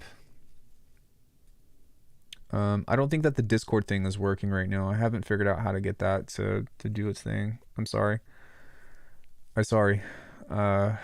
But what we can do on this is go to the delay and then go to the delay amount, mixing mode, the low pass here. Just kind of make that go this way. No, is that going to show it? No, we want that to be the high pass. Delay, high pass frequency. So it should be working, but we just don't see it, which also stinks. Like I want to see this moving. You know what I mean? I guess if we were to do this on, yeah, if you were to do this in Bitwig, then, which might even be the way to go, is just like build a Bitwig chain. But still, we're just going to kind of keep it to, we're going to make it, keep it fair, I guess. So we've got that. We can use the warble on here and turn this on and just turn the depth down.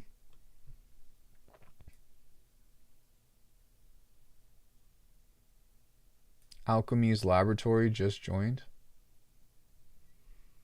What? Turn the noise off. Maybe turn the mix here. And then maybe send the delay into the heat. I think that'll probably be really important for this, is to like at least let some kind of sounds through. And then maybe with the bass here, and send that to the warble, send that to the bass, just kind of make that move. Hello, I just hopped in. Does Current have an effect version like Serum? Would it be nice to use Current as an effect rack? So they don't have like an effect rack, but all of their effects they actually sell separately, so you can make your own effect rack, which is awesome.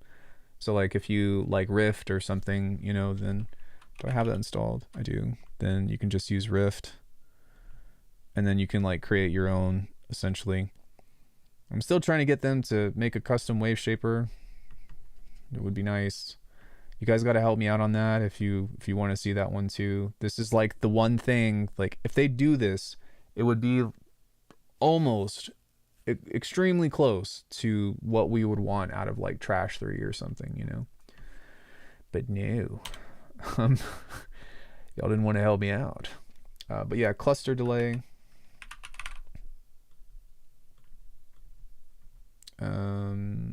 Fuse compressor, all that other stuff. So it's all the external effects are built into the synth, which originally all of these effects were part of the synth, and then I guess at some point they decided to release it externally. Like that was never really intended until something happened, but I do find that to be pretty fascinating. Let's go ahead and grab a saturator on this and try to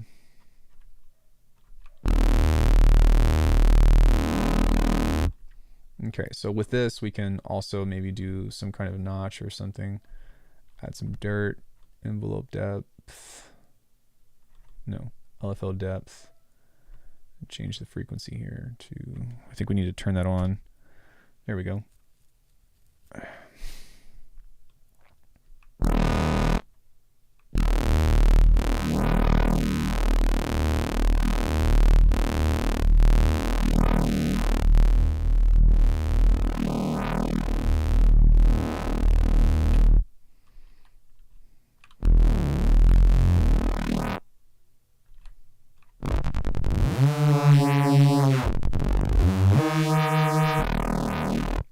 Okay, I think that we have another filter to play with if I'm not, yeah, we do. So we can add in the bit crushing filter, which is cool because we can kind of move that around and maybe set that at a parallel mix and then send that through the modulation. So send that there. Filter frequency, what? Bits filter, make that adjust. Sine. Sine. For the last time. Sine. No, I'm kidding. It is a very easy name to remember, though. Are we modulating the delay through this yet? Delay, warble, bits, and then we probably want to send that through here.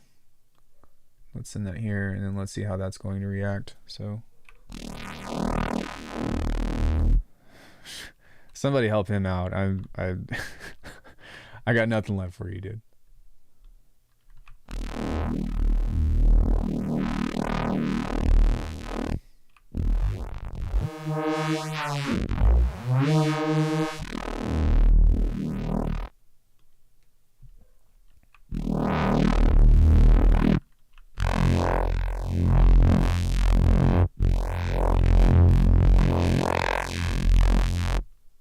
Sign, like stop sign.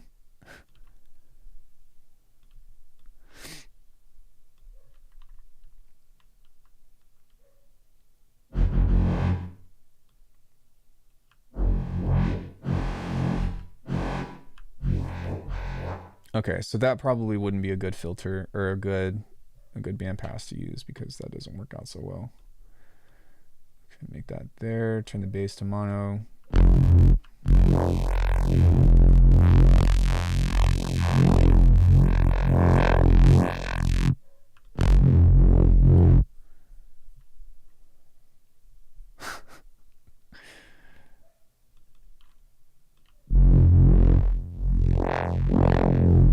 And then maybe on this one, I think I might want to move the bits filter downward. So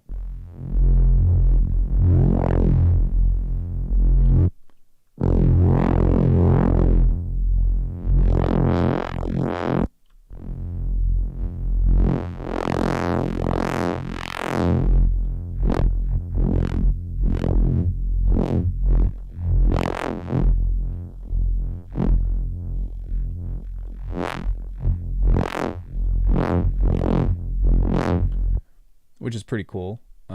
Maybe we can even, do I have any more modulators here? I do. So maybe I can use the EQ. Can I do that on the EQ? Preset, LFO1, warble. crossover, compressor. Yeah. So it doesn't even look like I can modulate the EQ on this, which is crazy. That's interesting that you can do the filter, but you can't do the other aspects of the heat. How is that? Whatever. Maybe it would be cool if we could alternate perhaps behind the filter types. Frequency, filter, frequency. Like maybe like filter shape. Oh, here it is. Okay, so you can do that. Dirt, envelope, envelope 1. Yeah, that's a shame that you can't modulate the shape. But maybe what we can do on this is send that there. And I don't know if that's bipolar or not. I'm a little afraid of like this becoming super peaky. But maybe if we baby it just a bit and not do too much, then there's that.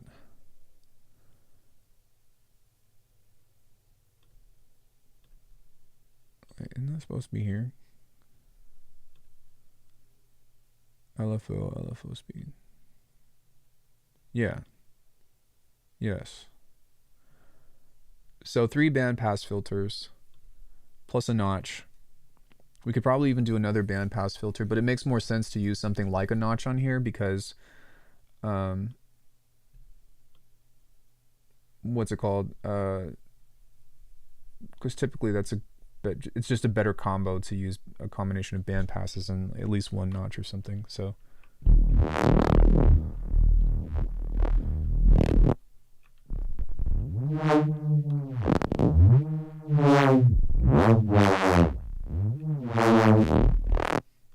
we're kind of close, but maybe we can kind of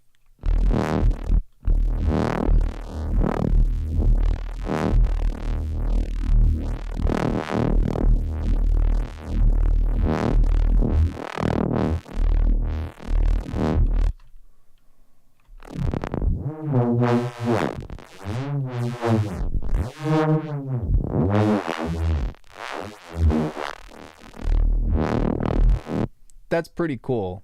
Like it's not perfect, but it does sound super fat.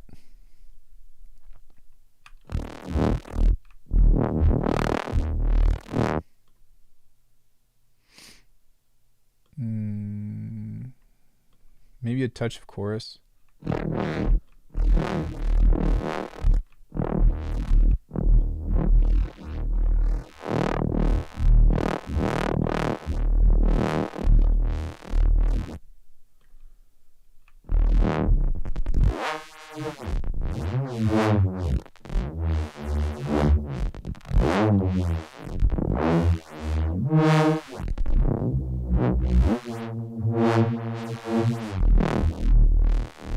And so I think that we're actually getting most of the timbre that we need, but I don't think that this...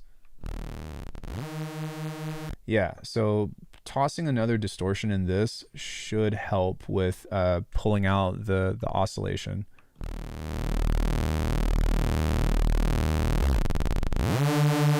Yeah. Okay. So now that we have that, if we send that back into the analog heat, then now I think that we should be getting a lot of the movement. So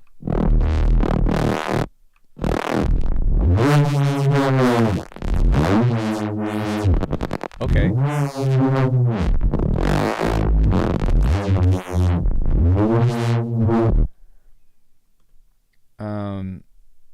Can somebody count to 60 and then clip this for me? Because I just want to upload it as a short. But basically what we've done is we've created a neurobase out of the analog heat. Because of the 3 LFOs, we were able to create 3 band passes along with the notch filter that we have here. And we set the modulation to randomize via smooth by having a stepper change the speed of LFO 1 and 2. So we're modulating the frequency cutoff or the filter cutoff behind all of this, and then we just have a distorted saw wave underneath.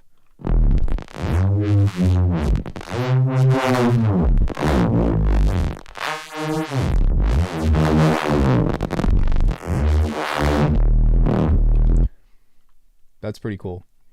I'm actually going to save this preset because I think that's really neat. And then we'll call this rename. We'll call this Neuromaker. I think that's like kind of the only sound-ish that we're gonna be able to get out of it, but that's pretty badass.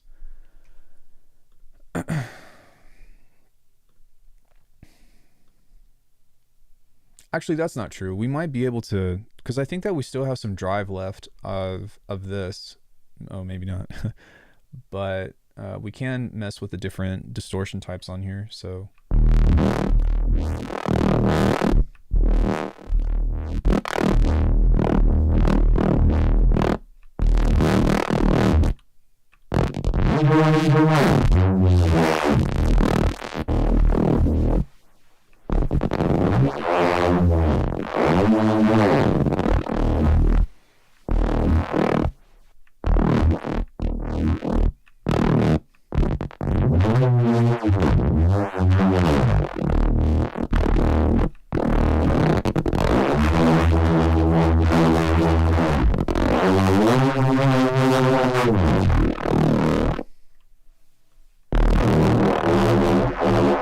does anybody still use Trash 2? Almost never.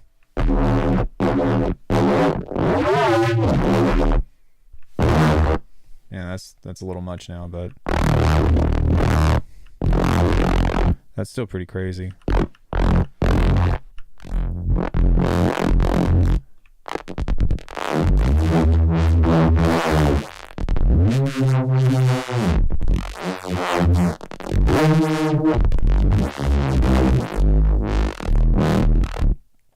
What if they'd update their interface? When does Isotope ever update their plugins other than selling you a new version of their last year's thing that pretty much does the exact same thing? What happens if we change this into a bandpass, though? That might be kind of cool.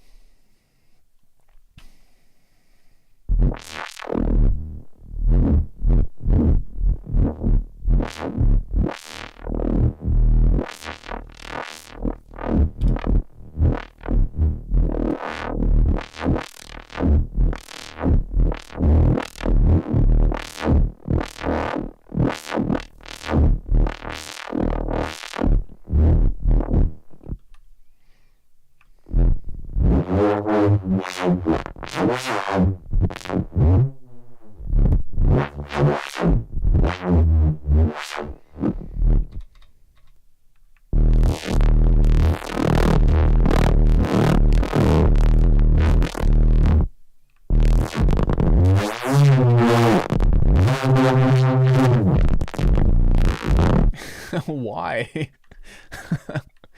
For what benefit? That's pretty funny. Maybe I will change the LFO2 filter high EQ to something different. Maybe I can modulate something a little different with this. Crossover, compressor, bits, amp, drive, amp level, dry wet mix, bits, chorus, compressor, delay. Oh, maybe we can use the delay time on here. That might be kind of neat. So I guess there are a couple of options that we can do for sound design exploration, but this might be sick.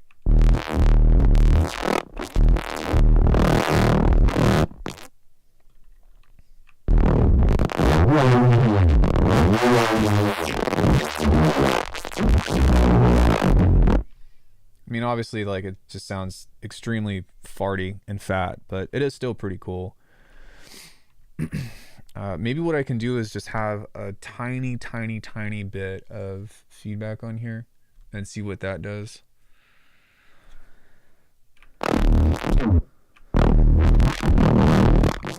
Yeah, so now we're getting squelchy farts.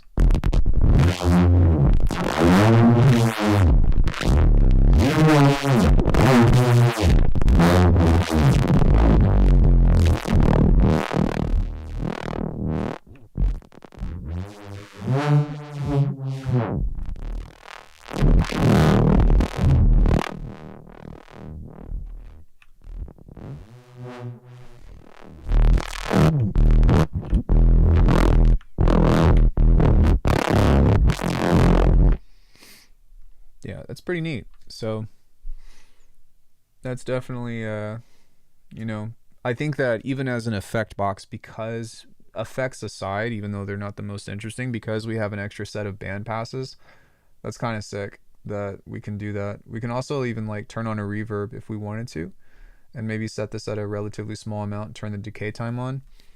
And we can use an envelope follower here to change the reverb amount. So we'll reduce this by as much as it can go, but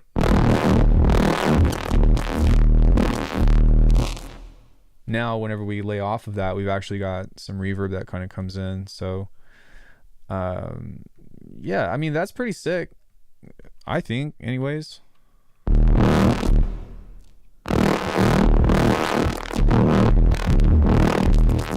It'd be nice if I could tell what frequency range this is, because it's just a value of like 0 to 127, which kind of sucks. So I kind of have to eyeball it and listen to it, but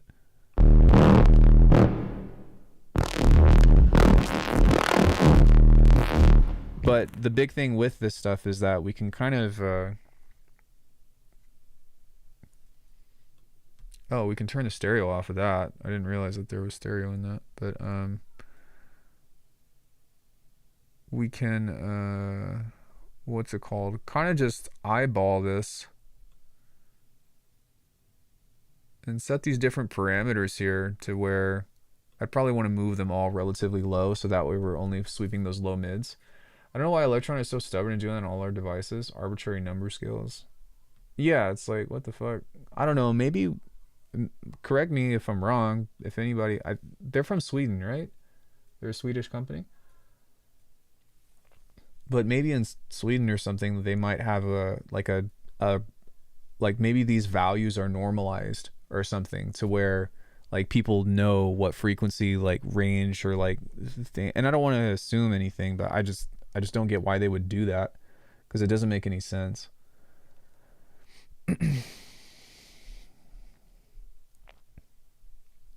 Maybe we can put the chorus before the heat.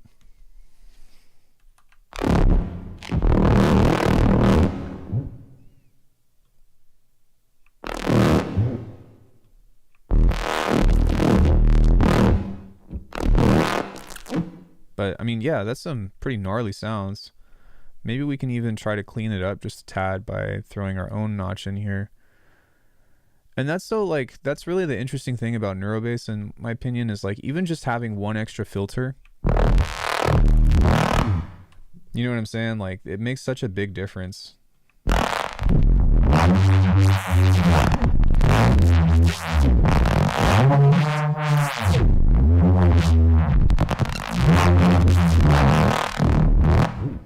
Now, is this usable in a song? I don't know, maybe industrial, maybe industrial or something, but I don't necessarily know about I don't necessarily know about you know, being used as a main bass or something. But still, you know, I'm happy with it. I'm happy that we can kind of do some cool shit with it. We could also set the amount to 100% and like fuck with the time, I guess. That might be something interesting. So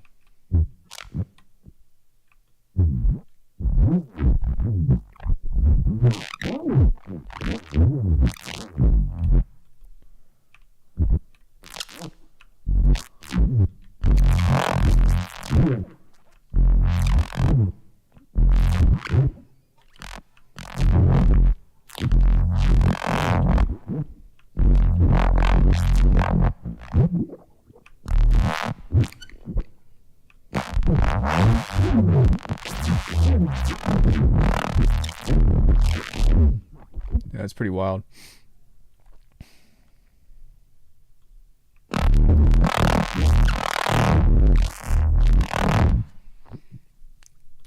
Maybe we can pick something else. Crossover, filter envelope, filter frequency. Well, what would be the point of that? We've already got an LFO or something that does that. But what is, I think that's attached to LFO1, I want to say. So there's a secret like third destination that's moving to. Do I notice a difference in sound quality of the oscillators in between? Oh yeah, definitely. Absolutely. Preset volume? Warble? Warble speed? I don't know. I can't really think of anything off the top of my head that I would want to, or of what else I would want to send through this at the moment. But yeah, absolutely. And that was something that I brought up whenever I was reviewing this. PP sounds clearer? No. I actually think that for the most part, I think that Current has a better sound engine, except for when it comes into unison and detuning.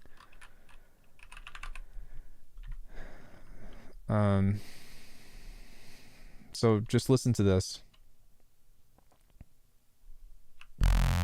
Sorry, wrong one.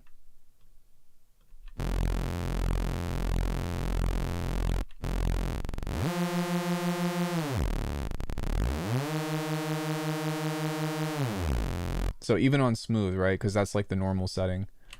So let's go here to this guy. And then let's just go default. But listen to this. Let me make sure that it's all where it needs to be. So it sounds fine when it's at the original pitch, but whenever you start doing this... Sorry, I need 24.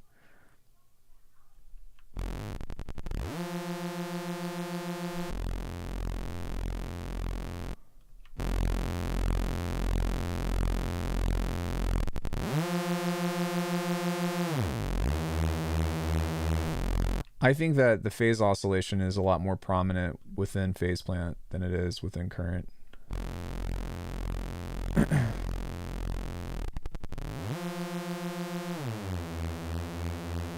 Because this just kind of blends it. Like it's still there.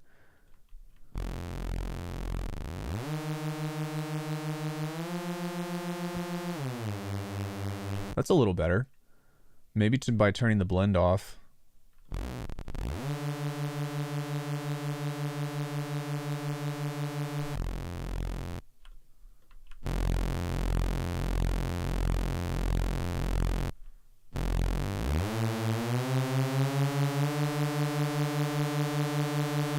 Nah, it's still way more prominent on this one though.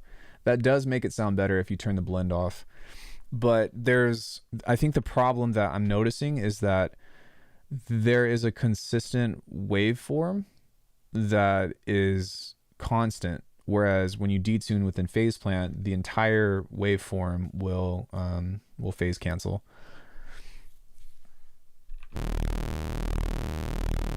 So, I mean, yeah, but I mean, you can easily rectify it. So if you were to just add some distortion to this, then it'll push itself out pretty nicely.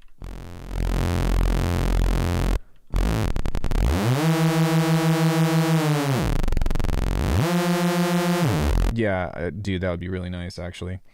Or maybe just like some kind of adaptive keyboard that has more than one octave would be nice. But I only have so much desk space, so... But pitch bends are important to me, as you can tell. But yeah, whenever you add distortion to it, like it's fine. But initially, it's not quite as prominent. But I really like the stuff that you can do with Morph-EQ. In particular, because you guys know that I like to do all this shit. And that was I mentioned this before, but that was my biggest complaint with this thing, was that there were no modulators built in. And I was like, dude, what the fuck? I had a couple of complaints, but for the most part, the fact that you can do pinching and that you can shift everything together makes it super useful, on top of all of the automation that you can do. And Data Broth taught me this, but you can actually command click, which is super awesome. So if you're trying to create like, this kind of stuff, I don't know. I think that it's a bit overkill in some cases. It is cool that you can do that, but for the most part, like people like me and others that are making neurobase and stuff, like you really don't have to go that crazy with this. You just need a couple of these guys and just make it wiggle. But it is cool that you can do that. I have grown a better appreciation for it. But yeah, so like when you combine the pinching and the morphing and all that stuff, then it gets pretty nice because you can kind of, set up something kind of like this. Maybe even a little bit less. But something like this. And then you can use that same thing to pinch this, which is dope. Maybe we can pinch it backwards. So this is like good stuff right here. This is where you can get some really dope like neuro movement. Maybe we can shift it over a bit, but when you start adding your pitch bending with this. Oh, right. I forgot about that. The scale knob as well. So you can flip the polarity of it, which I think is awesome. I actually really like that. That's super cool. I forgot about that.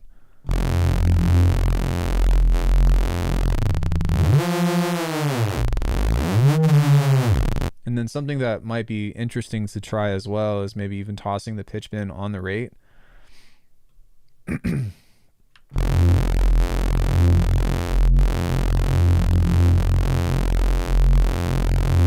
Because now, if you set that to be super slow,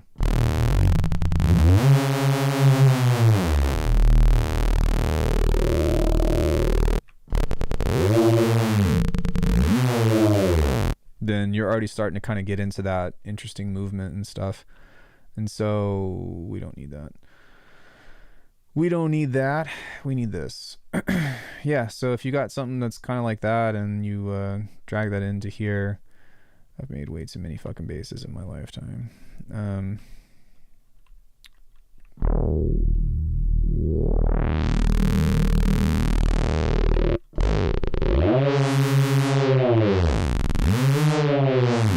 Then there you go. You've got your, you've got your cool little thingamajigger. I'll probably save this and maybe do a different kind of thing, but we'll just call this a simple vowel bass. But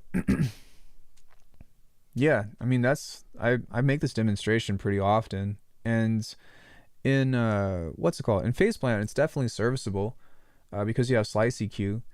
But with this, I think that you can get a little bit more animated and do some cool shit with it. But it sucks because like you're limited on effects and oscillators. So I don't know, can you imagine if you had like the sound quality of Rift with the quality effects of Rift, but like limitless versions? Or you could go the opposite way and just be like, imagine if you had all these effects inside of Faceplant. That would definitely be something that's interesting. But I definitely think that like as far as the way that the synth sounds and just the algorithm and how much power it has, like it sounds super raw. Every synth has a particular characteristic to it. I know that it's all digital and binary numbers and stuff, but everything is built on a particular algorithm. We've done that test where like not all saw waves are the same. But the sound engine behind Current is very high quality. It just sounds really pristine, and you just get some really fucking loud sounds out of it. So that's why I like working with it. But obviously like Faceplant is my baby, and right now I'm not even making music at the moment. I'm just doing pure sound design. So sorry, I'm a little mesmerized by watching this. It's really nice to look at. But yeah, so there's that. But as a means of efficiency and as a means of workflow, like, dude, Faceplant is just, you just can't beat it. You can't beat it. The wavetable maker, the granular, the way that it, like, you build an effect rack and you can use it inside of its own patch, and then like, or have multiple copies of it and all that other stuff, and then save that as an entire patch. It's just, man, like, I'm screwed, you guys. I don't think that I could ever get out of Faceplant. Not that I'd want to, but like, it's just too efficient. It is too efficient and too useful. Intricate sound design, it just goes layers and layers deep. Yeah, I hope that like they just go back and maybe rework some of the quality of their effects. I know that like there's a CPU issue or whatever, but I'm hoping as these new crazy ass computers are coming out, like a Mac MX3 or an M3 Max, MacBook Pro or whatever. Like those things are just fucking crazy. So I think that the technology can start to creep into handling that kind of stuff. But you don't always need that. I do. You could always use the aux chains of PP and inserting current effects at the end, I think, which is what I do, right? But the difference though is that at certain stages of the chain, it makes it a little bit easier to work with, So I guess you could send the output of Faceplant into, whatever minimal audio effects you want to, and then use a snap heap thing, and then use a multipass thing, 100%. But you kind of lose the magic of having everything contained within a single patch or a single preset, right? When it comes to this stuff, I think that's part of the reason why this is doing so well, is because I've literally made these kits that you can create everything that you need for a song. If you need bass, it's right here. You need percussion, it's right here. Sub, this is more for like texture and ambience, different kinds of chord annotations, plucks and space stuff, granular, FM. You want to switch between the wavetable or the granular, you can do that too. There is literally so much complexity within this single patch that you'd have to be really fucking good at sound design and really know what you're doing to figure this out, because there's so much. So like every single one of these multipass and snap heap things, even though like it might be basic to understand, like, oh, I send the chord depth to the mix of this, like that's the easy part. But you get into all this stuff and you start looking at the relationship behind all these effects. You know what I mean? It's like there's so much to unpack here. And that's a beautiful thing, because as much shit as there is on this, it takes me like 2 hours to make a patch like this. And that's a long time for a single patch, but the reward that you get from it is so much greater. You know what I mean? Right, all within a single preset, a single window, in fact, unless if you're opening up a new effect rack. There's no tabs on here. And that's just like, you just can't beat this, man. At least in my opinion. Like, some people would argue modular, right? And I guess, yeah, I'm wearing a Kiloheart shirt and all that stuff too, but I have good reason to. Like, these guys have made such an amazing product, and they have helped me in my own sound design, my own production, and innovated through very simple means so much. So I don't know, that's my shit though, and that's how I feel about Kilohearts, and why like I am always probably bound to them. Plus they're great people. That's a really big factor as well. Jake's dope too, but Kilohearts has always like really stuck their neck out for me in a lot of cases. And not that I've ever been in trouble, but like they featured me, and they didn't even ask, but they featured one of my preset packs available on their latest newsletter, and they were just like, they just did it because they thought it was cool. And I was like, like that's a really a pro community thing. Obviously I'm grateful as well, but you know what I'm saying? That's like, that's a very pro community move right there. And I really appreciate that.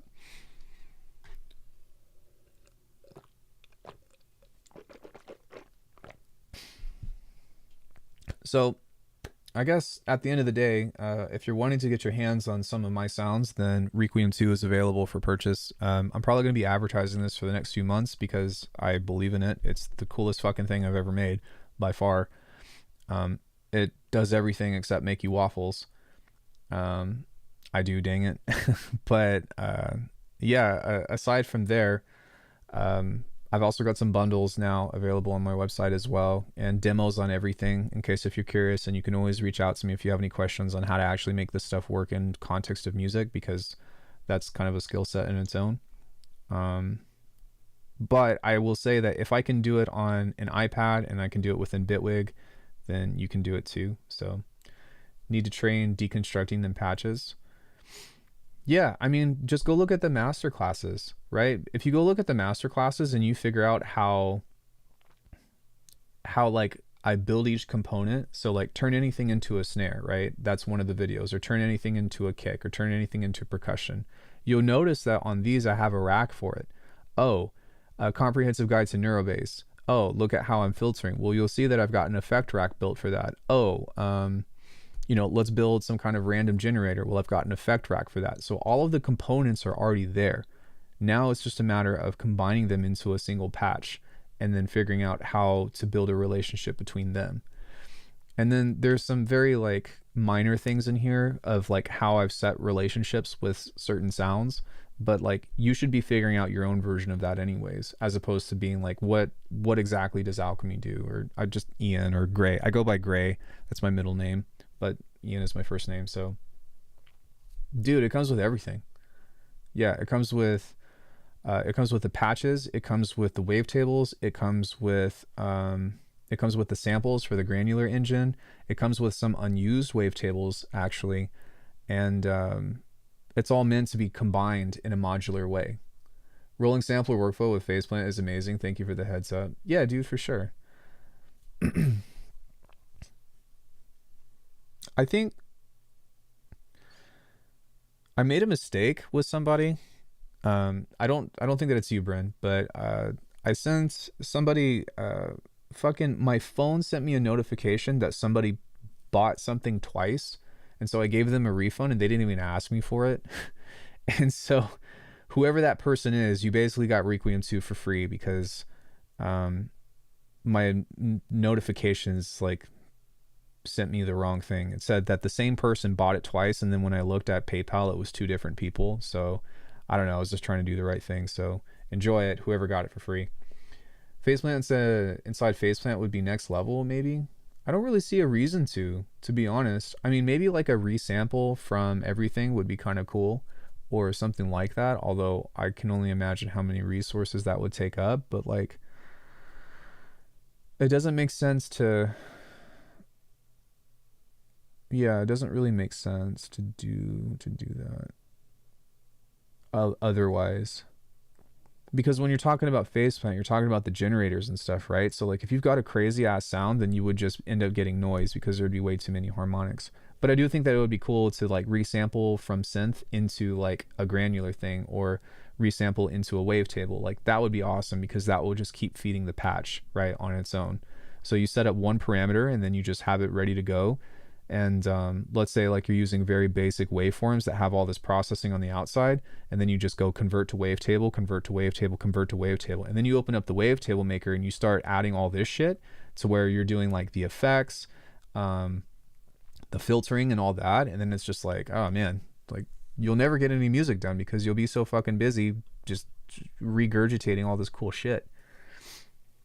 Can we hear some Faceplant patches from Requiem 2? Yeah, I've got a full demo, or I've got several demos on this, but I can show you this patch. It starts off like this, and I'll walk you through it, but it has 8 macros, and it also has, some of the patches have this stuff down here that you can further get more complex sounds from, but every time you hit this, it's going to be something that's familiar but random. So let me turn this on.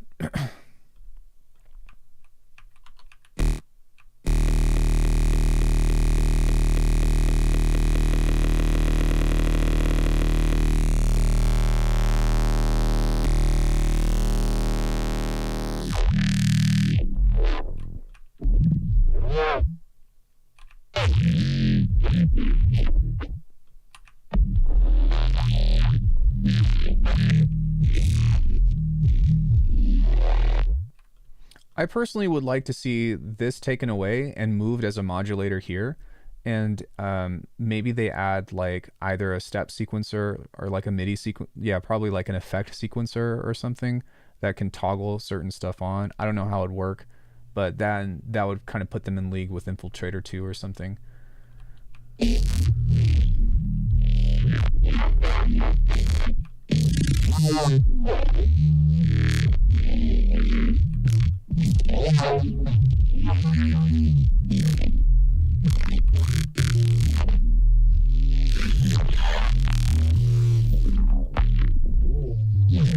Oh, that's just the bass part of this. That's what I'm saying. Like this is just the bass aspect, and this is designed for these two to work together. So you would normally turn this down and then have this, so that way they're both going.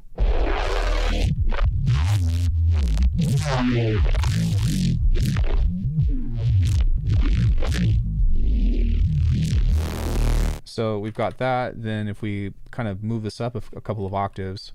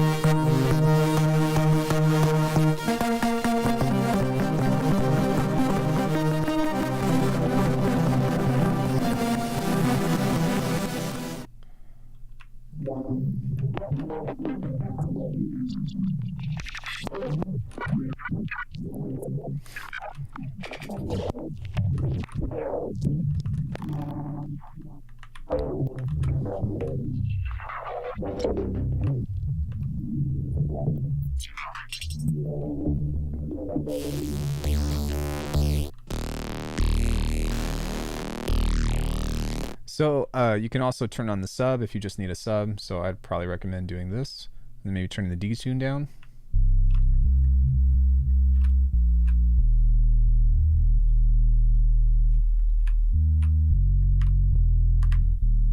If you want a Reese, turn that up.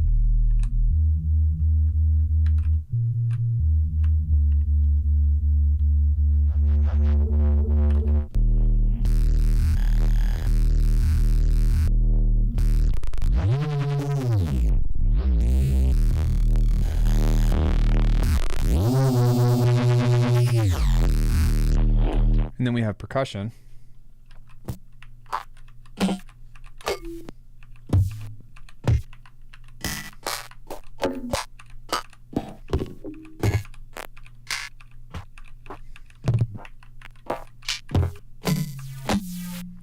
And then now that we have the main racks, we can start playing with the stuff down here if we want to, which is, this is going to apply some FM to the initial hit. This will randomize the initial pitch of the carrier. So sometimes you'll end up getting like some kind of metallic sounds.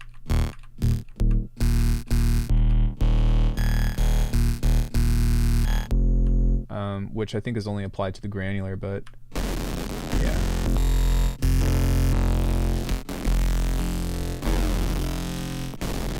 See how you're kind of getting like noisy sounds at first? It sounds a lot better when you add the bass with it, but this is just kind of like, see?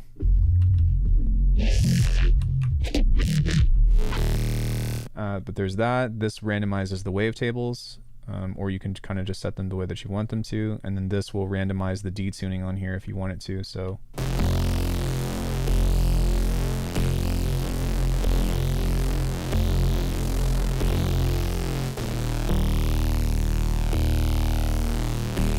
which is really useful for like phasing kind of stuff. If you're trying to create like bass phrases that have like pitch bends, not this one, sorry.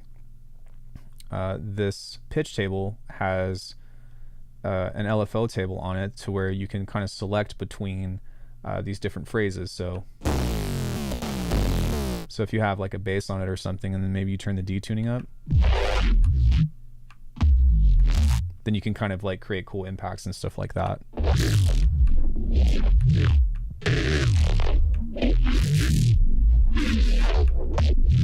That way you don't have to fuck with the pitch wheel.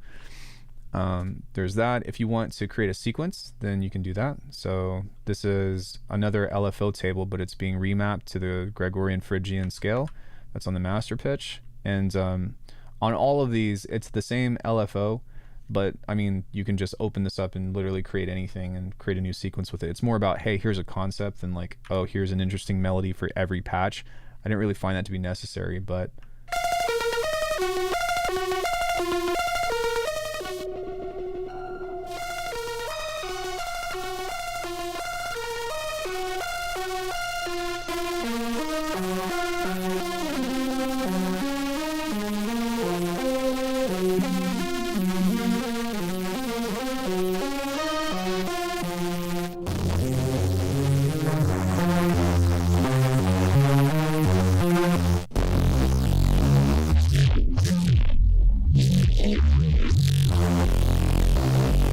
Then we have random pitch on here, which is kind of like a throwback to the generators that I used to do in Eternum. So this, if you turn all this shit on, then basically you're just going to get nothing but straight up chaos, but that's part of like what it's for. As opposed to having it to a dedicated macro though, I figured that just using the random pitch with this stuff will kind of give you the same result. So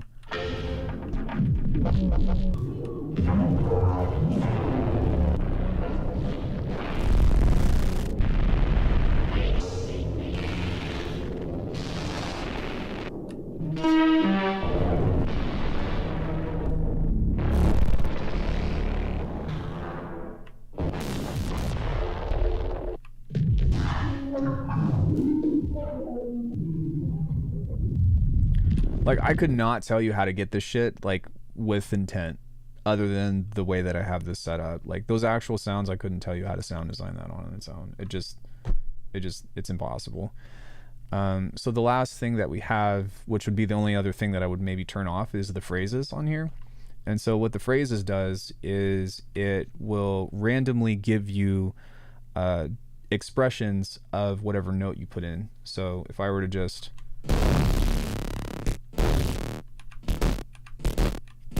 let me turn the FM bass off, and what you're going to hear is that sometimes you're going to get short stuff, sometimes you're going to get stabs, sometimes you're going to get stuff that kind of comes in later. So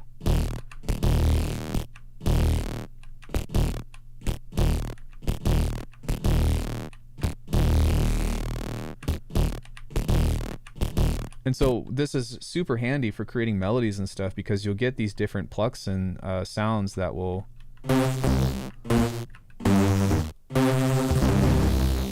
so you see how like whenever you hit a chord or something, right, like sometimes it's short and sometimes it's long, and it like leaves the chord it leaves each note of the chord coming at different times, which I think is pretty awesome. But if you're trying to use it for like bass stabs and stuff, then you can get some really cool just like bass hits.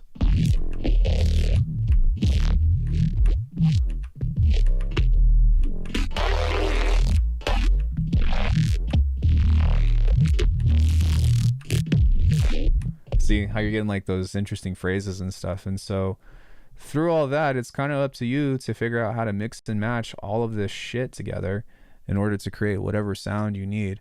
The only thing that I would say is that, and I've got videos on this, I've done it on stream, is that when it comes into kicks and snares and stuff, I'll tend to use the percussion and pull out stuff that sounds like a kick, pull out stuff that sounds like a snare or a rim shot or a clap or whatever, and then I'll process that individually. But from a means of getting started, of like having everything that you need to create an entire song, the past 30 days of my beat challenge, I was building these and using them to create my songs.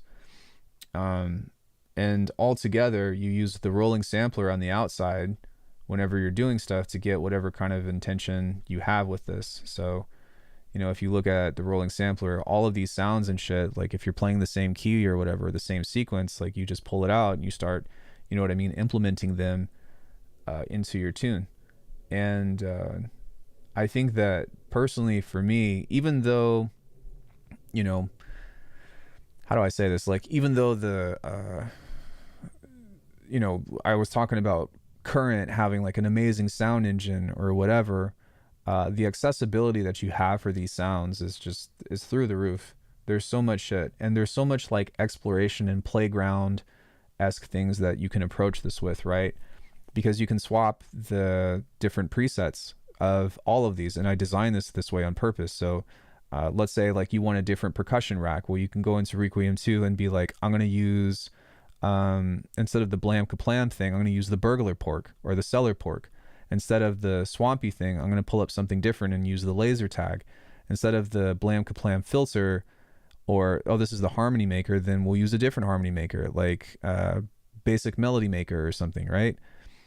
And then now you've got a whole different preset rack that all of these will interact with, right? And so the depth behind this stuff, like I really can't stress this enough, but there is just so much shit for you to dive into with these presets. Thank you. I really hope that you like find the value within it though, but like fuck, man, like I'm still talking about the same patch. You know, you can also like turn on the chord, right? And set this to octaves if you needed like more stuff. So let's say you wanted to go back and play like a rhythmic thing within this. Let me turn this off, but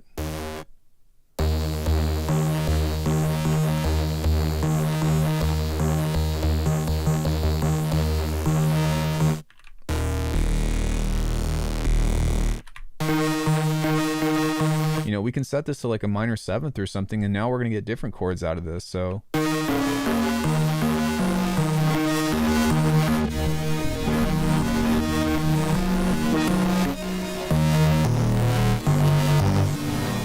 which is really cool.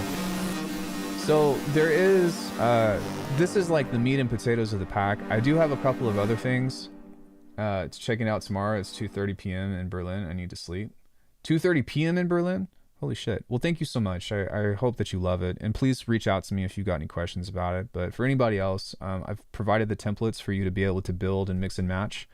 No worries. And then I've got a couple of, you know, random things that are just whatever. But the generative music maker that I have is really nice as well, because this kind of is an indication of like how to create full-on sequences with this. So, and then you can change this as well to different stuff, but you can just take this sequence per chance and introduce these different ideas on this, or these different sound engines, in order to create these soundscapes, especially if you're into like ambient or whatever. Some no input noise.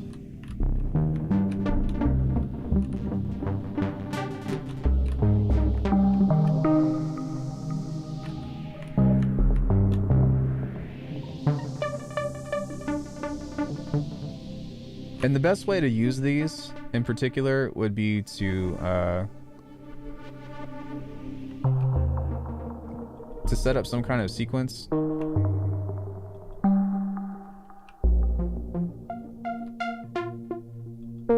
Kind of like this.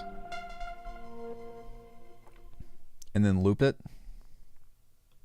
So just make it kind of short and then loop it. But some kind of basic sequence. It doesn't need to be anything complicated. It could be a chord progression, but whatever. But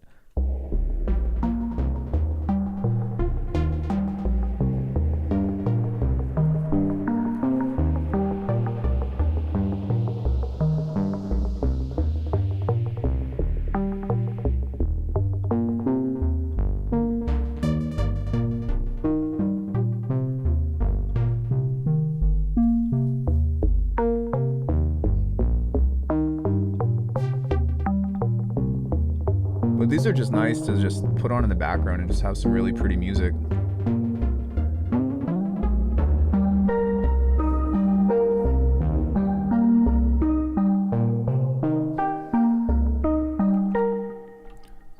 So I've got 5 of these. This one's kind of cool. This one's more of like, I don't know, bells, and it reminds me of like a temple or something.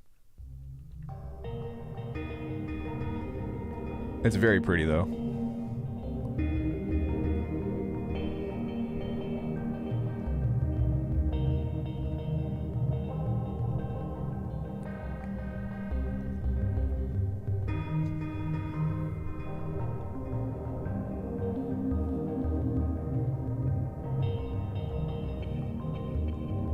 Tears for Fears by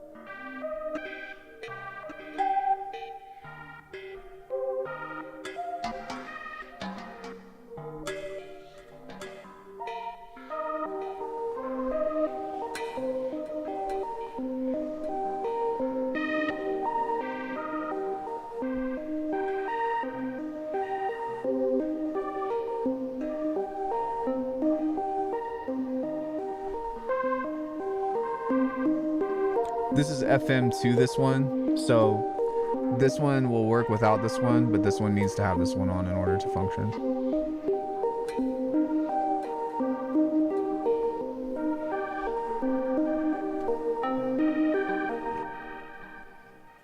What kind of audio is in the granular patches in the pack? It depends.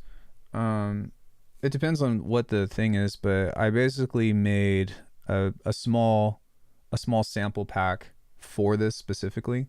Some of this stuff is from Foley. Some of this stuff is a bounced out wavetable.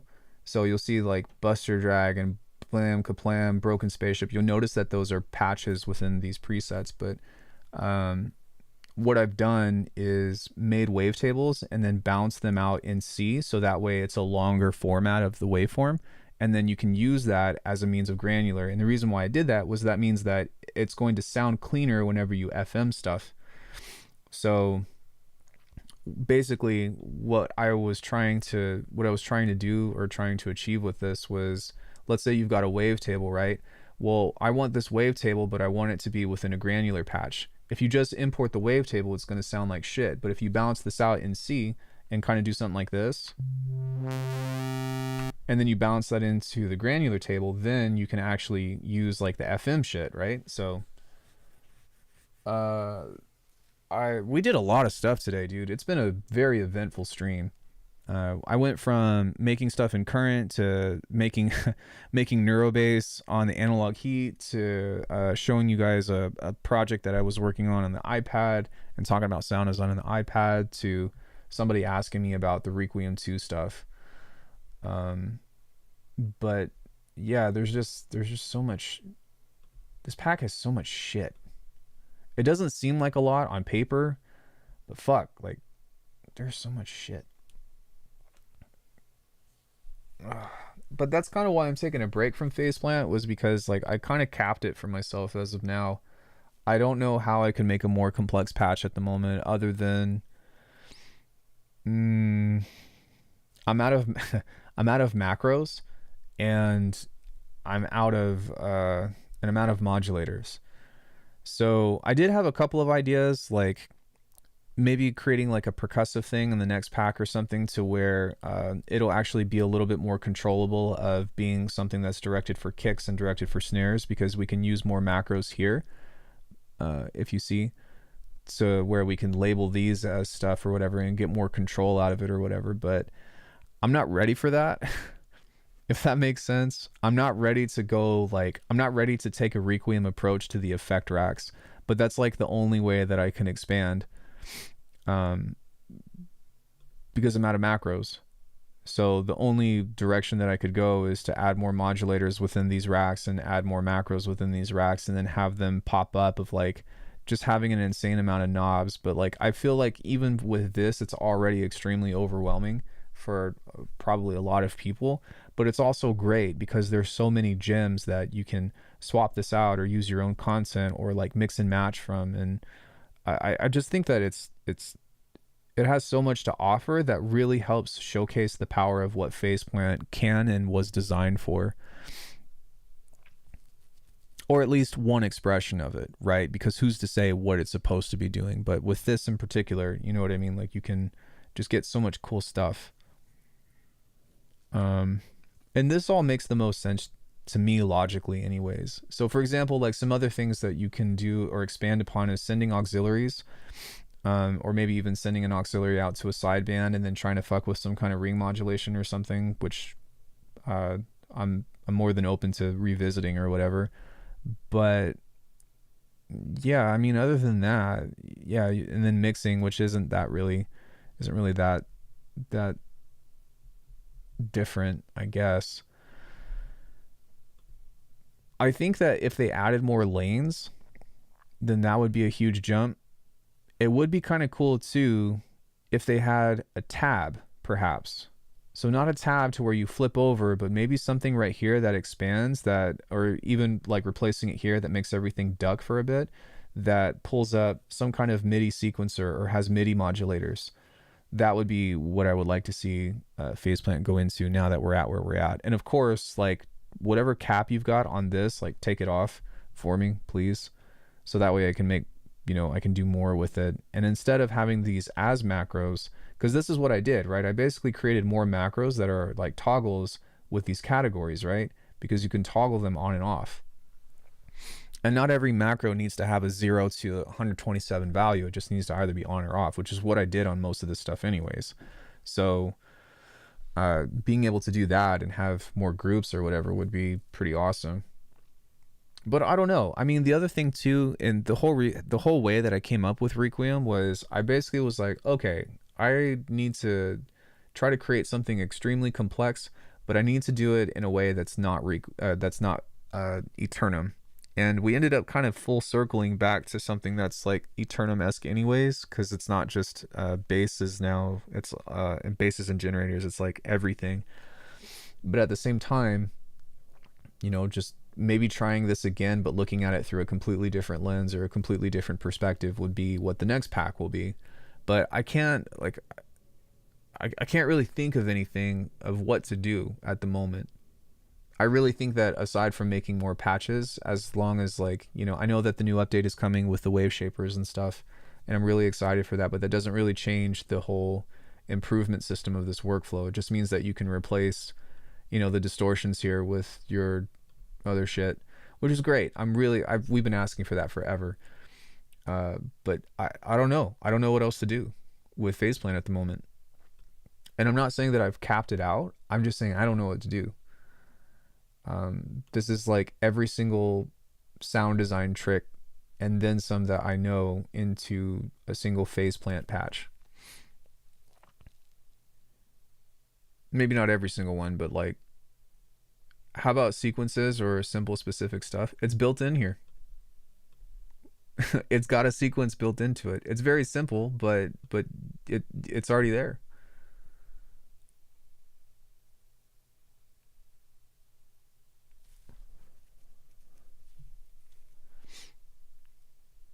If you need some kind of pitch movement, that's built into it too. You need plucks, you need space stuff, it's built into it. Like, I've thought of it, I've put it in. I can't think of a single thing that I can't think of a single thing that I could do to this other than completely turning this into a kick and snare machine that actually sounds like a good kick and snare. And you know what? Now that I just thought of it, I could probably just do that in a separate group. But I'd have to use a macro in order to do that. So something else would have to kick the can. I suppose I could replace one with a mod wheel, since I never use the mod wheel. But yeah, I mean, I could probably do that. Maybe not, because I can't, because I'm out of modulators. So yeah, I can't even make a dedicated thing like that. I've actually tried to solve that problem within the percussion. So if you look here, you'll see that this trick is very similar to what I do on Saturn. Of anytime an incoming signal comes in, it's going to boost the drive of this. But if it ends up falling into the higher register of anything that is above 111 hertz, it goes into a snare. So then we're using the snare trick that I use whenever I sound design snares from scratch.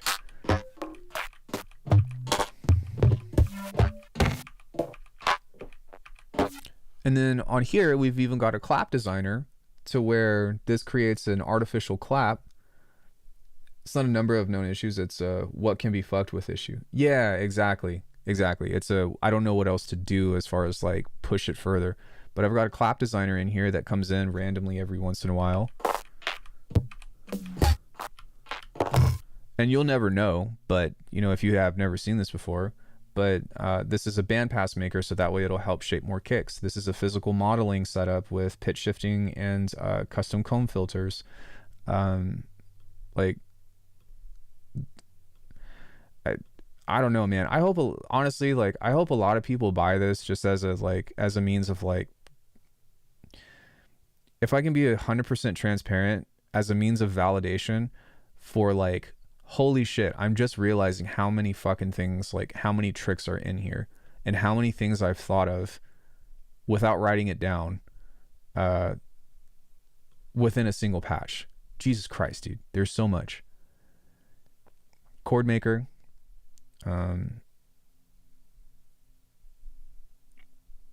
Yeah, you can change the chord if you want to, and you can change the depth and the spacing of it. So if you want to make it more ethereal, you can add more reverb in different locations. If you want to make it more tight, then you can just turn the dual delay off. Those are the kinds of things that I'm talking about mapping macros to. What is this?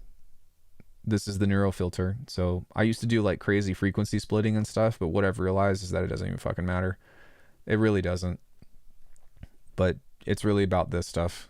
Just making crazy ass filter shapes and then sending a signal through it and making sure that everything goes into mono at the end by doing a mid-side EQ shelf.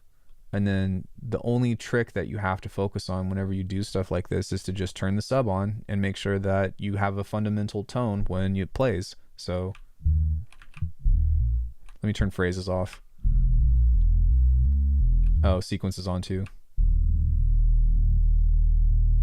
So can you identify a D sharp? Okay, then the bass works. And you can always do more to the bass if you want to, you know, and then you can always do stuff on the outside. So I'm waiting for something else to come out that can give me something like this. I don't think that, you know, Current is meant to fill that niche, but because Current is a whole new set of limitations and a whole different set of problems to solve, that's kind of why I've taken to Current. I haven't made any money off of Current by any means. I don't even have an affiliate link or whatever. Jake comes in from time to time and he sent it to me, which was really cool, but I just like it. I like it more than this workflow, which I think is super shitty. I say that it's super shitty. It really isn't. It's just archaic, but working like this of like, you know, let's go fuse, and then the next thing, which would be like morph, and then the next thing, which would be like, I don't know, let's go filter plus for distortion or something, you know, and then rift. But working this way just is not fun anymore. It is extremely archaic. Extremely archaic to work this way, especially when you're talking about adding modulators to stuff. And like, listen to me complain, like what an age we live in, right? But at the same time, when it comes into building what I've built in Phase Plant, I just can't. I'm gonna try. I might do a small pack within Bitwig and just see how crazy I can get. But Jesus, dude, looking into how everything is patched sounds awesome. Dude, thank you so much. Like, let me know your thoughts. Please leave a review on the demos and stuff. Tell me what I can do better. I'm not saying that it's the end all be all. It's very general as far as like, yes, it covers a wide array of sounds, but it's not really specific of like, oh, it doesn't have that fucking Space Laces bass or some shit. But it will, if you use it in the right hands, or if you approach it with the right mindset, it will continuously give you a brand new sound palette every time you open it up. But yeah, so even for Bitwig and stuff, you know, it's like I would love to use the grid, but the problem with the grid is like it doesn't have a compressor built into it. You got to build it. And then if I want to copy that, then I've got to move that compressor from another grid patch into another grid patch. And then I have to make sure that the routing is correct, as opposed to just being able to like, I don't know, I guess one thing that you could do is doing a combination of these to where you've got a polygrid. Sorry, now I'm just bitching, but I'm just telling you why I work the way that I do, or why I don't work the way I do. You can go into your effects and start to create like, you know, different what the fuck is up with that? Different components of the grid.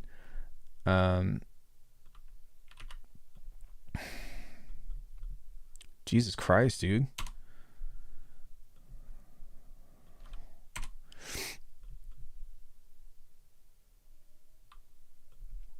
I don't know why that did that. Is it going to do it again?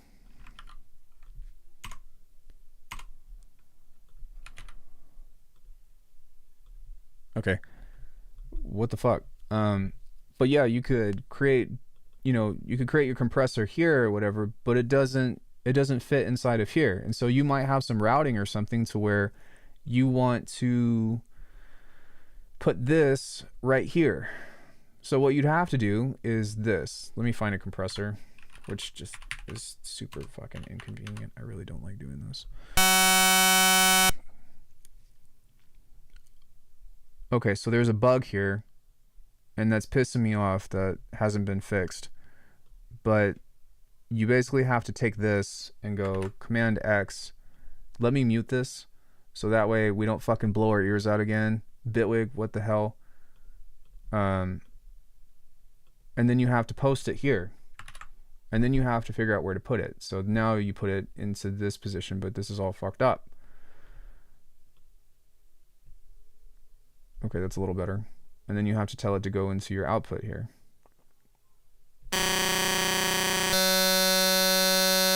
There's no output. What the fuck? There's literally no output. What is going on here? Jesus Christ, dude. That shit's dangerous. Sorry, I only get mad when it comes into like loud things like that and like safety things like that. That's the kind of shit that makes me really upset. This is exactly why my sounds are like 90% phase plan and kilohertz, because it's so nice to be able to have all the modules of multi-phase and multi-pass and snap heat presets and modular enough for me. Yeah, same. Like this is cool, but I just don't enjoy working this way. Sounds like the end of Tomorrowland set. It's really annoying and it hurts my ears and probably hurts your ears too.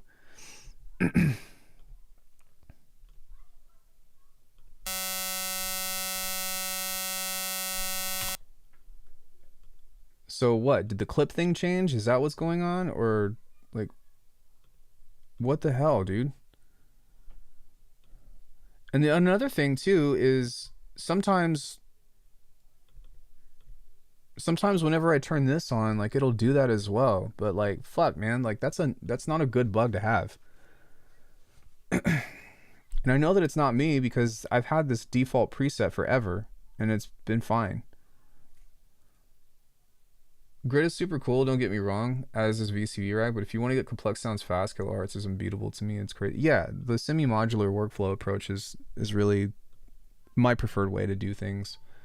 I think that Polarity does some really incredible stuff within the grid, but I don't have the fucking time for it, nor the patience. For how much you harp on about it. Maybe you could reach out to them. You know, you're a content creator, so hit up Stu and see if there's, you know, some kind of thing that you can do. That could be cool. Stu is awesome. I met him at NAMM. But yeah, I don't know, guys. So that's where I'm at with sound design. I don't know what to do next. I will do a Bitwig pack, but it'll most likely be like Polymer and effect racks or something. Are you talking about Requiem, the contact library? No, he's talking about the content pack that I just put out. I just did a whole demo thing of it for the last 30 minutes and yapped about it for far too long. But in light of that, does anybody have any questions or anything regarding anything? Current, phase plant, Bitwig? I don't know. I was going to demo the Life plugin today, but through that recent terms of service that came to light, I'm not really feeling it. I don't really support that. Oh, true, I should. They seem like a cool team. They're awesome. What are they going to do? Say no?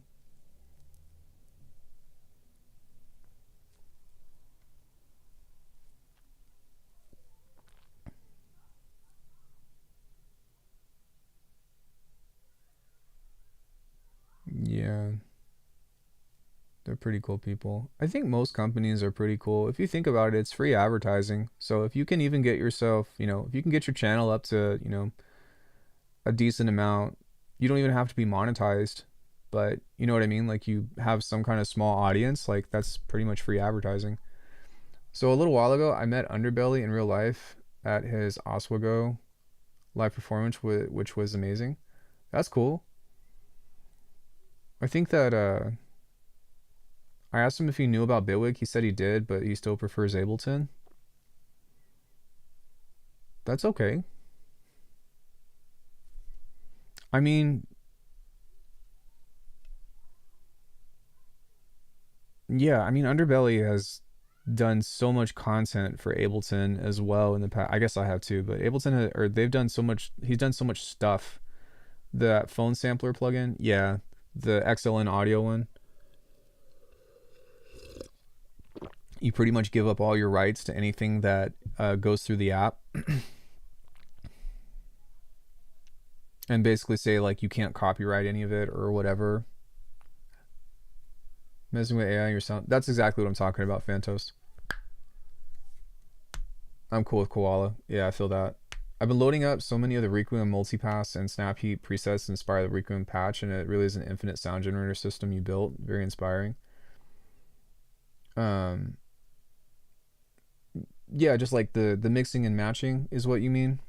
And then if you have your own effect racks or whatever, like just swap them out. Yeah, I know what you meant. Just swap them out. So if you've got your own stuff that you've, put your time into building and stuff, like just change them. Like that's the key. Yeah. And I think that's really like to me that's like the potential of where we're at with Faceplant right now is to utilize these effect racks together in tandem and chain them together. We're so spoiled. Like, could you imagine how much money this would cost you to do in hardware? Like, even with this, like I built a Neurobase on the analog heat probably like an hour and a half ago, and I'm like over here trying to like scavenge for resources of like, oh well, I need more filters, I need more band passes, I need more distortion and stuff, and I'm just like over here just like clamoring, and this box cost me $1,000. So it's crazy. And I've been resampling and chucking it back into Faceplant Granular instead of Ableton. Yeah, absolutely. And if the waveform is simple enough where you just take one part of it, then you can FM the granular patch with another wavetable or another granular synth or like a just a regular waveform, or you can supplement it with a fundamental on the bottom, or pitch it up and use it as an effect layer or as a texture thing. Like there's so many use cases with how deep Faceplant goes, man. It's a lot. It really is a lot. He uses the MP3 filter, which is really accurate to low quality MP3 file. I got it for $30 on Plugin Alliance. That's cool. Super good plugin. Have I tried it before? No, I thought about getting Spec Ops for the iPad, but I have Portal, and even though it's not quite the same, it's still a granular effect. So I kind of talked myself out of it. But no, Spec Ops is cool. Data Broth would be a good resource for more information on Spec Ops. He's got a lot of great stuff and covers probably a wider range of plugins than he definitely covers a wider range of plugins than I do. I tend to have favorites. And like I do weird shit. Like go out on a limb and buy an analog heat plus effects. Like I think one other person I know in chat has an analog heat. I think I'm not going to call them out, but I think, there's maybe like one or two people that do. So it's probably not good for the channel, but I'm never, I don't know. It's cool information. I'm sure people want to know about it. I really like trying to serve this gap between like these different, I guess like relaying the gap between, Data Broth makes awesome content. The gap between like if you're a mobile producer or if you're hardware only or if you're specifically within the DAW, and then like understanding the relationship and parallels and trying to like draw that and paint this picture for the audience is something that I like doing. Aside from like, hey everybody, here's how we make a fucking Neurobase. Between my content and all the content that's come up before and after, I think that you shouldn't have to go very far in order to figure out how to sound design that stuff. I still do tutorials on it from time to time, maybe with a new synth or whatever, but you know what I mean? It's like, I don't know. It's not that crazy. Not that complicated. Not that mysterious anymore. For better or for worse. Such mystery, such wow. You know what's actually harder to design than a crazy modulated bass is figuring out how to make like a really fat Check your bases through analyzers, or yeah, I always have some kind of oscilloscope on my master. It's really difficult to design like a fat, chunky bass and make that work with really heavy drums. That's why I have so much respect for halftime producers who like pull that shit off, who use very simple sounds, but like just make everything sound so big and fat. Um, I've actually been more fascinated with that as of late than making the craziest kind of bass that I possibly can. It's more of like, how do I serve this purpose and create a good groove with these heavy drums and like find a vibe, as opposed to the technicalities of, turn your notch filter to 12 o'clock and then modulate it with a random or whatever. Like, I'm glad I know it, but hey, honey, Chimkin Nuggies? Are you stopping for chicken nuggets? I thought you were talking about salad earlier. Dinner is being decided in real time here in this chat. I mean, depending on where you go, if it's McDonald's, I'll pass, babe. I've been falling into a rabbit hole of cinematic music, and I did another Black Friday purchase of Symphonic Choir by East West. It really is a big library and CPU intensive, but it has a really... I think East West is probably like some of the best like libraries that you can get, I think. I just said that twice. I have the Novation base station using Renoise to sample it into Redux. You don't need Sample Robot for it. Renoise has a lot of community tools. I don't know what Sample Robot is. The cool thing about the Electron stuff is that it has overbridge, so you can record it via USB. And some boxes, like the Syntact and the Digitact, allow you to create stems as tracks, as separate tracks into your DAW. So it makes recording like a piece of cake. Did you text me by chance? Maybe I should look at that. Do we have Chimkin? We have Frozen. Hold on. That was probably an indicator to say, hey, you texted me. Oh, you're still here. We have frozen chicken. I'm down to eat out.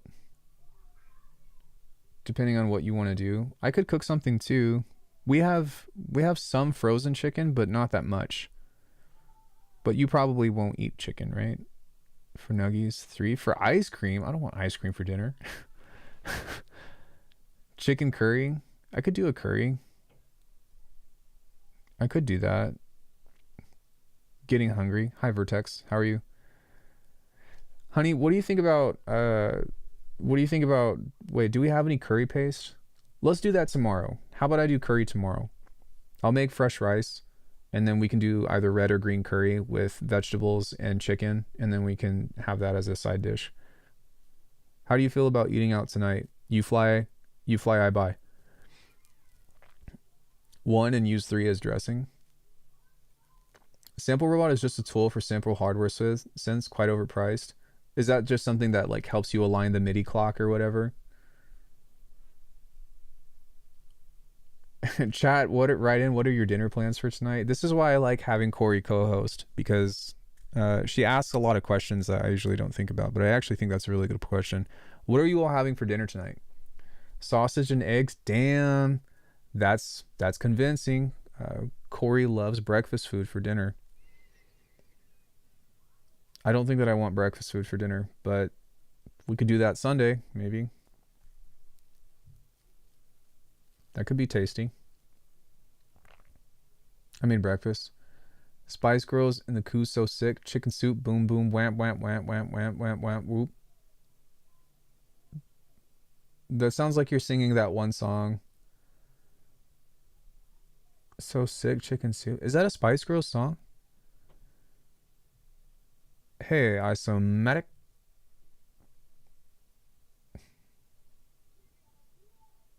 We could do Taco Bell again. I almost never eat fast food, but Taco Bell sounds pretty good.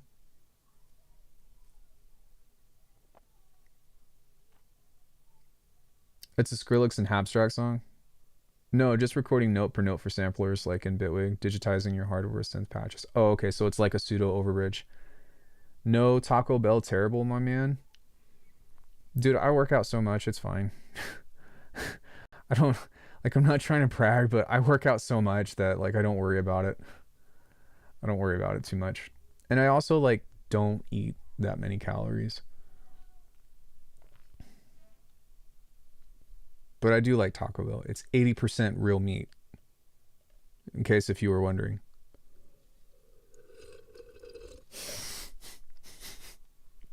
I don't know what that other 20% is.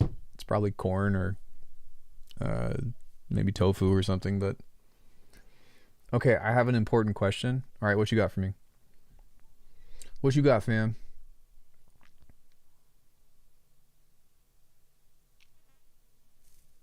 Mm, what is Olive Garden?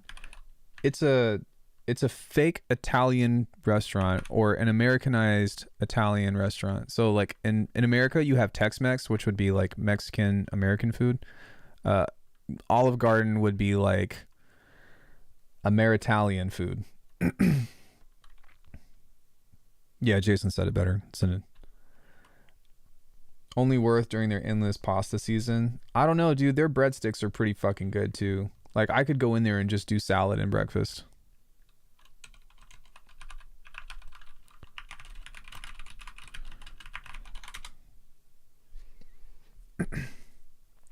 But endless pasta is pretty good too.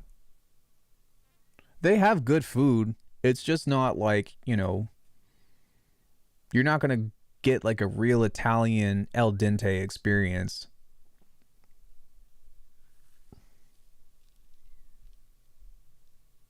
You're better off like finding some kind of hole in the wall mom and pop shop or something. I always hear their breadsticks are great. They are. They're really good. They're so tasty. I fucking love breadsticks. Breadsticks with marinara sauce. That sounds so good. Holy shit. Calzone. Have y'all ever had calzones before? That's so good.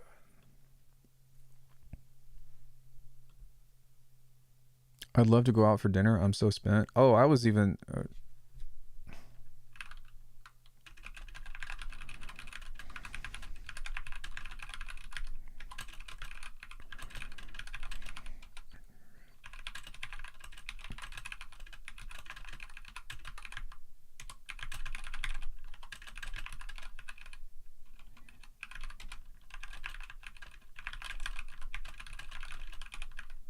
Hold on 1 second. I'm texting Corey.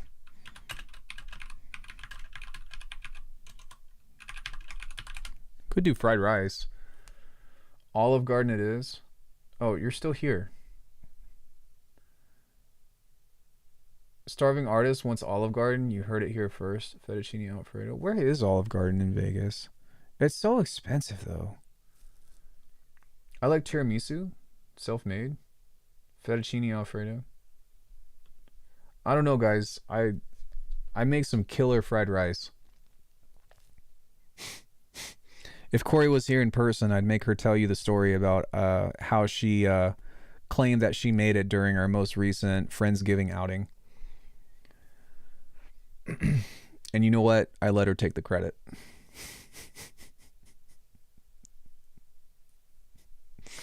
If that's not love, I don't know what is.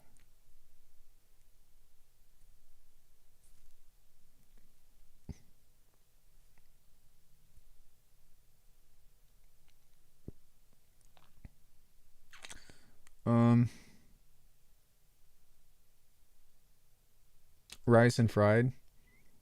I think I've made fried rice on stream before, maybe a couple years ago. Uh but I don't know, just the way that I make it. Maybe it's because I make it and I've had it that way for so long that I prefer it that way, but I don't know, man. I think I really love Thai fried rice, but I try to make mine more in the style of like Japanese fried rice where it's a little bit more dry. But what you do is you use a rice cooker, you make rice, eat it with something else, and then whatever's left over, you put it in the fridge for at least 6 hours. And after 6 hours, you grab a skillet, use coconut oil. I'd prefer coconut oil. You can use really any kind of oil, but coconut oil tends to not burn and does better at higher temperatures. So you make eggs in the pot or like in the pan, And once the eggs are done, you scramble them, and then you add more oil, and then you dump in the rice, and you cook on high heat. Gone 2 a.m. here, sleep time. Thanks for the stream. Yo, thanks so much for coming in, Bryn. I really appreciate it. So once you toss everything in, then you break up the rice with a spatula or whatever, and you cook it on relatively high heat until it starts to turn brown. And from there, that's where you season it. I like to use like turmeric, garlic, onions. I like to cut up mushrooms and toss that in there. And then also like the bags of peas and carrots that you can add as well. Usually, what I've done in the past, which I don't recommend, but you can either make the chicken and vegetables separate and then add it later, or you can make all those ingredients inside of the pan and then add the rice later. It'll make your rice more wet, but some people prefer that. So, you know what I mean? Because those ingredients usually have more water in them or whatever, but you can make all that stuff separate and then combine them. But really the key to getting the rice the way that you want it is to not put soy sauce in it for the fried part until the end of it. So once it's brown, then at the very end, you drizzle it with soy sauce and mix it and then turn the heat off. Otherwise it starts burning. But that's that's kind of the trick. Yeah, that sounds good. I'm down for either.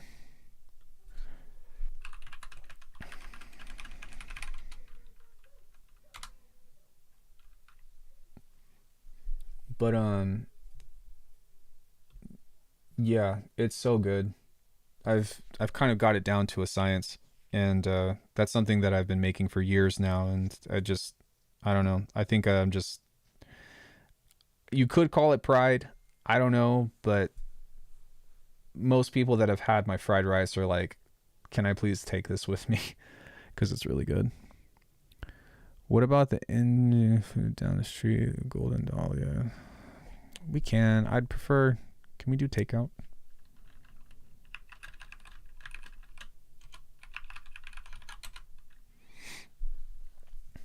Going off by. See you, Vantos. Thanks for coming in. I think this is going to be where I call it too, everybody, because I'm focused on dinner. I will be here tomorrow. What do you guys want to do tomorrow? Do you want to play games? Do you want to watch me make some beats? Watch me make some more sounds? Should I finish up the current pack? Do you just want to take a look at new gear and fuck off?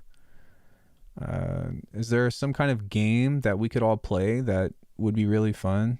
I was even thinking about getting like the Jackbox party pack or something and just doing that every once in a while. That could be kind of cool. I don't know. What do you guys want to do tomorrow? Excuse me.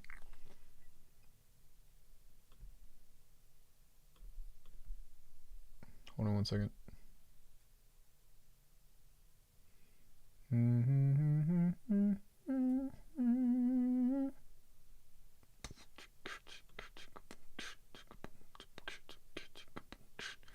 There's a game that I saw similar to Blasphemous. Are you talking about The Last Faith? Hey, Baxter. Yeah, I think you're talking about The Last Faith.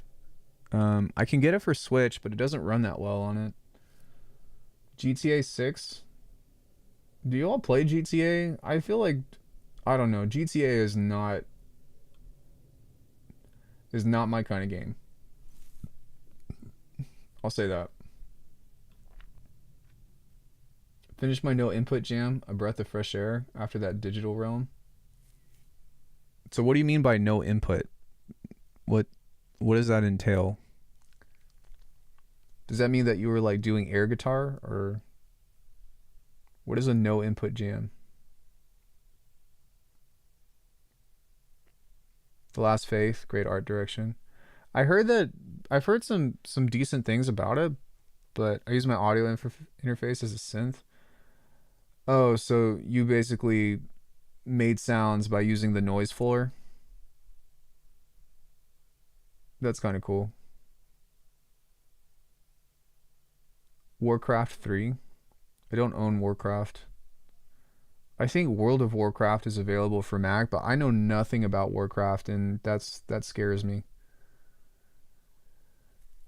Does anybody have a Mac and Steam? I did finish Lies of P. I didn't play that on stream, but I did beat it all on my own. I'm very proud of that. I also got to Boss Cell 5 all on my own. On Dead Cells. and I have yet to do the boss cell 5 thing. Have I played Cocoon? Okay, so basically we want to play games tomorrow, yeah? But what do we want to play? Don't Starve Together, Realm of the Mad God, Steam Deck Docking Station, Baldur's Gate, Death Must Die.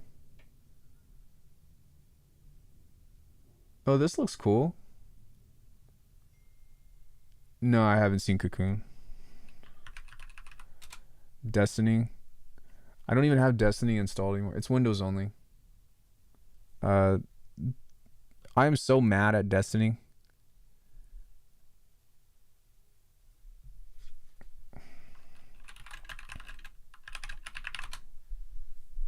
Also, really pissed off at Call of Duty. Have you guys seen the shit that's going on with that? It's ridiculous. It's fucking ridiculous. So yeah, Cocoon is only for Windows, unfortunately. But what is it? Oh, that looks cool. Oh, I have seen this. This is kind of like Journey, I think. Yeah.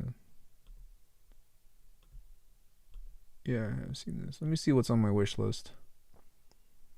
I could play one of these. I've already played Tunic on stream, I believe. But we could do Katana Zero. Whenever the fuck that game is coming out.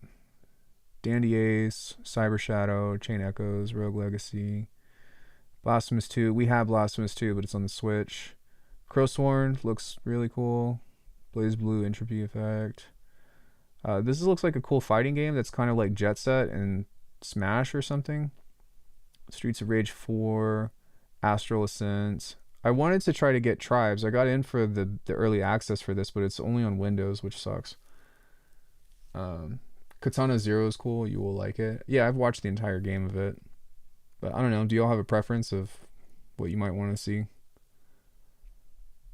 And then I could also play, I mean, I've also got a bunch of games that are on here. I could also play some old school stuff that on emulator or whatever. We could do Cult of the Lamb. Cult of the Lamb is really fun to play. Noida looks cool. I don't know if that's available for Mac.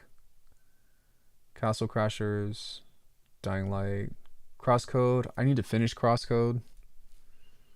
One Step from Eden. That's got really good music. Phoenotopia Awakening was not very fun. I wouldn't recommend it. Skull of the Hero Slayer. We could do more of Vampire Survivors. I tried Hotline Miami 2, but like the opening scene of that game just like totally turned me off to it. I was like, man, nah, I can't do it. I do have Super Smash Brothers. And I'm extremely competitive in Smash. What's Crosscode? It's kind of like Zelda with a lot of puzzles and action RPG combat. Yeah, Zero Suit Samus is my like dude, I live in esports town. You know what I'm saying? So the competition out here, Crash 4, I don't have Crash 4. Noida is not available for Mac. I could get down in some Mario Kart. Do any of you all have that? Does anybody want to play, like, get in some Mario Kart lobbies with me? I'm also really good at that. And that's something that Corey could play too. Maybe she'll play with us. We actually did a few streams where we played together, but we never get anybody in whenever I play games. Like, games are just not good for the channel. But they're still fun to do. What if I had a Switch? Understand. Dolphin no longer works on my computer, unfortunately. The PS2 emulator that I have no longer works, unfortunately. That sucks, because there's no way for me to play Castlevania Lament of Innocence anymore. Flash games? Like Castle Crashers? A Baba? That's a Metroidvania, isn't it? That doesn't look very fun, though. Introducing a new skin. Oh, yeah. A dude. That's funny. 2021 was the last time they updated this? Yeah, Baba is you. I have a Switch. I think all I have is Minecraft, Terraria, Mario Party, and like one more. Do you not have Smash? Smash would be hard to play in here because I need an actual TV because of the latency. But I can get away with playing pretty decent on Mario Kart.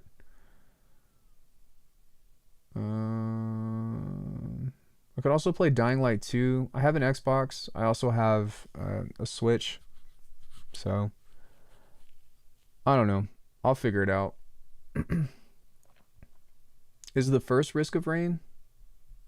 I do have Hades. I haven't played it in a while, but I do have Hades for Switch.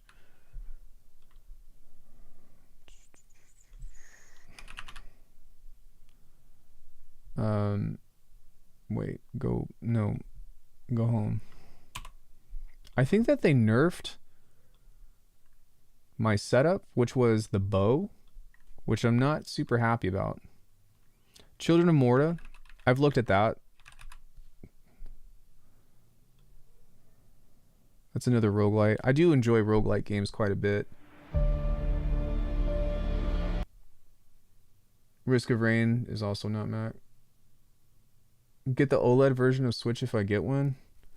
Honestly, I think a Switch 2 is coming out sooner than later. So I think just get whatever is cheap. Dwarf Fortress. My mom beats me. Can you teach me some JKD to defend myself? Bro, for real? Like, if you're serious, then you need to call the police. If you're trolling, then you need to leave.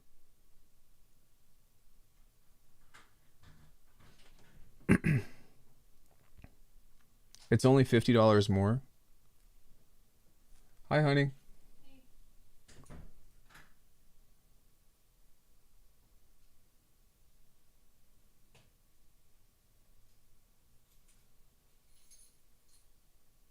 I don't know. Honestly, I'm not even going to stick around and find out, to be honest.